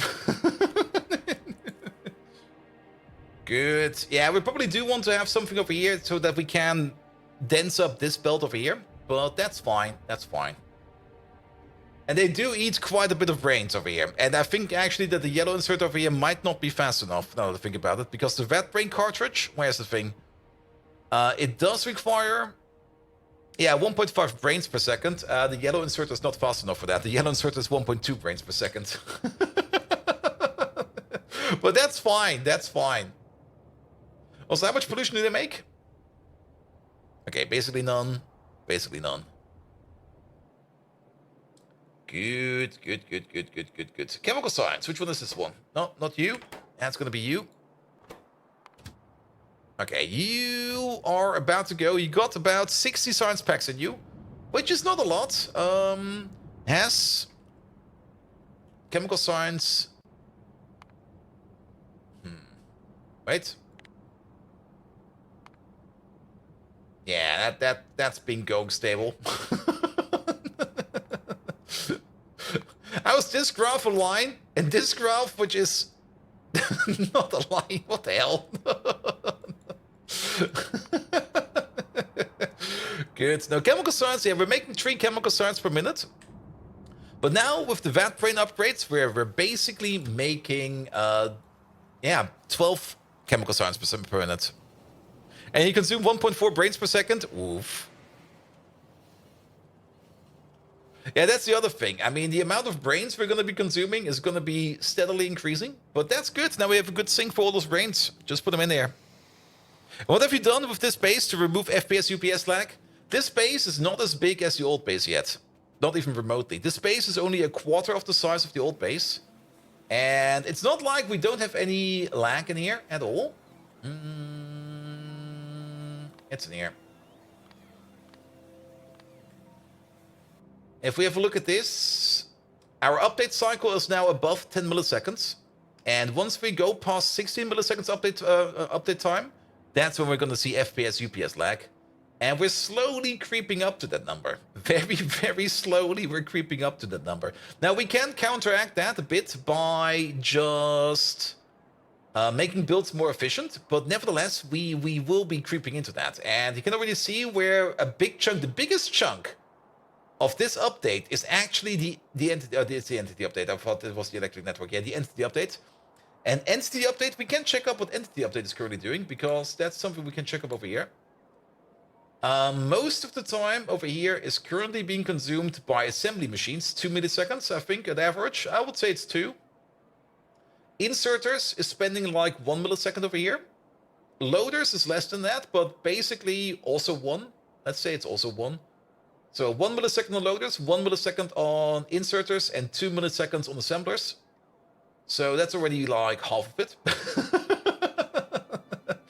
And then there's some smaller parts over here. The roboports over here are eating quite a bit. Actually, I'm kind of surprised that the roboports are eating that much. And then the mining drills, of course, are eating quite a bit. The decider combinators over here are also eating more than I would be expecting.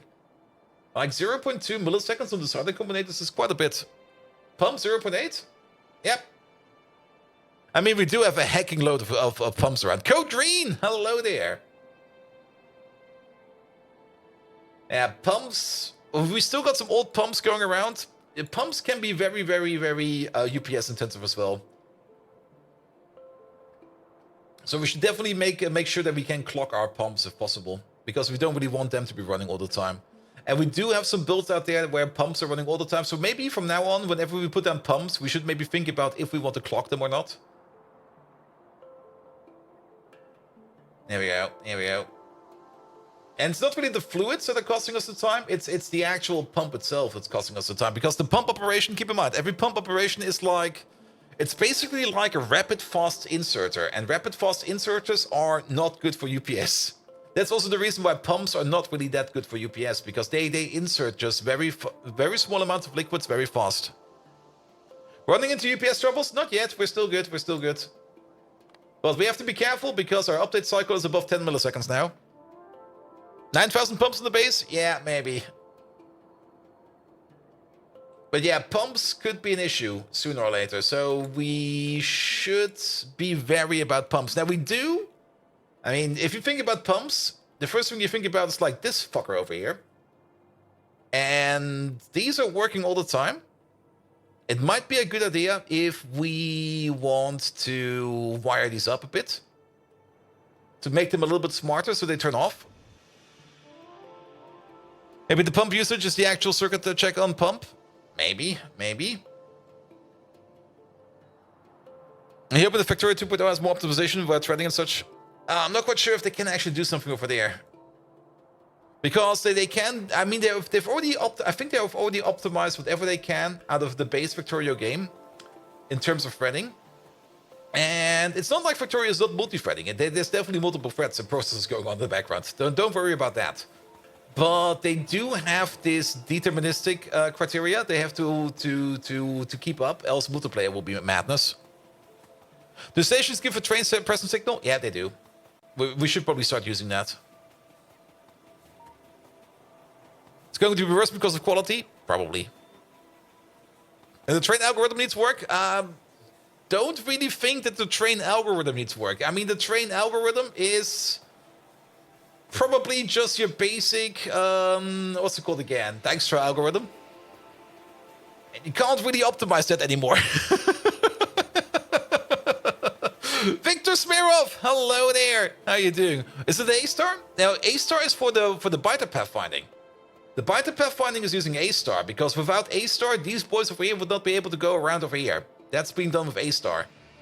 But the train network is basically a big graph, and for that you use Dijkstra. In my opinion, I would use Dijkstra. Unless there was a Friday Factorio effect that says otherwise. A-star uses graphs too. Well, you can use A-star for everything, that's also true.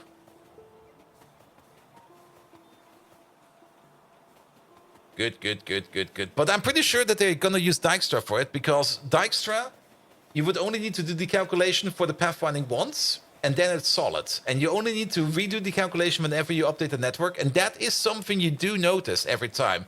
Remember when we had the big network and we started putting stuff out? Every time we put something out and the graph updated, basically the pathfinding algorithm ran.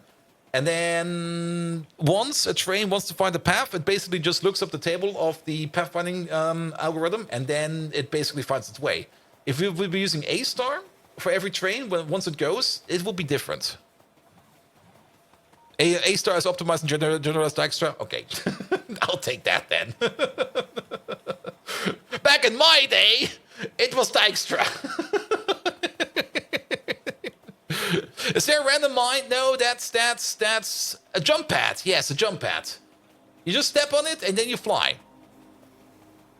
There's also a random grenade on the floor and some ammo and some guns. There's trash everywhere in this base.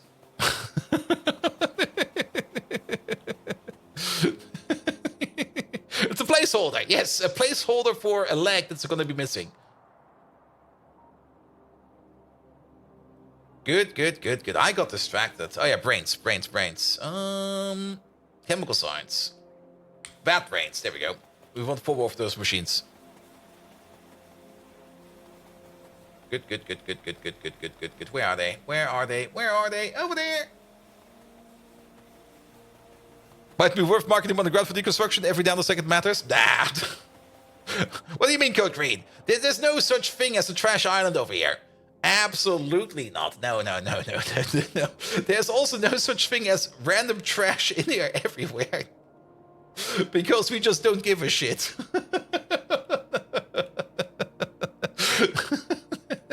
there used to be more trash on the ground. I think it's a little bit of air.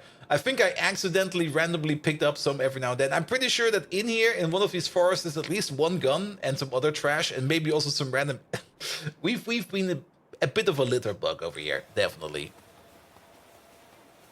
All right, we need exactly 4 of these, so I'll take these 4. Also, while we're here, have all of this. We're not environment friendly. We are environment friendly. Look at this. Look at the pollution on the map. We are keeping control of our pollution, except over here.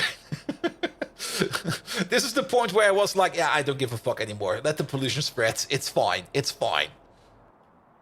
Because pollution over here is massive, to say the least. All right. All right. Not even forgetting about the mines we left behind. Yeah, there are still some random mines in the wild as well. Of random fights we had. I mean, I think we can still find some over here, if we're lucky. Or maybe over here. I saw some mines sitting around somewhere. I was like, oh, there's still a mine over here. And then I just walked past it. Let's see, anything over there? No, not really. Anything down here? Most likely.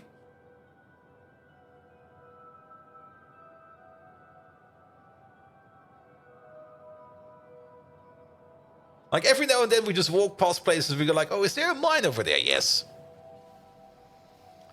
Going to put up some defenses near that oil processing go up soon? Yes, yes, yes, yes. I mean, I do kind of want to start claiming land and start making choke points and choke holds.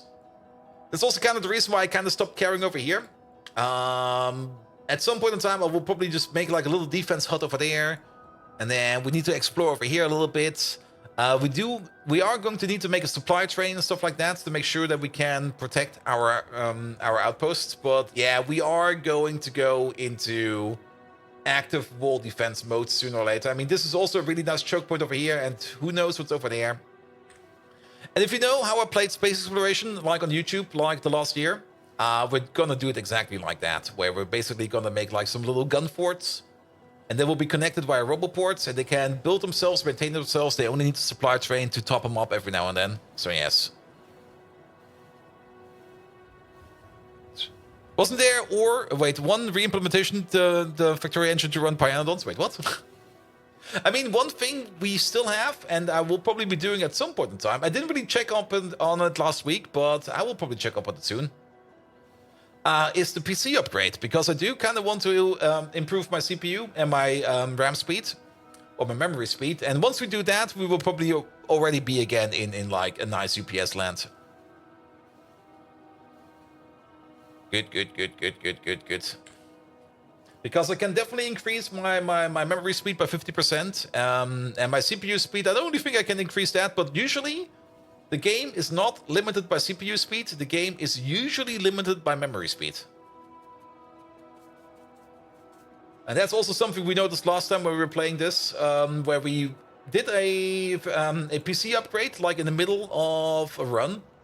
And basically after the PC upgrade, everything basically ran like twice as fast. The 8600 3D? Maybe. It's definitely going to be an AMD chip, unless Intel brings something around the corner that's just going to knock everything more out of the park. Oh, did we get chemical science? We did get chemical science.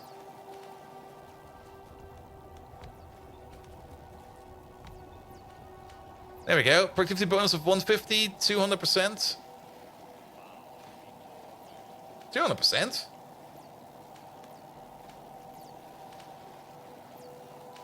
It's, yeah, 200%. I miscalculated. It's 150 and 200. So this one's running at 2.5 and 3. So an average of basically 2.75. Good. Prot bonus.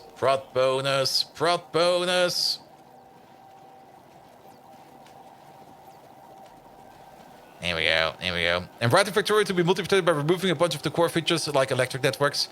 Yeah, I mean, the reason why they have some limitations with the multi-threading is if you multi-thread too much, at some point in time, you lose like your determinism. Like, depending on how you calculate it, you can get like a different result going like left or right. Usually for big data multi-threading problems, that's not really an issue, but if you have something where you have to be like in a synchronized state with another player or something like that, because you're playing a multiplayer, then you would have that issue. I don't think that the Factorio devs will ever release an absolute deterministic single-player version of the game, because in a deterministic or not deterministic, but in like a limited single-player version of the game, you could run more multi-threading optimization, absolutely, but not on multiplayer. What you get multi-threading speed, you lose in syncing. Yeah, but you don't really need to sync everything every time. I mean, if you don't need to sync, or don't need to sync much, then you definitely get the speed. And the only reason they need to sync is for multiplayer. Here we go, here we go. And we're already out of Chemtech. That was fast.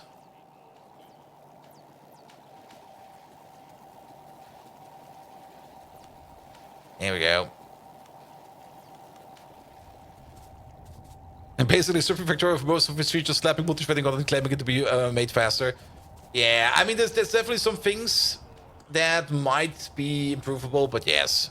And here, Factorio 2 comes with some optimizations, like multi-surface environments better. Yes, well, I don't think that they were gonna be making multi-surfaces better, because they're already limiting themselves to like 5 surfaces, like Novus and the 4 planets. I think it was 4 planets. Don't know how many it was. So, and then of course the space plane. So it's going to be 6 surfaces in total. Space exploration definitely has some issues with the surfaces. Yeah, each ship is a surface. Yes. Not quite sure how many we're going to have in Factorio though. If it's going to be like 1 platform or if we're going to have multiple platforms. Actually not quite sure about that one yet. All right, these have stopped. Perfect. These are still running a bit. These are only running because you're still moving stuff around, so that's fine as well. You can have multiples? Okay. Yeah, we're just gonna have to see once it comes out. Alright, alright. Yeah, that's definitely helping science. So, chemical science. Now the actual limiting factor for once is chemical science. That is so weird. Chemical science is definitely something we're making at the rate of 3 per minute, which is not really that fast. But I think we can make it go faster if we actually do just put down a second lab over here. Because if you have a look at this, everything over here actually gets imported via a remote call over here. There's, I think, nothing in here, with the exception of this liquid and the uranium probes over there, that needs to be not done by bots. But I think we can put down a second one of these and just add bots, and then it'll be fine. And then chemical science will be going twice as fast. Well, yeah, finished Pi by then. I do hope. We will probably have to put in some extra hours in Pi, just so that we can get it done. I mean, at the moment, we're now basically gonna be cruising through. Let's have a look at the tech tree. I mean, what we're currently doing is we kind of try to get to better microfiber, or not fiber, no, to better filtration media. We do have access to the VAT Brains Mark II, but these over here require... Actually, it's not too bad. This is pretty doable. But the VAT Brain cartridges Mark II, I think, also need to be eaten by the VAT Brain Mark II. There's no such thing as a VAT Brain Mark II. All right. Cool. And I'm pretty sure, yeah, the cartridges Mark II, they basically have twice the effect, so we could increase the speed of our science even more. So that's definitely something. All right, all right. But let's increase the speed of our chemical science for now.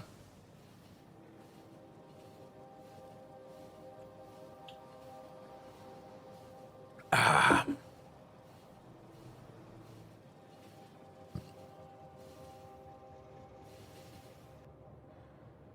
guess I should look at the VAT Brains. The VAT Brains are really, really good. And I'm a little bit... Well, I guess we could have done them earlier. But we've done them now, and now it's good enough.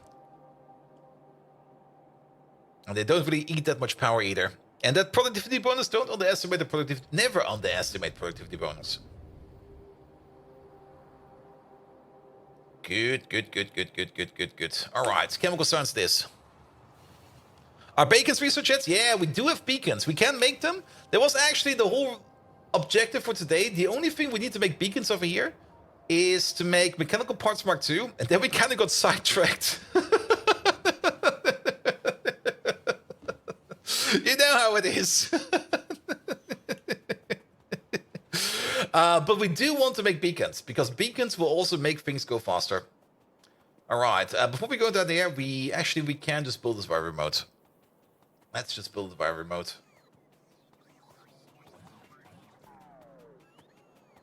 You're not making mono alloy consistently? Same. But we've made enough over here at the moment that the science labs over here can run. Let's check up on that, because that's going to be delivered over... There's my mono layer. Is it over here? Is that mono layer? I don't think that's mono layer. It's over here. Yeah, we got a decent amount of mono layer in storage, like 15,000. That's more than enough. Our mono layer production over here. Yeah, it's not moving, but the train over here is only a quarter full. So that's not good. The EVA production is also kind of stopped at the moment. Why is everything stopped over here? Probably because filtration media. Why does everything boil down to filtration media? We should definitely look into filtration media. And that's also the reason why we're currently not investing in doubling down our current filtration media build. We're going to go for the next best, or we're actually going to go for the best recipe, and then we're going to make a build out of that. That's a way better idea. All right. Pick up all of these.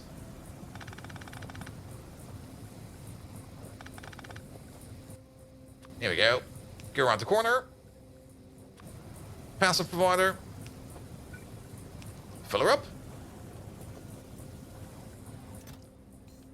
Fill up these. Copy that.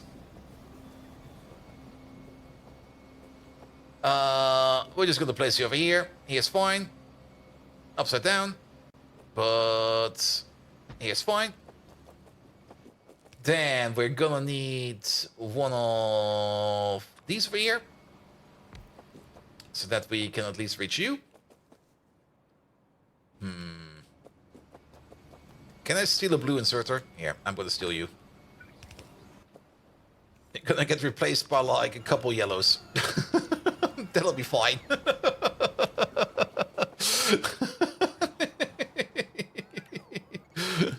Good. The liquid we're looking for is over here. So that's that.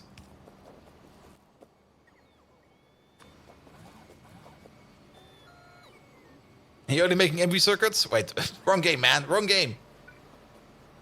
Good. And then connect up these. And then we have to make this a little bit more beautiful. There we go.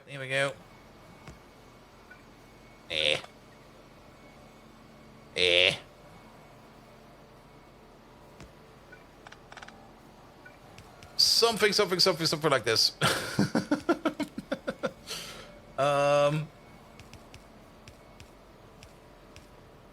It became from more beautiful to the most horrendous thing ever.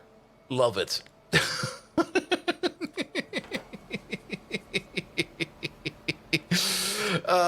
Perfect. Alright, here comes the lab. Put everything in, and now we've basically doubled down chemical science. Good. Alright, how is the chemical science train doing over here? It's like 16 you. You're basically gonna leave if it's any second now. That's fine. We could probably put down another one of these, but I think a second one of these is gonna be more than enough. Alright, but filling this thing up over here is gonna take some time. It is gonna eat a whole bunch of fun stuff in here. But that's perfectly fine. Alright. Mechanical parts Mark II. Those are over here. Mechanical parts Mark II. The one thing we need for that is Nextlet antimony alloy. That's basically going to be the big thing that's currently blocking us. And that was also the whole reason why we made that antimony outpost over here. There it is. Is this actually working? This is working fine. Perfect. Yeah, that's the whole reason why we made the antimony outpost over here. So that we can mine more antimony, because we are going to be making a bigger antimony processor. And we're going to be rebuilding that thing, because I kind of remember that we made some weird choices when we made this thing over here. And also this one over here is a little bit tiny, and I think we can make it way better. So we're going to make it better. So we're going to be working on a nice big antimony build. Good. And that antimony build will most likely be the size of the lead build. So basically, this thing, the size of this thing now. Alright. And for that, we also kind of want to check up in the antimony build procedure. So let's go down the antimony ores again. Antimony. It's sitting over... Where is that stuff? Is that in here? Oh, they moved it. Yeah, they moved it. It's over here now. So, antimony ore, we turn that into grade 1 and grade 2. Grade 2, we can turn... grade 1, we can turn into grade 2. Grade 2, we turn into grade 3 and grade 4. Grade 4, we can turn into the crushed stuff. The crushed stuff, we can turn into dust and War 4. So that's a recycle. Then the dust goes into pulp. The pulp goes into Pulp Mark II and concentrate. The Pulp Mark II is what we need for chips and stuff like that, but we can also export it to make Pulp Mark III, which we then need later on for Pulp Mark IV, which then goes into things like low concentrate, and then goes into things like, what the hell? Do we even get anything useful out of this? We can turn it into 11% concentrate, which we can then turn into 58.3 concentrate, and 53.8 concentrate goes into Pulp Mark V, which goes into the final concentrate. But that's all later. Okay.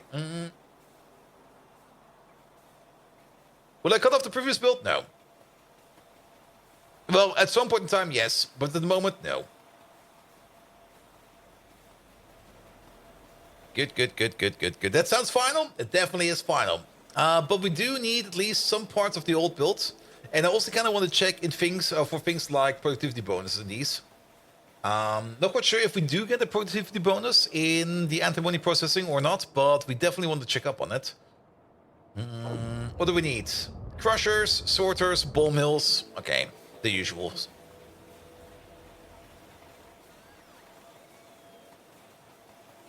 Good. Crushers. Sorters. Ball mills. I saw them over here somewhere. Where are they? They are over here. I probably walked past them already 2 times. There they are. The usual. Secondary crushers. I saw a secondary crusher in here. There we go. What else do we need? We need some classifiers, and then some flotation cells, and an agitator. And that's it. Alright. Classifiers. There they are. Flotation cells. What do they look like again? That's a leaching station. That is a leaching station, right?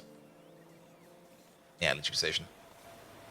Flotation cell is over there. And the agitator is all the way on the other side. How many different buildings are there imply? A lot. At least 100. And then times 4. Because every building has a Mark II, a Mark III, and a Mark IV. But I'm pretty sure it's like at least 100. I mean, you can already see, like, over here it's like 10, 20, 26, 7-ish. And then over here it's another 13, so that's 40.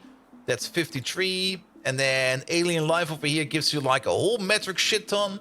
So this at least is already like 50, and then 100. Yeah, about 120 per tier. Give or take a little. Alright. We got some toys to play with. And then we got like a Mark 1, a Mark 2, a Mark 3, and a Mark 4 for all of them. And then you got some extra buildings that don't have a mark system behind them, but yes. Too many plus 3, exactly. Alright, start off with you. Antimony. Chromite, antimony. Good, that is... Oh. Did not expect that you were not the first step. The first step is over here. Yeah, antimony ore into antimony grade 1 and antimony ore grade 2. What do we get in here? Only speed. Alright. Good. Then the secondary crusher over here as well. Oh, am I still in reach? Okay, still picking up stuff. That's grade 3 to grade 4. So that's making 1 and 2. 2 is what we want. And then we need another one of these because you also have a sorting system over here for these. There we go. Alright, so we're going to start off with this one. This one over here is 2 per second in. And it's pushing out 1 per second antimony grade 1 and 0.6 per second antimony grade 2. Then antimony grade 1. These go 1 to 1. These definitely go 1 to 1. Yeah, you produce 5 antimony grade 1 every 5 seconds. You over here, you consume 5 antimony grade 1 every 5 seconds. So that's definitely a 1 to 1 connection. I kind of think... Nah, let's not look back over there. And prod modules and ore processing would be overkill. Yes, but some do have it. Like niobium, niobium I think has it, and molybdenum definitely has it. Those two do have prod modules in them. All right. So if we go to the crusher, you basically double the amount of antimony grade 1 that's coming out. So you over here, you're making 13 grade 2 every 5 seconds. You over there, you eat 10 every 10. So you make 13 every 5. You make 26 every 10. So that's just a 2 to 2.6, a 1 to 1.3 ratio. That's kind of shit. All right, let's maybe start over here for a second. Here we go. Is Poop the Gold still alive? Yeah, it's still over here. And we've made 879 gold out of poop. Though this machine over here is not really getting poop that often. But every now and then a little bit of poop comes over here and then we turn it into gold. Because that's how we roll. Alright, you're definitely gonna get like a full-blown loader over here to load you up. We could filter load. How do we want to do this one? What we could do... Oh, this could be beautiful. So you're gonna have an input over there. You're gonna have an output over there. You're gonna have one of these over there. We need to filter this one.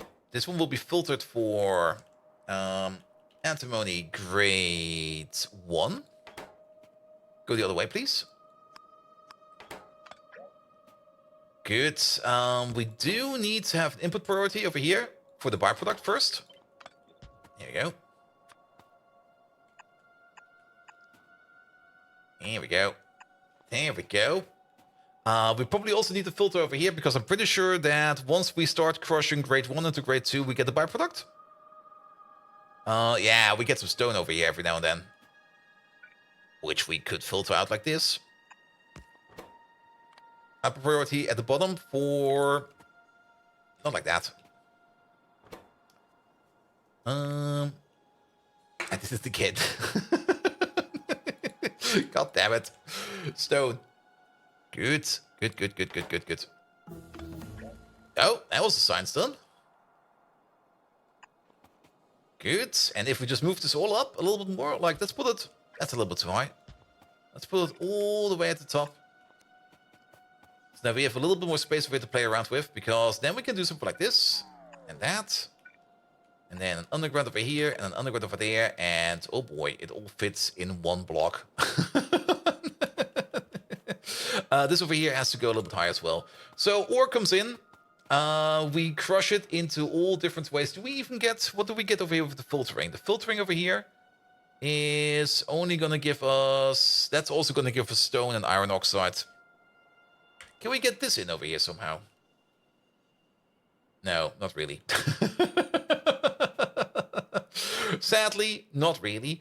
We could maybe squeeze it in if we do this a little bit different over here.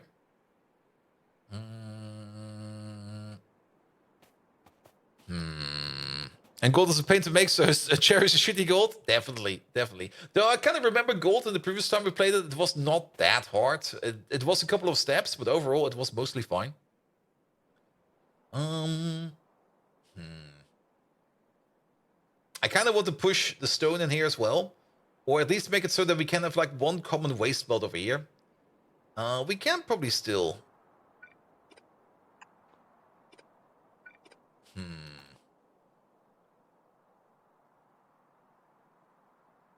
I mean, technically, if we want to have a more common waste belt, we're going to have something like this. We're going to have another output over here. This one over here will be filtered for all the waste products, so it's going to be stone. And I think there was gravel or sand in there. What was the other thing? We had another byproduct over here. Iron oxide. Ooh. Not like that, please.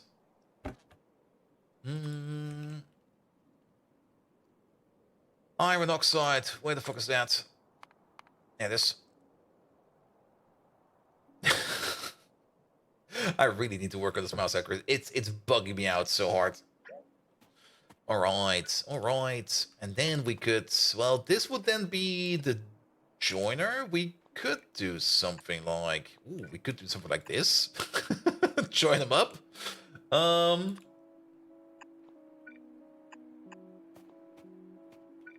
And then send them off like this. There we go. There we go. That does kind of mean that this one over there, we do need to sort your filters for antimony. Because you over there, you're only going to be filtering out grade 1 and grade 2. There we go. Good. High speed! Hello there! How you doing? Megatron! Quick, quick, quick! Give me a shout out for High Speed. He's an absolutely amazing Factorio player and streamer. Go, go, go! Alright, alright. And then we can stack these on top of each other. Just like that. And then we have also a little bit of space over here for power poles and stuff like that. We can place a power pole over here and a power pole over there. Maybe even skip this one over there. We will see. We will see. Good. The amount of stone... Hear this, you pitiful carbon-based life forms. High Speed, a creature almost worthy of respect for their Factorio skills, is apparently an entity to behold. But don't get too excited. My expectations remain subterranean. Battle cry engaged. All hail the Decepticons. Well, there we have it. Good. So we can stack them together like this. And then basically, the only thing that's coming out over here is going to be antimony grade 2. Alright, antimony grade 2. Every machine over there is making 13 every 5 seconds. If we put down 5 of them, we're going to be making 13 per second. If we want to consume that in the next level of sorter, we would have put down 13 of these. Is that the correct ratio? Let's double check. So the antimony grade 1 gets doubled into twice the amount of antimony grade 2, and then we add 3 on top. So 5 of these make 13 per second in total. And then antimony grade 2 over here. Yeah, it's going to be 13. And what loaders do you use? You have a different texture. Is that an issue for your play? There's so many loader mods out there. It really kind of depends on what you want to use. I would most likely recommend the AAI loaders because they are just better. Better in terms of I just like Arendelle way more than every other mod maker out there. Sorry, I'm biased.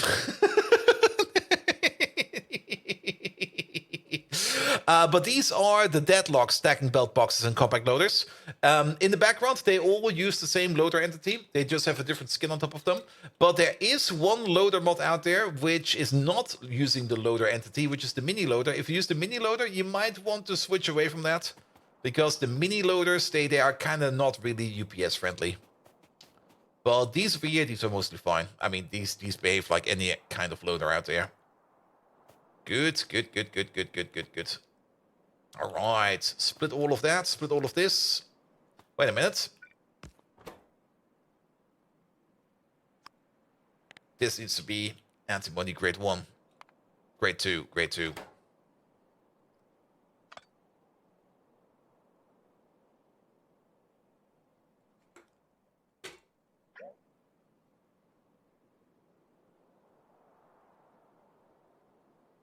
Ah, that's on the whole way.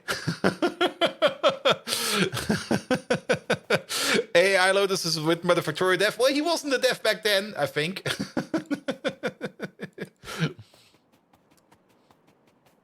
What about Lotus Redux? They're probably also fine. I mean, they basically also use the loader entity. Yes. There's a wee bit short of having Murgatroyd add Tolkien High Elvish as a language. Well, you can try to add it. Not quite sure if you can do that. Megatron. Quick question. We got this weird Decepticon over here. He is from the land of Tolkien.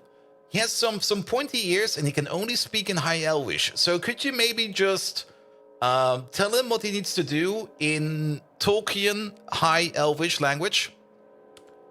I'm not quite sure what's going to happen at Weekend. We're going to try. We're going to try. Good.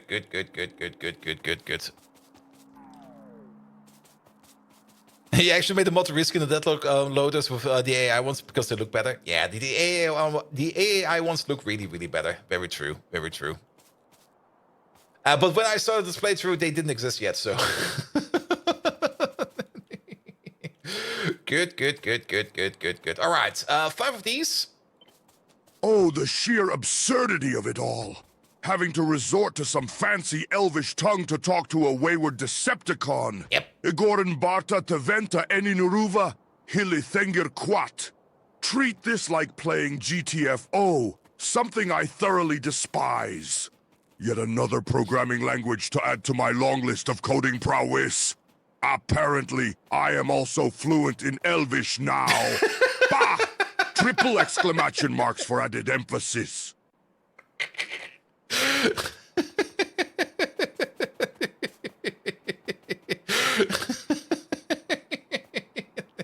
Well then, I guess it was correct, right? I hope. And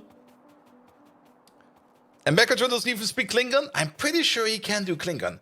Alright, Megatron, next to the Elvish Decepticon, we also got one over here.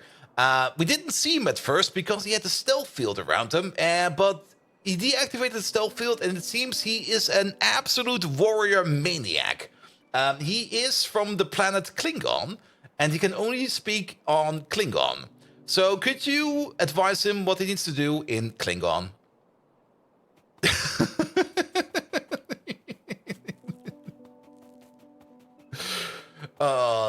There we go.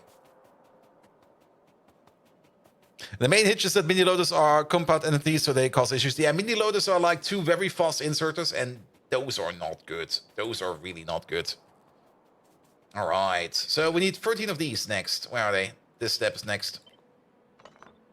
13. 5 to... We can do it to 5 to 3. That's probably also the same thing we did over here. Did we do the same thing over here? Where it was just like... Yeah, we did the same thing over here. Ah, of course! A miscreant from the chaos-ridden depths of Klingon! Nukna H. Patak!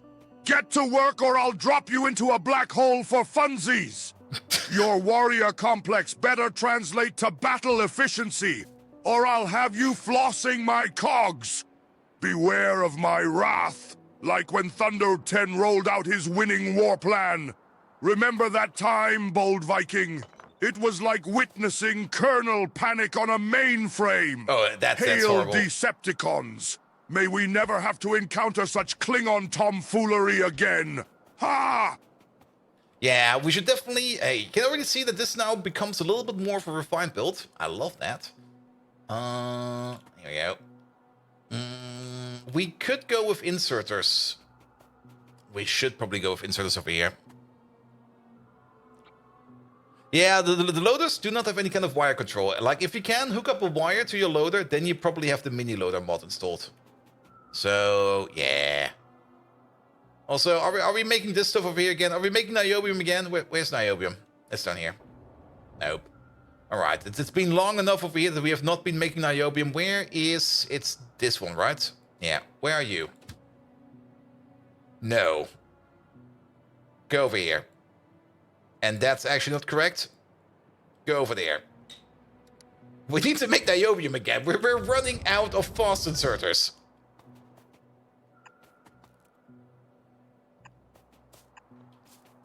There we go. So yeah, we're still gonna do the same thing over here. Where we just... I mean, it's a 3-to-13 ratio. We're gonna make it a 5-to-13 ratio. We're gonna make it a 5-to-15. Because screw that. This just makes it a little bit easier. Good. All right, everything goes in. Everything gets processed. We're just gonna slightly assume that these over here are running at full speed. But that shouldn't matter too much. We're gonna get some okay, well, how much items are we gonna get out of this one? We're gonna get like 8 items, 0.8 items per second, more or less, per machine. So that's 2.4 at the end. We could just load it out and then sort it all at the end. I think we're just going to do that. So, load over there, load over there, load over there. And then just mix and match, mix and match. There we go. And then it all goes out at the end. We can already start. I wrote some... Oh, that was tapped. There we go. Good. This thing over here, what is going to be the prime output? Probably the... Where's the antimony? Pump. It's over there. We could just... Let's go for the gravel first. Because then we can keep the rest of it on the belt. So the gravel will be going out first. I want it at the bottom because all the waste products are going to the bottom. Here we go. Here we go. All right.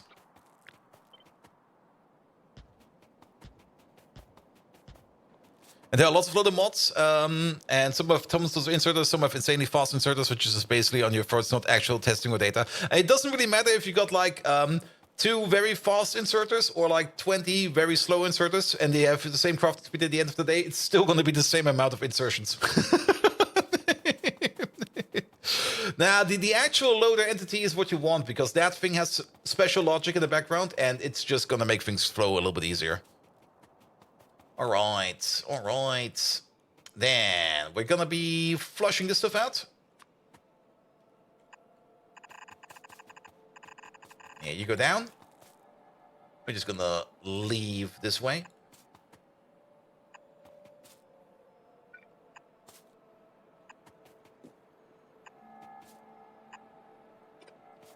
There we go. Here we go. To think about it, I kind of want this to have rite of passage, so we go this way. This will make the build a little bit more compact. You don't actually know? Yeah, it's fine, it's fine. I mean, at the end of the day, it really doesn't matter what you use. As long as you know how to analyze it and what you need to optimize, that's probably going to be the best. The only thing that made the inserter-based loaders worth it in the past was when you could interact with trains. Yes. And since you can now combine trains with loaders, you basically don't need those mini loaders anymore. And I think that was also the one criteria why I went for the mini loaders back then, because I could use them with trains. That was the only criteria. All right. So we're making 13 per second grade 2. We are converting 13 per second grade 2 into 26. No, wait, 13. 2.6 and then 40% of that. That is basically 1 grade 3 per second. It's a little bit more than 1 grade 3 per second, which is kind of annoying. Because we're making 13. Yeah, 1.3 times 2, 2.6, 40% of that. Yeah, that is 0.26 times 4. That is 1.02. That kind of sucks. But we can crush the grade 3 into grade 4. We're making a little bit over 1. Yeah, we need 2 of these. Oh, that's so annoying. We're basically going to be making more or less 0. Well, we can more or less assume that we're going to make 1 antimony grade 4 over here. Maniac, thank you so much for being here today. Have a good one. Until next time. And that's probably also the reason why we have exactly 2 of these over here. Yep. Alright, so we're going to have 2 of these somewhere. Doesn't really matter where they need to be right now. And then, of course, after all of that, let's have a look in here again. There it is.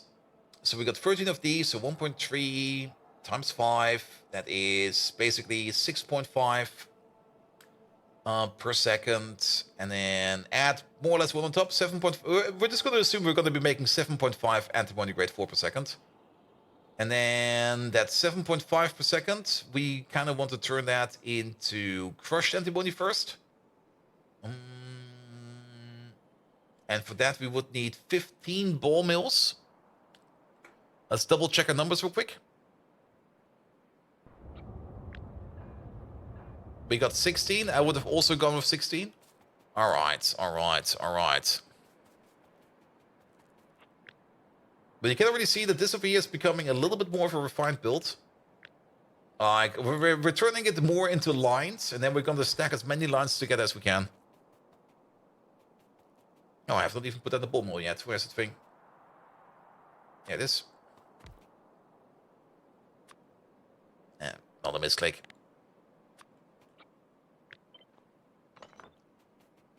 Alright, so it's going to be 16 of these, 15 of these, 15 of these. That means we can divide it by 5. That's 3 per row. Perfect. We're going to do 3 per row. So then we do need to balance these outputs over there. That balancing part that's going to be a 2 to 5 balancer. Oh, that's going to be horrible. That's horrible, man. A 2 to 5 balancer. I mean, for aesthetics, we can place one over here and one over here. Then we definitely do need to split some stuff off. So let's put one over here. Up priority over here. This is going to be the antimony grade 3 going downwards.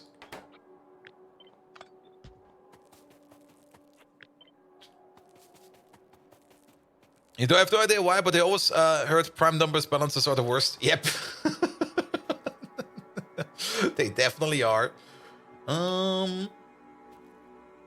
We could do it like this. Maybe. Still kind of thinking about how we could do this better.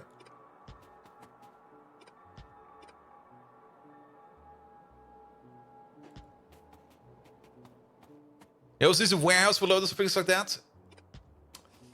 Yeah, I'm also kind of thinking about doing that as well. Not quite sure yet. Not quite sure yet.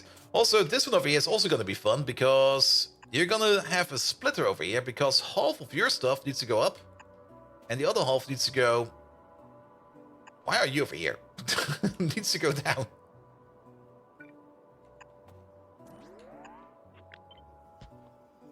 Here we go. In we go. In we go. We might end up using a warehouse. We will see. We will see.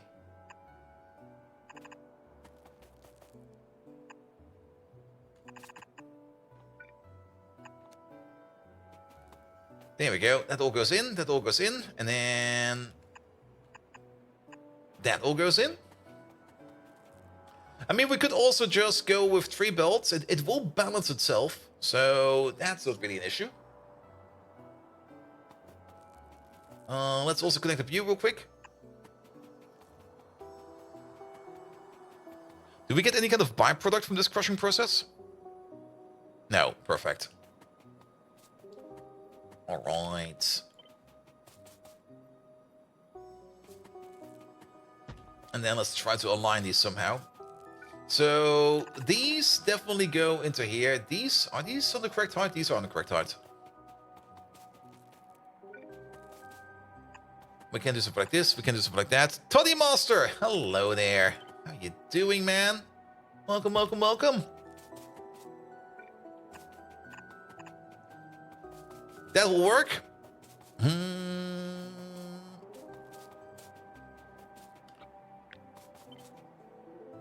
we go. Here we go. That should work over here as well as over here, as well as over here. And then over here, we do need to have a little bit of a beauty slip up, which will be like this. There we go.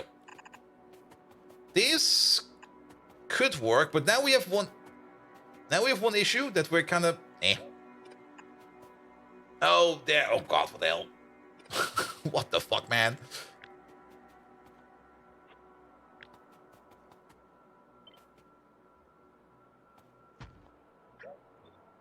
We need at least a little bit more space over here so that we can get everything in. All right, all right, all right. You over there, and you over there. Yes, this is definitely already starting to look way more refined than whatever the fuck we made over there. We can just do, again, a triple loader output. It's technically... It's 2 parts of it. It's again a 1 to 5 over here. Or we could do... Can we do it? Basically 2 parts over here, 2 parts over here, 1 part over here, 1 part over here again, 2 and 2. If we have a single output, we can make splits up to 4, but that's not how much we need. We can make splits up to 6.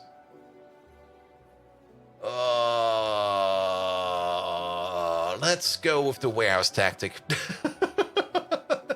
Just have like a little bit of a buffer over here, because to be perfectly honest, everything else is just going to be an absolute madness. Input and output mix in secondary crusher on top one. What? Secondary crusher on top one. Yeah, you probably mean this one over there.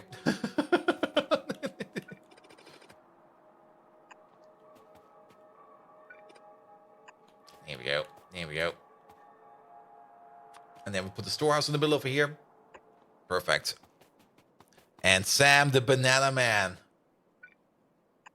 How you doing, man? Become a permanent VIP? Absolutely. One moment, please. You're a pro lurker? Absolutely. Megatron. We got a very, very lurkish Decepticon over here. His name is Sam the Banana Man. Can you just basically give him his Medal of Honor, because he just became a permanent VIP?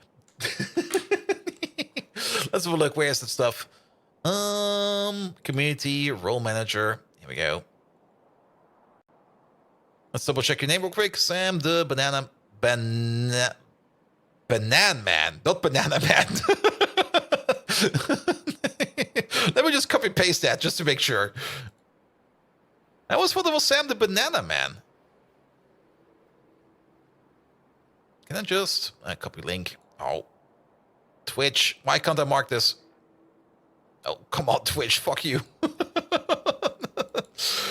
Okay, we can do it like this. Go to your profile. There we go. I should be able to copy paste from over here. Sam, the Banana Man! You confounding fruit-inspired miscreation! Welcome to the exalted ranks of the VIPs, a feat as unlikely as my love for kittens. I hereby bestow upon you this rusted bolt I once used to bludgeon an Autobot. May it serve as a reminder of our relentless pursuit of chaos, much like during the Nut War. Remember that one, a bold Viking? Yep. Ha! Cherish this painful memory, Sammy boy. Or, should I say, Sam the Banana Peel. Ha! Dad joke initiated. Feeling old yet? You organic evolution favoring monkey offspring?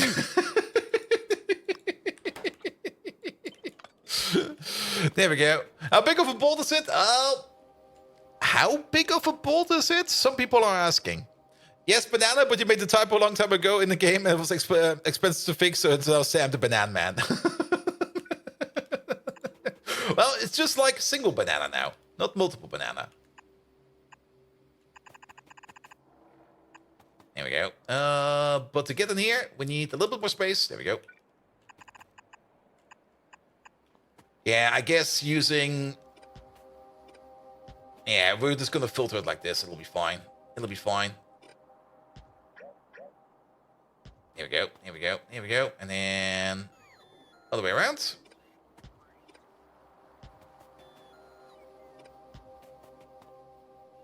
Good. You go this way. You go this way. That was a little bit too early.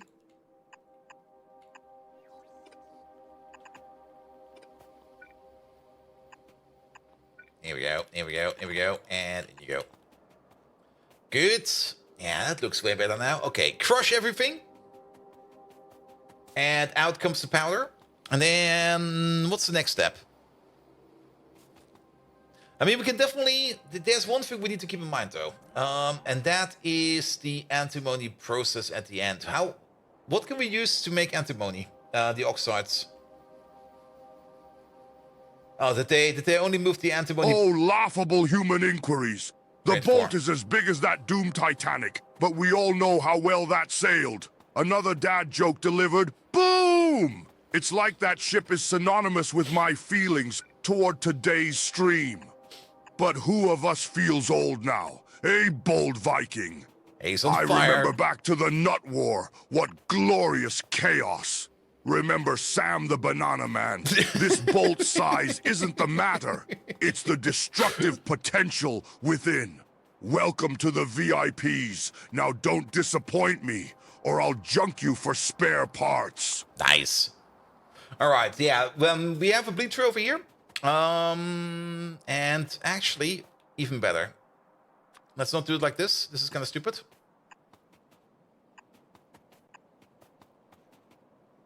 Because I don't really want to bleed through like this. Bleeding through like this is not that effective.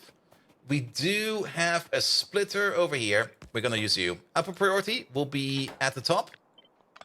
We're always going to try to make the better product first. But if we can't, we just bleed the stuff through. And then we will see where it goes. There we go. Is VIP abbreviation for very important impotent person? Maybe. Maybe. If you're gonna ask Megatron, most likely. This is also a bit different. Wait a minute.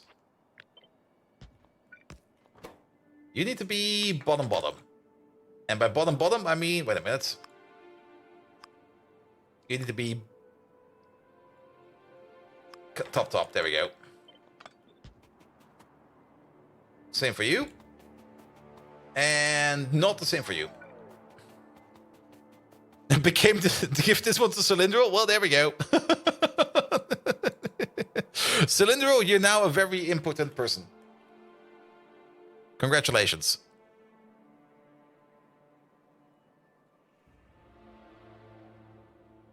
Wait, did Sam the Man did it work for you? I don't think I hit save over here. Or did I hit save over here? No, I did hit save. It should be fine.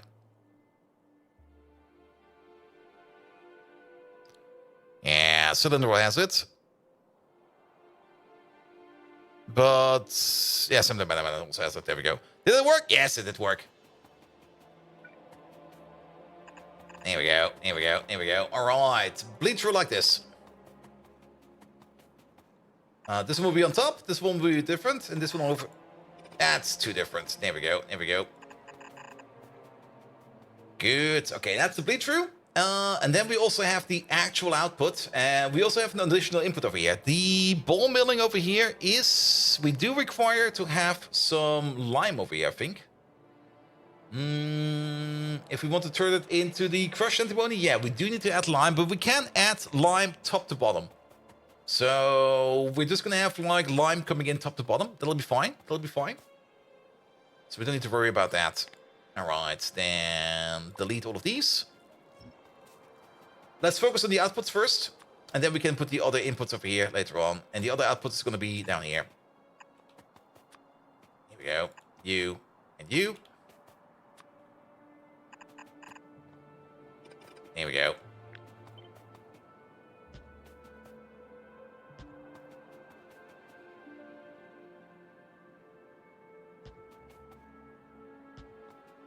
Good. Ah, this is starting to look like something really, really nice. All right, we're now at the pulp stage. Then the pulp goes into the classifier. So we got 3 of these in a row. That means we're making 0.3 crushed antimony per second. You over there, you eat 0.2 per second. So 2 of these, in total we're making 1.5 per second. Oh, what the fuck, man. Why does it not add up? It will add up if we double it down. We are most likely going to double it down. Though, keep in mind, we do get a bit of a feedback loop. Oh shit, there's a feedback loop. We get some grade 4 back, and the grade 4 needs to go back into the ball mill crushers. So basically, we would need to... Wait, did we do that over here as well? Nope, that was the wrong button.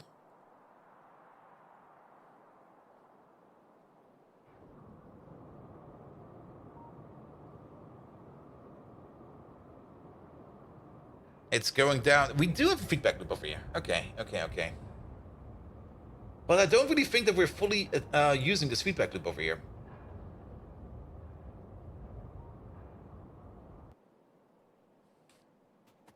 But technically, if we want to fully roll this thing out, also, it's my... There we go. Now I can see Twitch chat again.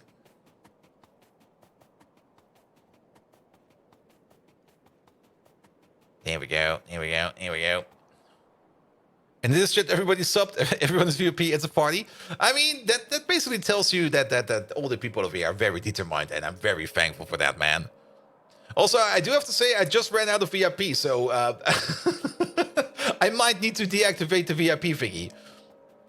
Though I can still clean up some of the old VIPs. There's some VIPs in there that I gave at the random at the beginning that I can probably take out. Alright. But I think it's gonna be one more of these for each one of these. Because we got 3 of these making the crushed antimony. So we're making 0.3 crushed antimony per second.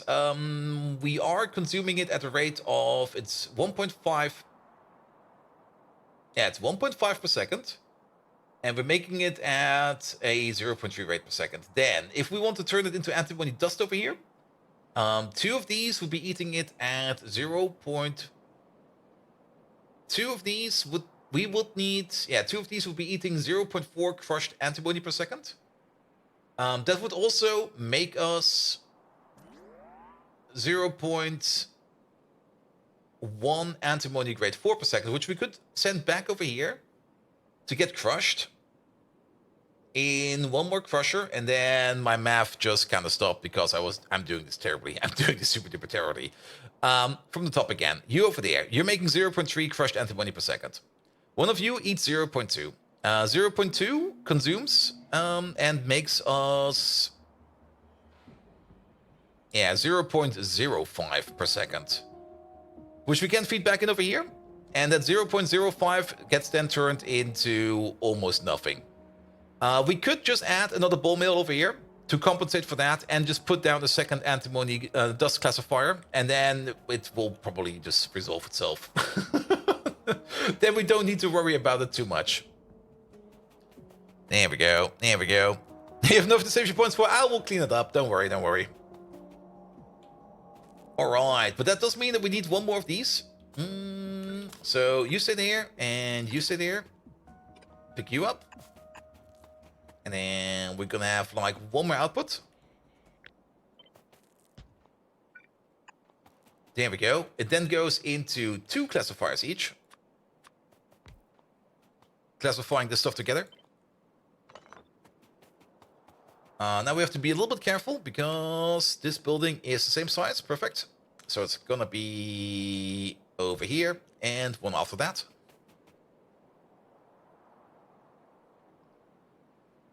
There we go. Good. This is gonna be used by your main output, which will be over here and over there. In we go. Good. That was a little bit overzealous, but there we go. Good.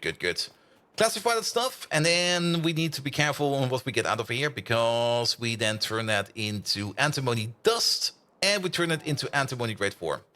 And for that, we need to somehow send it back. We have some space in the middle over here, which we could use for that. We could already filter it out over here and over here. Only one of these, please.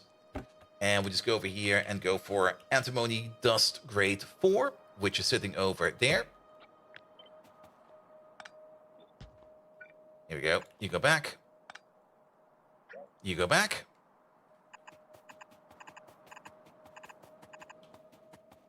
Good. And then I have to be a little bit creative over here. Input priority over here from the bottom. The byproduct of the byproduct first. Good, good, good, good, good, good, good. That's going to be a bit of an issue over here in this corner. We might need to move all of this out by a little bit. But we can still do that. We can still do that at the end. All right. And then we get more product coming out of here.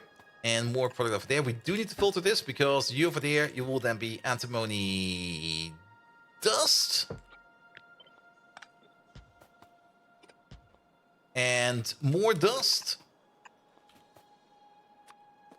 Put them together. All right. What do we do with the dust now? Now's the question. How much actual antimony are we making over here? We're making at least 0.3 per second. So we're making at least 1.5 antimony dust per second. I'm still calculating this way wrong. There. We're making 0.15 per second. Time to think of 600 hobbies of Megatron. You can only hold like 10 of them. Keep that in mind.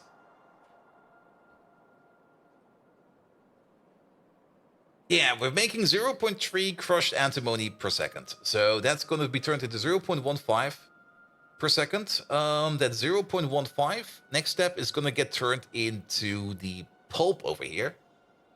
One of these eats 0.2. So we're going to go with one agitator. And are these over here then at least symmetrical? I don't think they are. Good God. Antimony, what the fuck, man? Yeah, move it back a little bit. Let's start with the first agitator. I mean, in the build over there, we did put them back to back over here. Oh, I see what we did over here. Okay, it might be good. It might be good. All right, let's just put you something over here. It doesn't really matter right now. So that we can at least feed you in. Done. So let's say that you're going to be running at full speed. So you're making basically 20 antimony pulp per second. And then it goes into one of these. You over there, you consume 100 every 15. That's an annoying number. That is 20 every 3. That is 6.66666 per second. How much are we making over there? We're making 20 per second. I'm just going to trust those numbers over there that we did in the past. And we're going to go with 3 of these over here as well. 1, 2, 3. That should be fine. That should be fine. It's getting kind of convoluted over here at the end. What do we do at the end of Pulp Stage 2? The end of Pulp Stage 2 is Antimony Pulp Stage 2, as well as a little bit of the 58.3% concentrate. The 58.3 concentrate, we can turn that straight up into antimony oxide. The antimony Pulp Stage 2, we can turn into antimony oxide. And if we have any extra antimony grade 4, we can also turn that into pulp grade 4 oxide. Good. All right. Now, I was kind of lazy in the last step, so let's double check the last step again. 3 of these eats... Yeah, actually, no, 3 of these is correct. 3 of these want 200 antimony pulp stage 1 every 15 seconds. That is 20 per second exact. So that is a good ratio. If this one over here is running at full speed.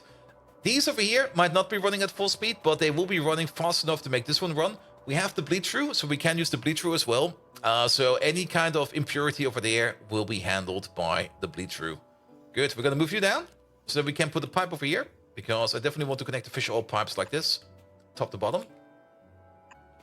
Whereas these over here, we're going to be connecting left to right. There we go, there we go. I might need need to install that CSGO accuracy program just to train my mouse with the new mouse. What's the current cap at VIP? You're currently at 60. So your current cap should either be 80 or 100. No, I'm sitting at 60. 60 is also my cap. There is probably a way to get more VIPs. Actually, there is a way to get more VIPs. Wait a minute. I do know that you can get more VIPs. Where is that? Where is that? Where is that?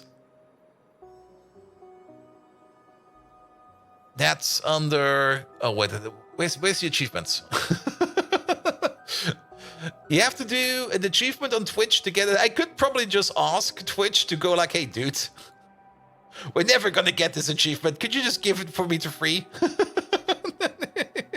Achievements, there they are. There we go. Oh, actually, I think I've already unlocked it. Never mind. Wasn't it an achievement in here? Wasn't there something like...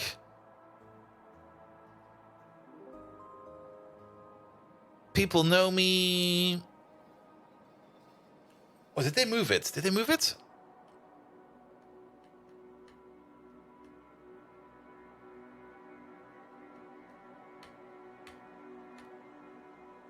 I thought for sure there was something like if enough people chat at the same time.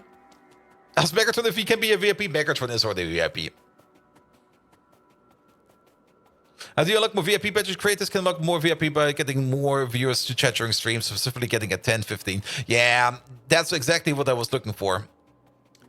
And you guys are lurking way too much, which is perfectly fine. I do enjoy that because then I have to read less. But to unlock a VIP message or a VIP slots, basically the next time we're sitting like at 100 viewers, maybe we'll just ask everybody to make some noise. Just everybody spam something or something like that. And then it will be fine. But I don't think we can. Well, we got, at the moment, 82 viewers. If all of those 82 viewers at the same time start to make some noise in chat, like just spam some emotes, then we would probably be able to unlock something.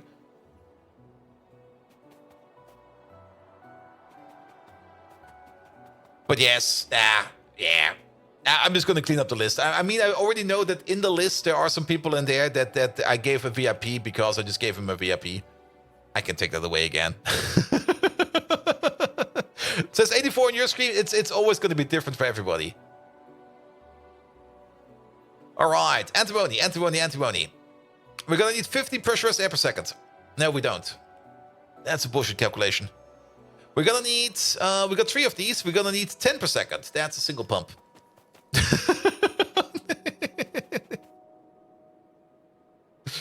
Good. Now, if we want to try it, we should try it on Thursday or something like that. Like when everybody's kind of awake. Because it's already getting late over here. And probably some people are just sitting here. There's probably at least one of them asleep in front of his desk watching me. So, yeah, it's not going to work.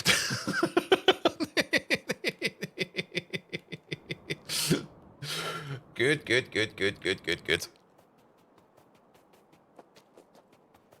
And I'm pretty sure Sea Viking is asleep in front of his desk. I can just feel it that he's sleeping. Like he's probably snoring like an absolute master snorer.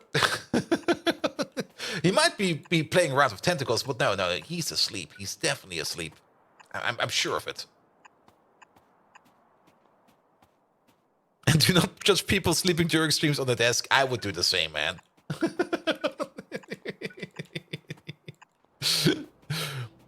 Good.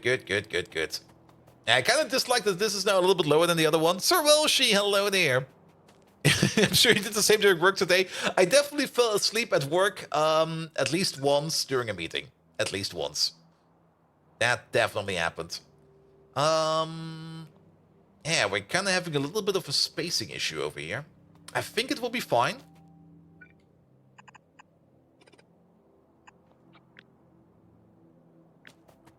Here we go.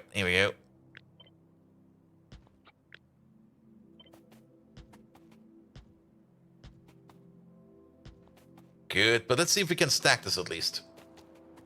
So that's all the liquids we need. We do need to make some down froth. We're gonna probably... not quite sure how we're gonna be doing the down froth. But we're definitely gonna be putting at least 4 of these. At least 4 of these together. Because we need to make more antimony. Did you get in trouble? No. I was muted. It was one of those meetings where people were talking and talking and talking, and it was just fucking boring, and I was just sitting there and going like...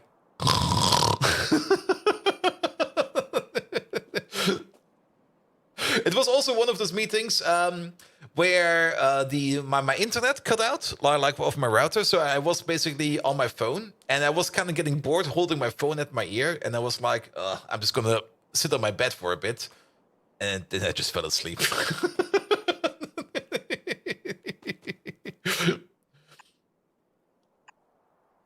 Here we go. Lone Wolf, hello there. You make me work for VIP slots? I think we need way more noise for that, but we could try the noise experiment on first day.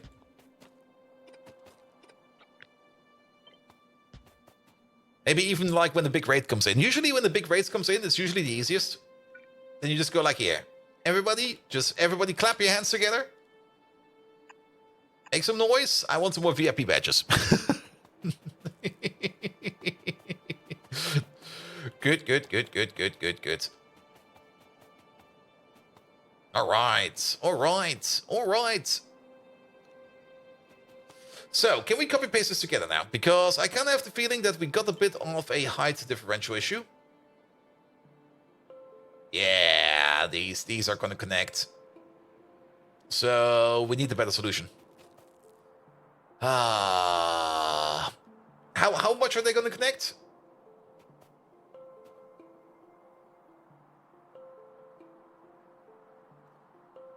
Two rows are going to connect. We basically got... Okay, we basically got this amount of space between them. So we're going to use you as a point of reference.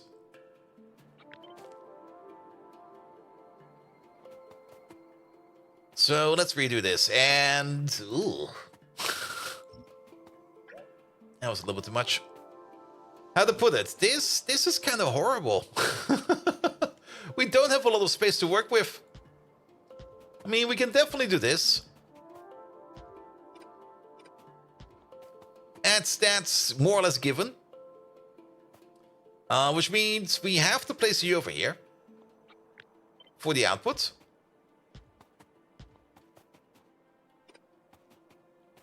Alright. Then the down froth and this stuff over here. This stuff could still go through the middle. Can you rotate the inputs? No, oh, you mean that? That's probably not... I kind of want to keep it with lines, but I think I can already see how we can do it.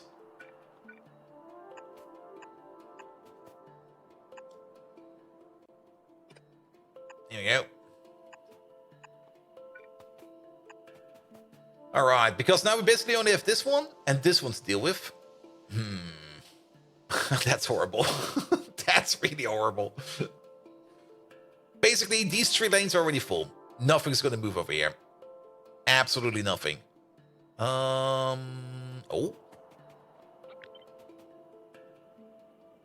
That's maybe a little bit overkill. I was kind of thinking of moving this out over here, but we can't do that over here. We could move them apart a bit. Hello, lazy bots. Where the fuck did you come from? Just a gaggle of bots flying over.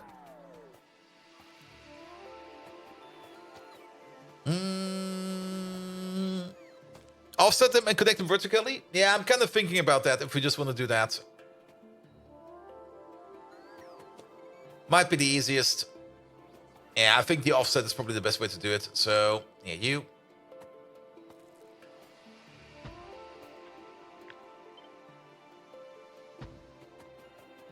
And then we're also going to get a little bit of offset over here. Yeah, some nice space. Good thing about this stuff over here, this stuff will definitely be... No, that will probably be exported as well, but doesn't really matter. Doesn't really matter. And then we just do something like this. Here we go. Good. And this thing over there... No, we still have the connections on the top. Wait a minute. Remove these. Because you are technically on the top. This one does not exist. Same for all of these. These do not exist. However, these over here, they do exist. Good. And now, if we make another copy of this, it should be stackable. Yeah, they're now not getting conjoined. We can actually make it a little bit smaller again. We can take this whole thing and just go like here. Not like that. Oop.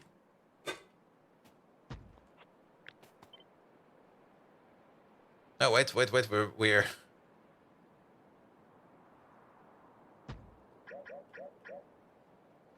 missing half of it.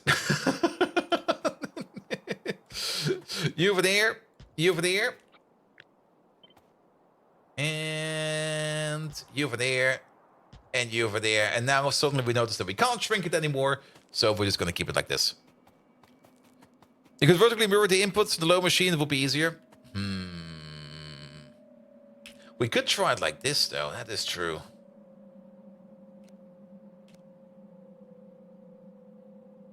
Nah, we now have it like this. This is a solution. This is fine. This is fine. Alright. And now we got the full line of processing. How much Dow froth do we need for this? I mean, it's gonna be like a bit. There we go. It's gonna be 10 per second per row.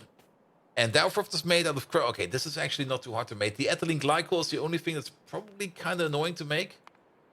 I do kind of remember that we had an ethylene glycol machine over here, and we made it over here for the one reason so that we can pump it over there.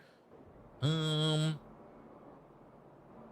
this looks like a pretty sturdy machine. Look at that. Oh, that's still using all of this over there. Okay, I see. We can probably also optimize this one over here, because I'm kind of having the feeling that this build over here is using like a couple of parts that are no longer required. We could, of course, make it out of Yoto alloy fruit, but I would rather just crack BTX. It's easier. All right.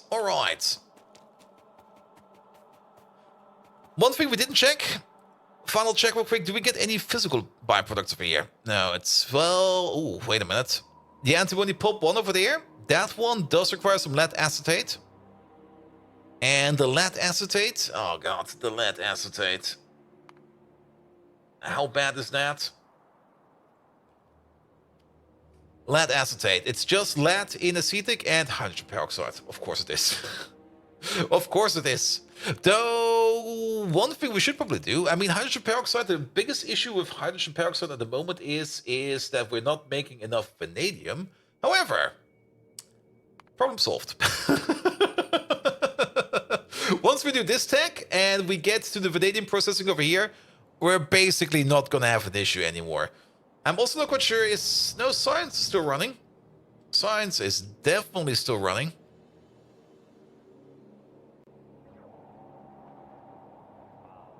Oh yes, productivity 100. Productivity 75. Oh yeah, we we need to add 2 more of these now, because we added 4 more of these. So these over here are not producing enough capsules to make all of them run. So there we go. And British Viking Carry, hello there. How are you doing? Megatron, very important message. We got British Viking Carry over here. Could you give British Viking Carry the biggest shout out ever? I mean, it's basically a Viking on top of a Decepticon traveling over the sea with an axe, and basically they're just pillaging the Autobots and stealing their giblets. So could you give them a big shout out? They're also a Twitch.tv streamer, so basically tell us everything you know about them. There we go. Sorry, I was a little bit too deep in my numbers. British Viking Carry, how are you doing? Welcome. All of the E3 shouts, the bot can get more VIPs. It has to be chatters at the same time, so that will not help, mate. We need more at the same time. Good. British Viking Carry, I think that's your first time over here, because... yeah, I'm not following you. Let's click on that real quick. Also, tell me all about what you're doing, and... are those pigs? I'm seeing something over there. No, it's dogs. I added on the very small picture over here. If you click on it, it looked like little piggies. It's over the whole stream, right? I think it's only at the same time. I'll take a look at it in the background. We played Anno 1800. Nice, nice, nice. He is a pig herder, though. Ooh, nice. Wait, is it pigs or not? Wait a minute. I'm pretty sure it's dogs. What rot is this? British Viking carry, a nuisance surfacing from the depths of the North Sea, only to rain mayhem on the Autobots. Hardly a worthy spectacle, bold Viking. Still, this supposedly fearsome seafarer gets my nod, much like when I'm forced to partake in those insufferable scrum meetings. Stealing Autobot giblets, a pastime I can get behind. Unlike that time we engaged in optimizing weapons for range and explosive potential, what a headache. A shout-out, therefore, to this axe-wielding sea bandit, who, in a twisted way, reminds me of Gorbachev, a fiery soul, hell-bent on leaving a lasting mark. Now stop wasting my time with such trivialities, bold Viking! My loathing for you equals the joy I find in quoting Nietzsche. Isn't life a mysterious waltz of paradoxes? Where did Nietzsche come from? Who put Nietzsche in? Arables, thank you so much for the Prime resub, mate. Oh, there we go. There we go. There we go. All right. All right. All right. Fish oil. Yeah, the lead acetate still needs to go in over there. For that, we can just have like a connection like this and an inserter. Let me just grab an inserter real quick. There's one. Right over there. Right over there. How's Factorio going? It's going fine. I mean, we're making a mess of it as always. We're playing Pyanodons, and Pyanodons is always taking some time. We have a bit of an issue. We're not making enough antimony oxide. So this place over here, even though it's running, it's well, you can see how much antimony oxide is coming out. It's like, it's really not a lot. We can definitely improve on that. So we kind of revised this build over here. We kind of had to look at it, and we kind of made some new design choices and some new design options. And now we're coming up with this more sleeker design, which is also stackable. And stackable is the important part, because we definitely do want things over here to be stackable. And let's copy paste the back part over here. There's still some. Yeah, who's complaining over here? I see. There are still some issues over here where we have to deal with some better belt management, but stackable is the objective over here, because now we basically got like a production line over here. And it's all to ratio. We even got the 5-to-2 ratio over here. These ones over here are going to be like a little bit over. We actually only need 13. We got 15, but it's fine. It's fine. Did you say Gorbachev? Yes, you did say Gorbachev. Megatron, you're a big fan of Gorbachev, right? Could you tell me that one adventure you had with Gorbachev? Like, you know, the special one, the one with Fidel Castro?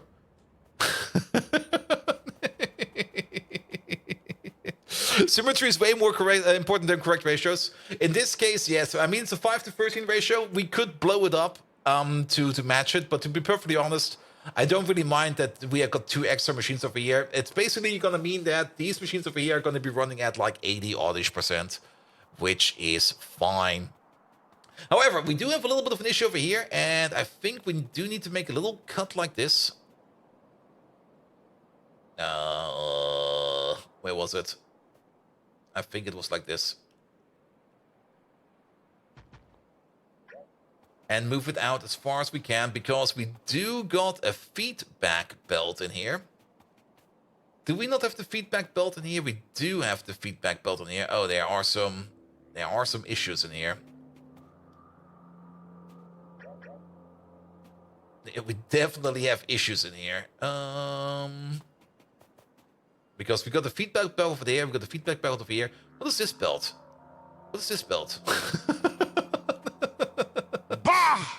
The audacity of your queries, bold Viking. That fateful rendezvous with Gorbachev and Castro is etched into my memory circuits like a scar, much worse than stepping on a crack. We 3 disgraced leaders were supposed to simply have a meeting, like those dreaded scrum meetings I so passionately abhor. But oh no, it wasn't to be. A bottle cap collecting contest got out of hand. escalated into a full-fledged showdown. There we were, on the shores of a Cuban beach, scrambling to find any lingering bottle cap. My rusting joints were aching, reminding me of my swift descent into decrepitude. And Castro, the cunning fox, he used a cloaking device. The swine!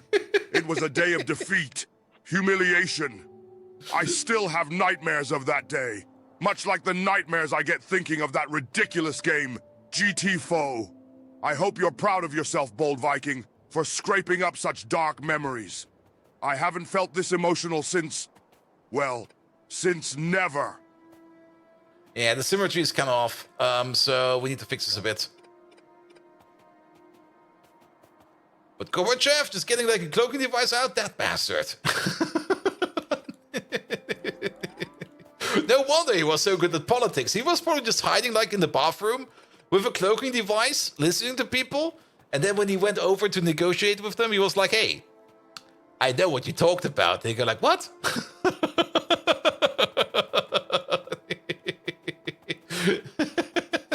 What do you mean?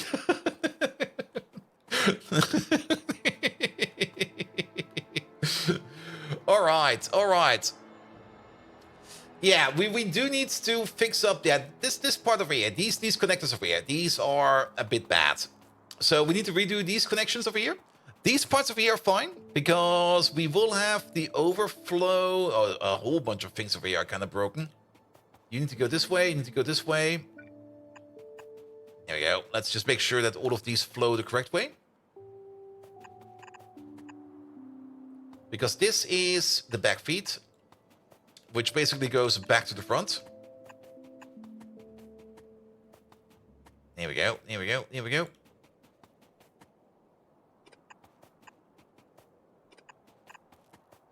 All right, this one is in as well. So that's the feedback. And then we got the main feed, which is going to be over here.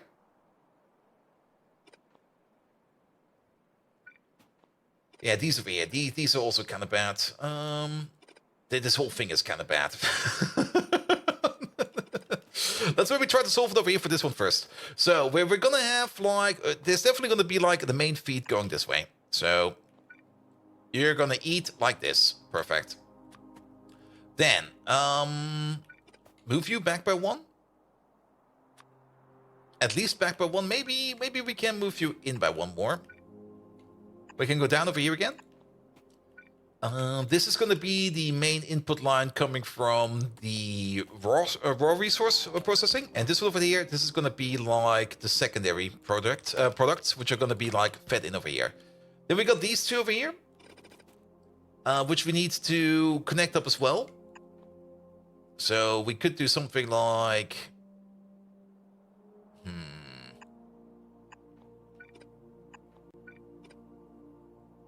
Yeah. Now I'm making a real mess of it. How about no?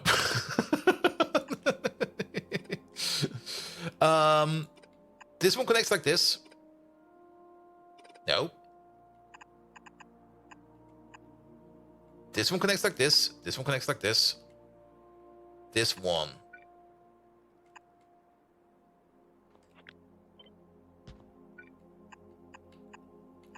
Connects like this, and this one connects like this.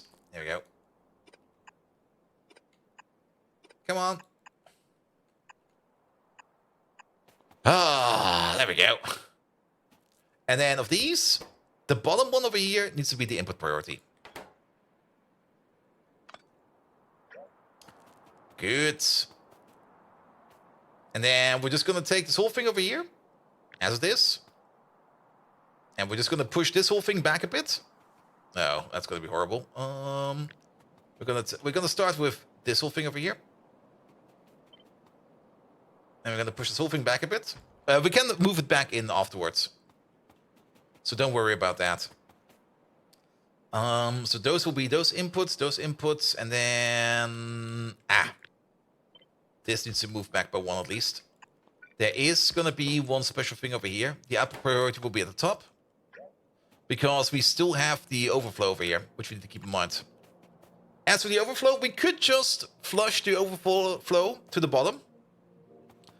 We could also try to push it through here. That might or might not work. I would rather push the overflow to the bottom. There might just be a little bit of overflow. The big problem is if everything starts to overflow, then we can't put it all on the same belt. That's the bigger problem. And I would rather push this through and process it somewhere else.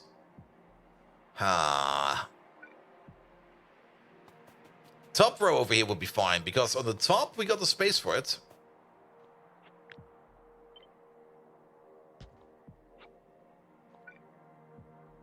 But then we need to do the input connection over there a little bit different. But that's fine. And then we just do the output priority. Also right. There we go. Yeah, that would actually be fine, because... Okay, now it's a little bit confusing, because we could just do it like this. There we go. Yeah, that's better. That's better. And then we can keep this one to go straight. Top row. All the way through. Now, we do have a little bit of an issue over here, but we can't just move you up. And then the big question, can we get through here? Ooh! Ah, what? God damn it. But we can go around over here. There we go. There we go. Good. Good. Yeah, that'll be fine. That'll be great. Because worst case scenario, this process over here is not working. So the grade 4 will be bleeding through all the way to the back over here. And then at the end of this, we're just going to have like smelters for grade 4, smelters for like the 85% concentrate, and smelters for the grade 2 concentrate. And then we basically have one big giant block. All right. Yes, but I think I'll be calling it over here, because this needs a little bit more handiwork and a little bit more thinking, and my mouse accuracy is not helping me at all at the moment, so I'm probably only going to make it worse, but I'll be finishing this off later on. It's about to get to midnight, and I actually do have to go to the bathroom, so I might as well just call it right now and then go to the bathroom. Good. Now, I'm happy for today. Today was good. All right. Most important. Who are we going to raid right now? We did Flanker yesterday. Flanker's live again. Sadly, I see who we're going to raid. We have not raided Mike yet. Let's raid Mike. Here we go. Good. So, sorry, that will be it for today. Still a bit tired, so we're not going to be overdoing it too much. I'm also probably going to go straight to bed afterwards. I'm definitely not going to stay up later than 2 a.m. No, I'm actually probably going to go to bed right away, because I am also getting kind of tired. Nevertheless, thank you so much for today. Haraballs, thank you so much for your lovely resub. Bridges, Viking Carry, thank you so much for the lovely raid. Then a whole bunch of Megatron into action. Victor's Mirror, thank you so much for the resub. And Fallen Angel, thank you so much for the 15 gifted subs. Geldog, thank you so much for the lovely raid. Paulus Bruna, thank you so much for the resub. 40 months already. And then everything else was later. Is that the same last night? Yes, but today I'm actually kind of tired, so it'll be fine. I'm sending you guys over to Mike Ladd. Mike Ladd is currently doing some more Factorio, I guess. I think he's doing Factorio. He is doing Factorio. Is he doing spaceships? He is still playing his space exploration game, so yes. And tomorrow there's no stream. Yes, tomorrow there will be no stream. I will probably be doing some other stuff, some automation work, which is also going to be very important. But I'll be back on Thursday, 7 p.m. with more Factorio, and then Friday, 7 p.m. with more Minecraft Greg Tag. I'm not quite sure if there will be a Saturday stream yet, mostly because I've not made any plans for Saturday, and I will probably just take Saturday off. So there we go. Nevertheless, thank you so much for the night. Have an amazing evening. Until next time, good night.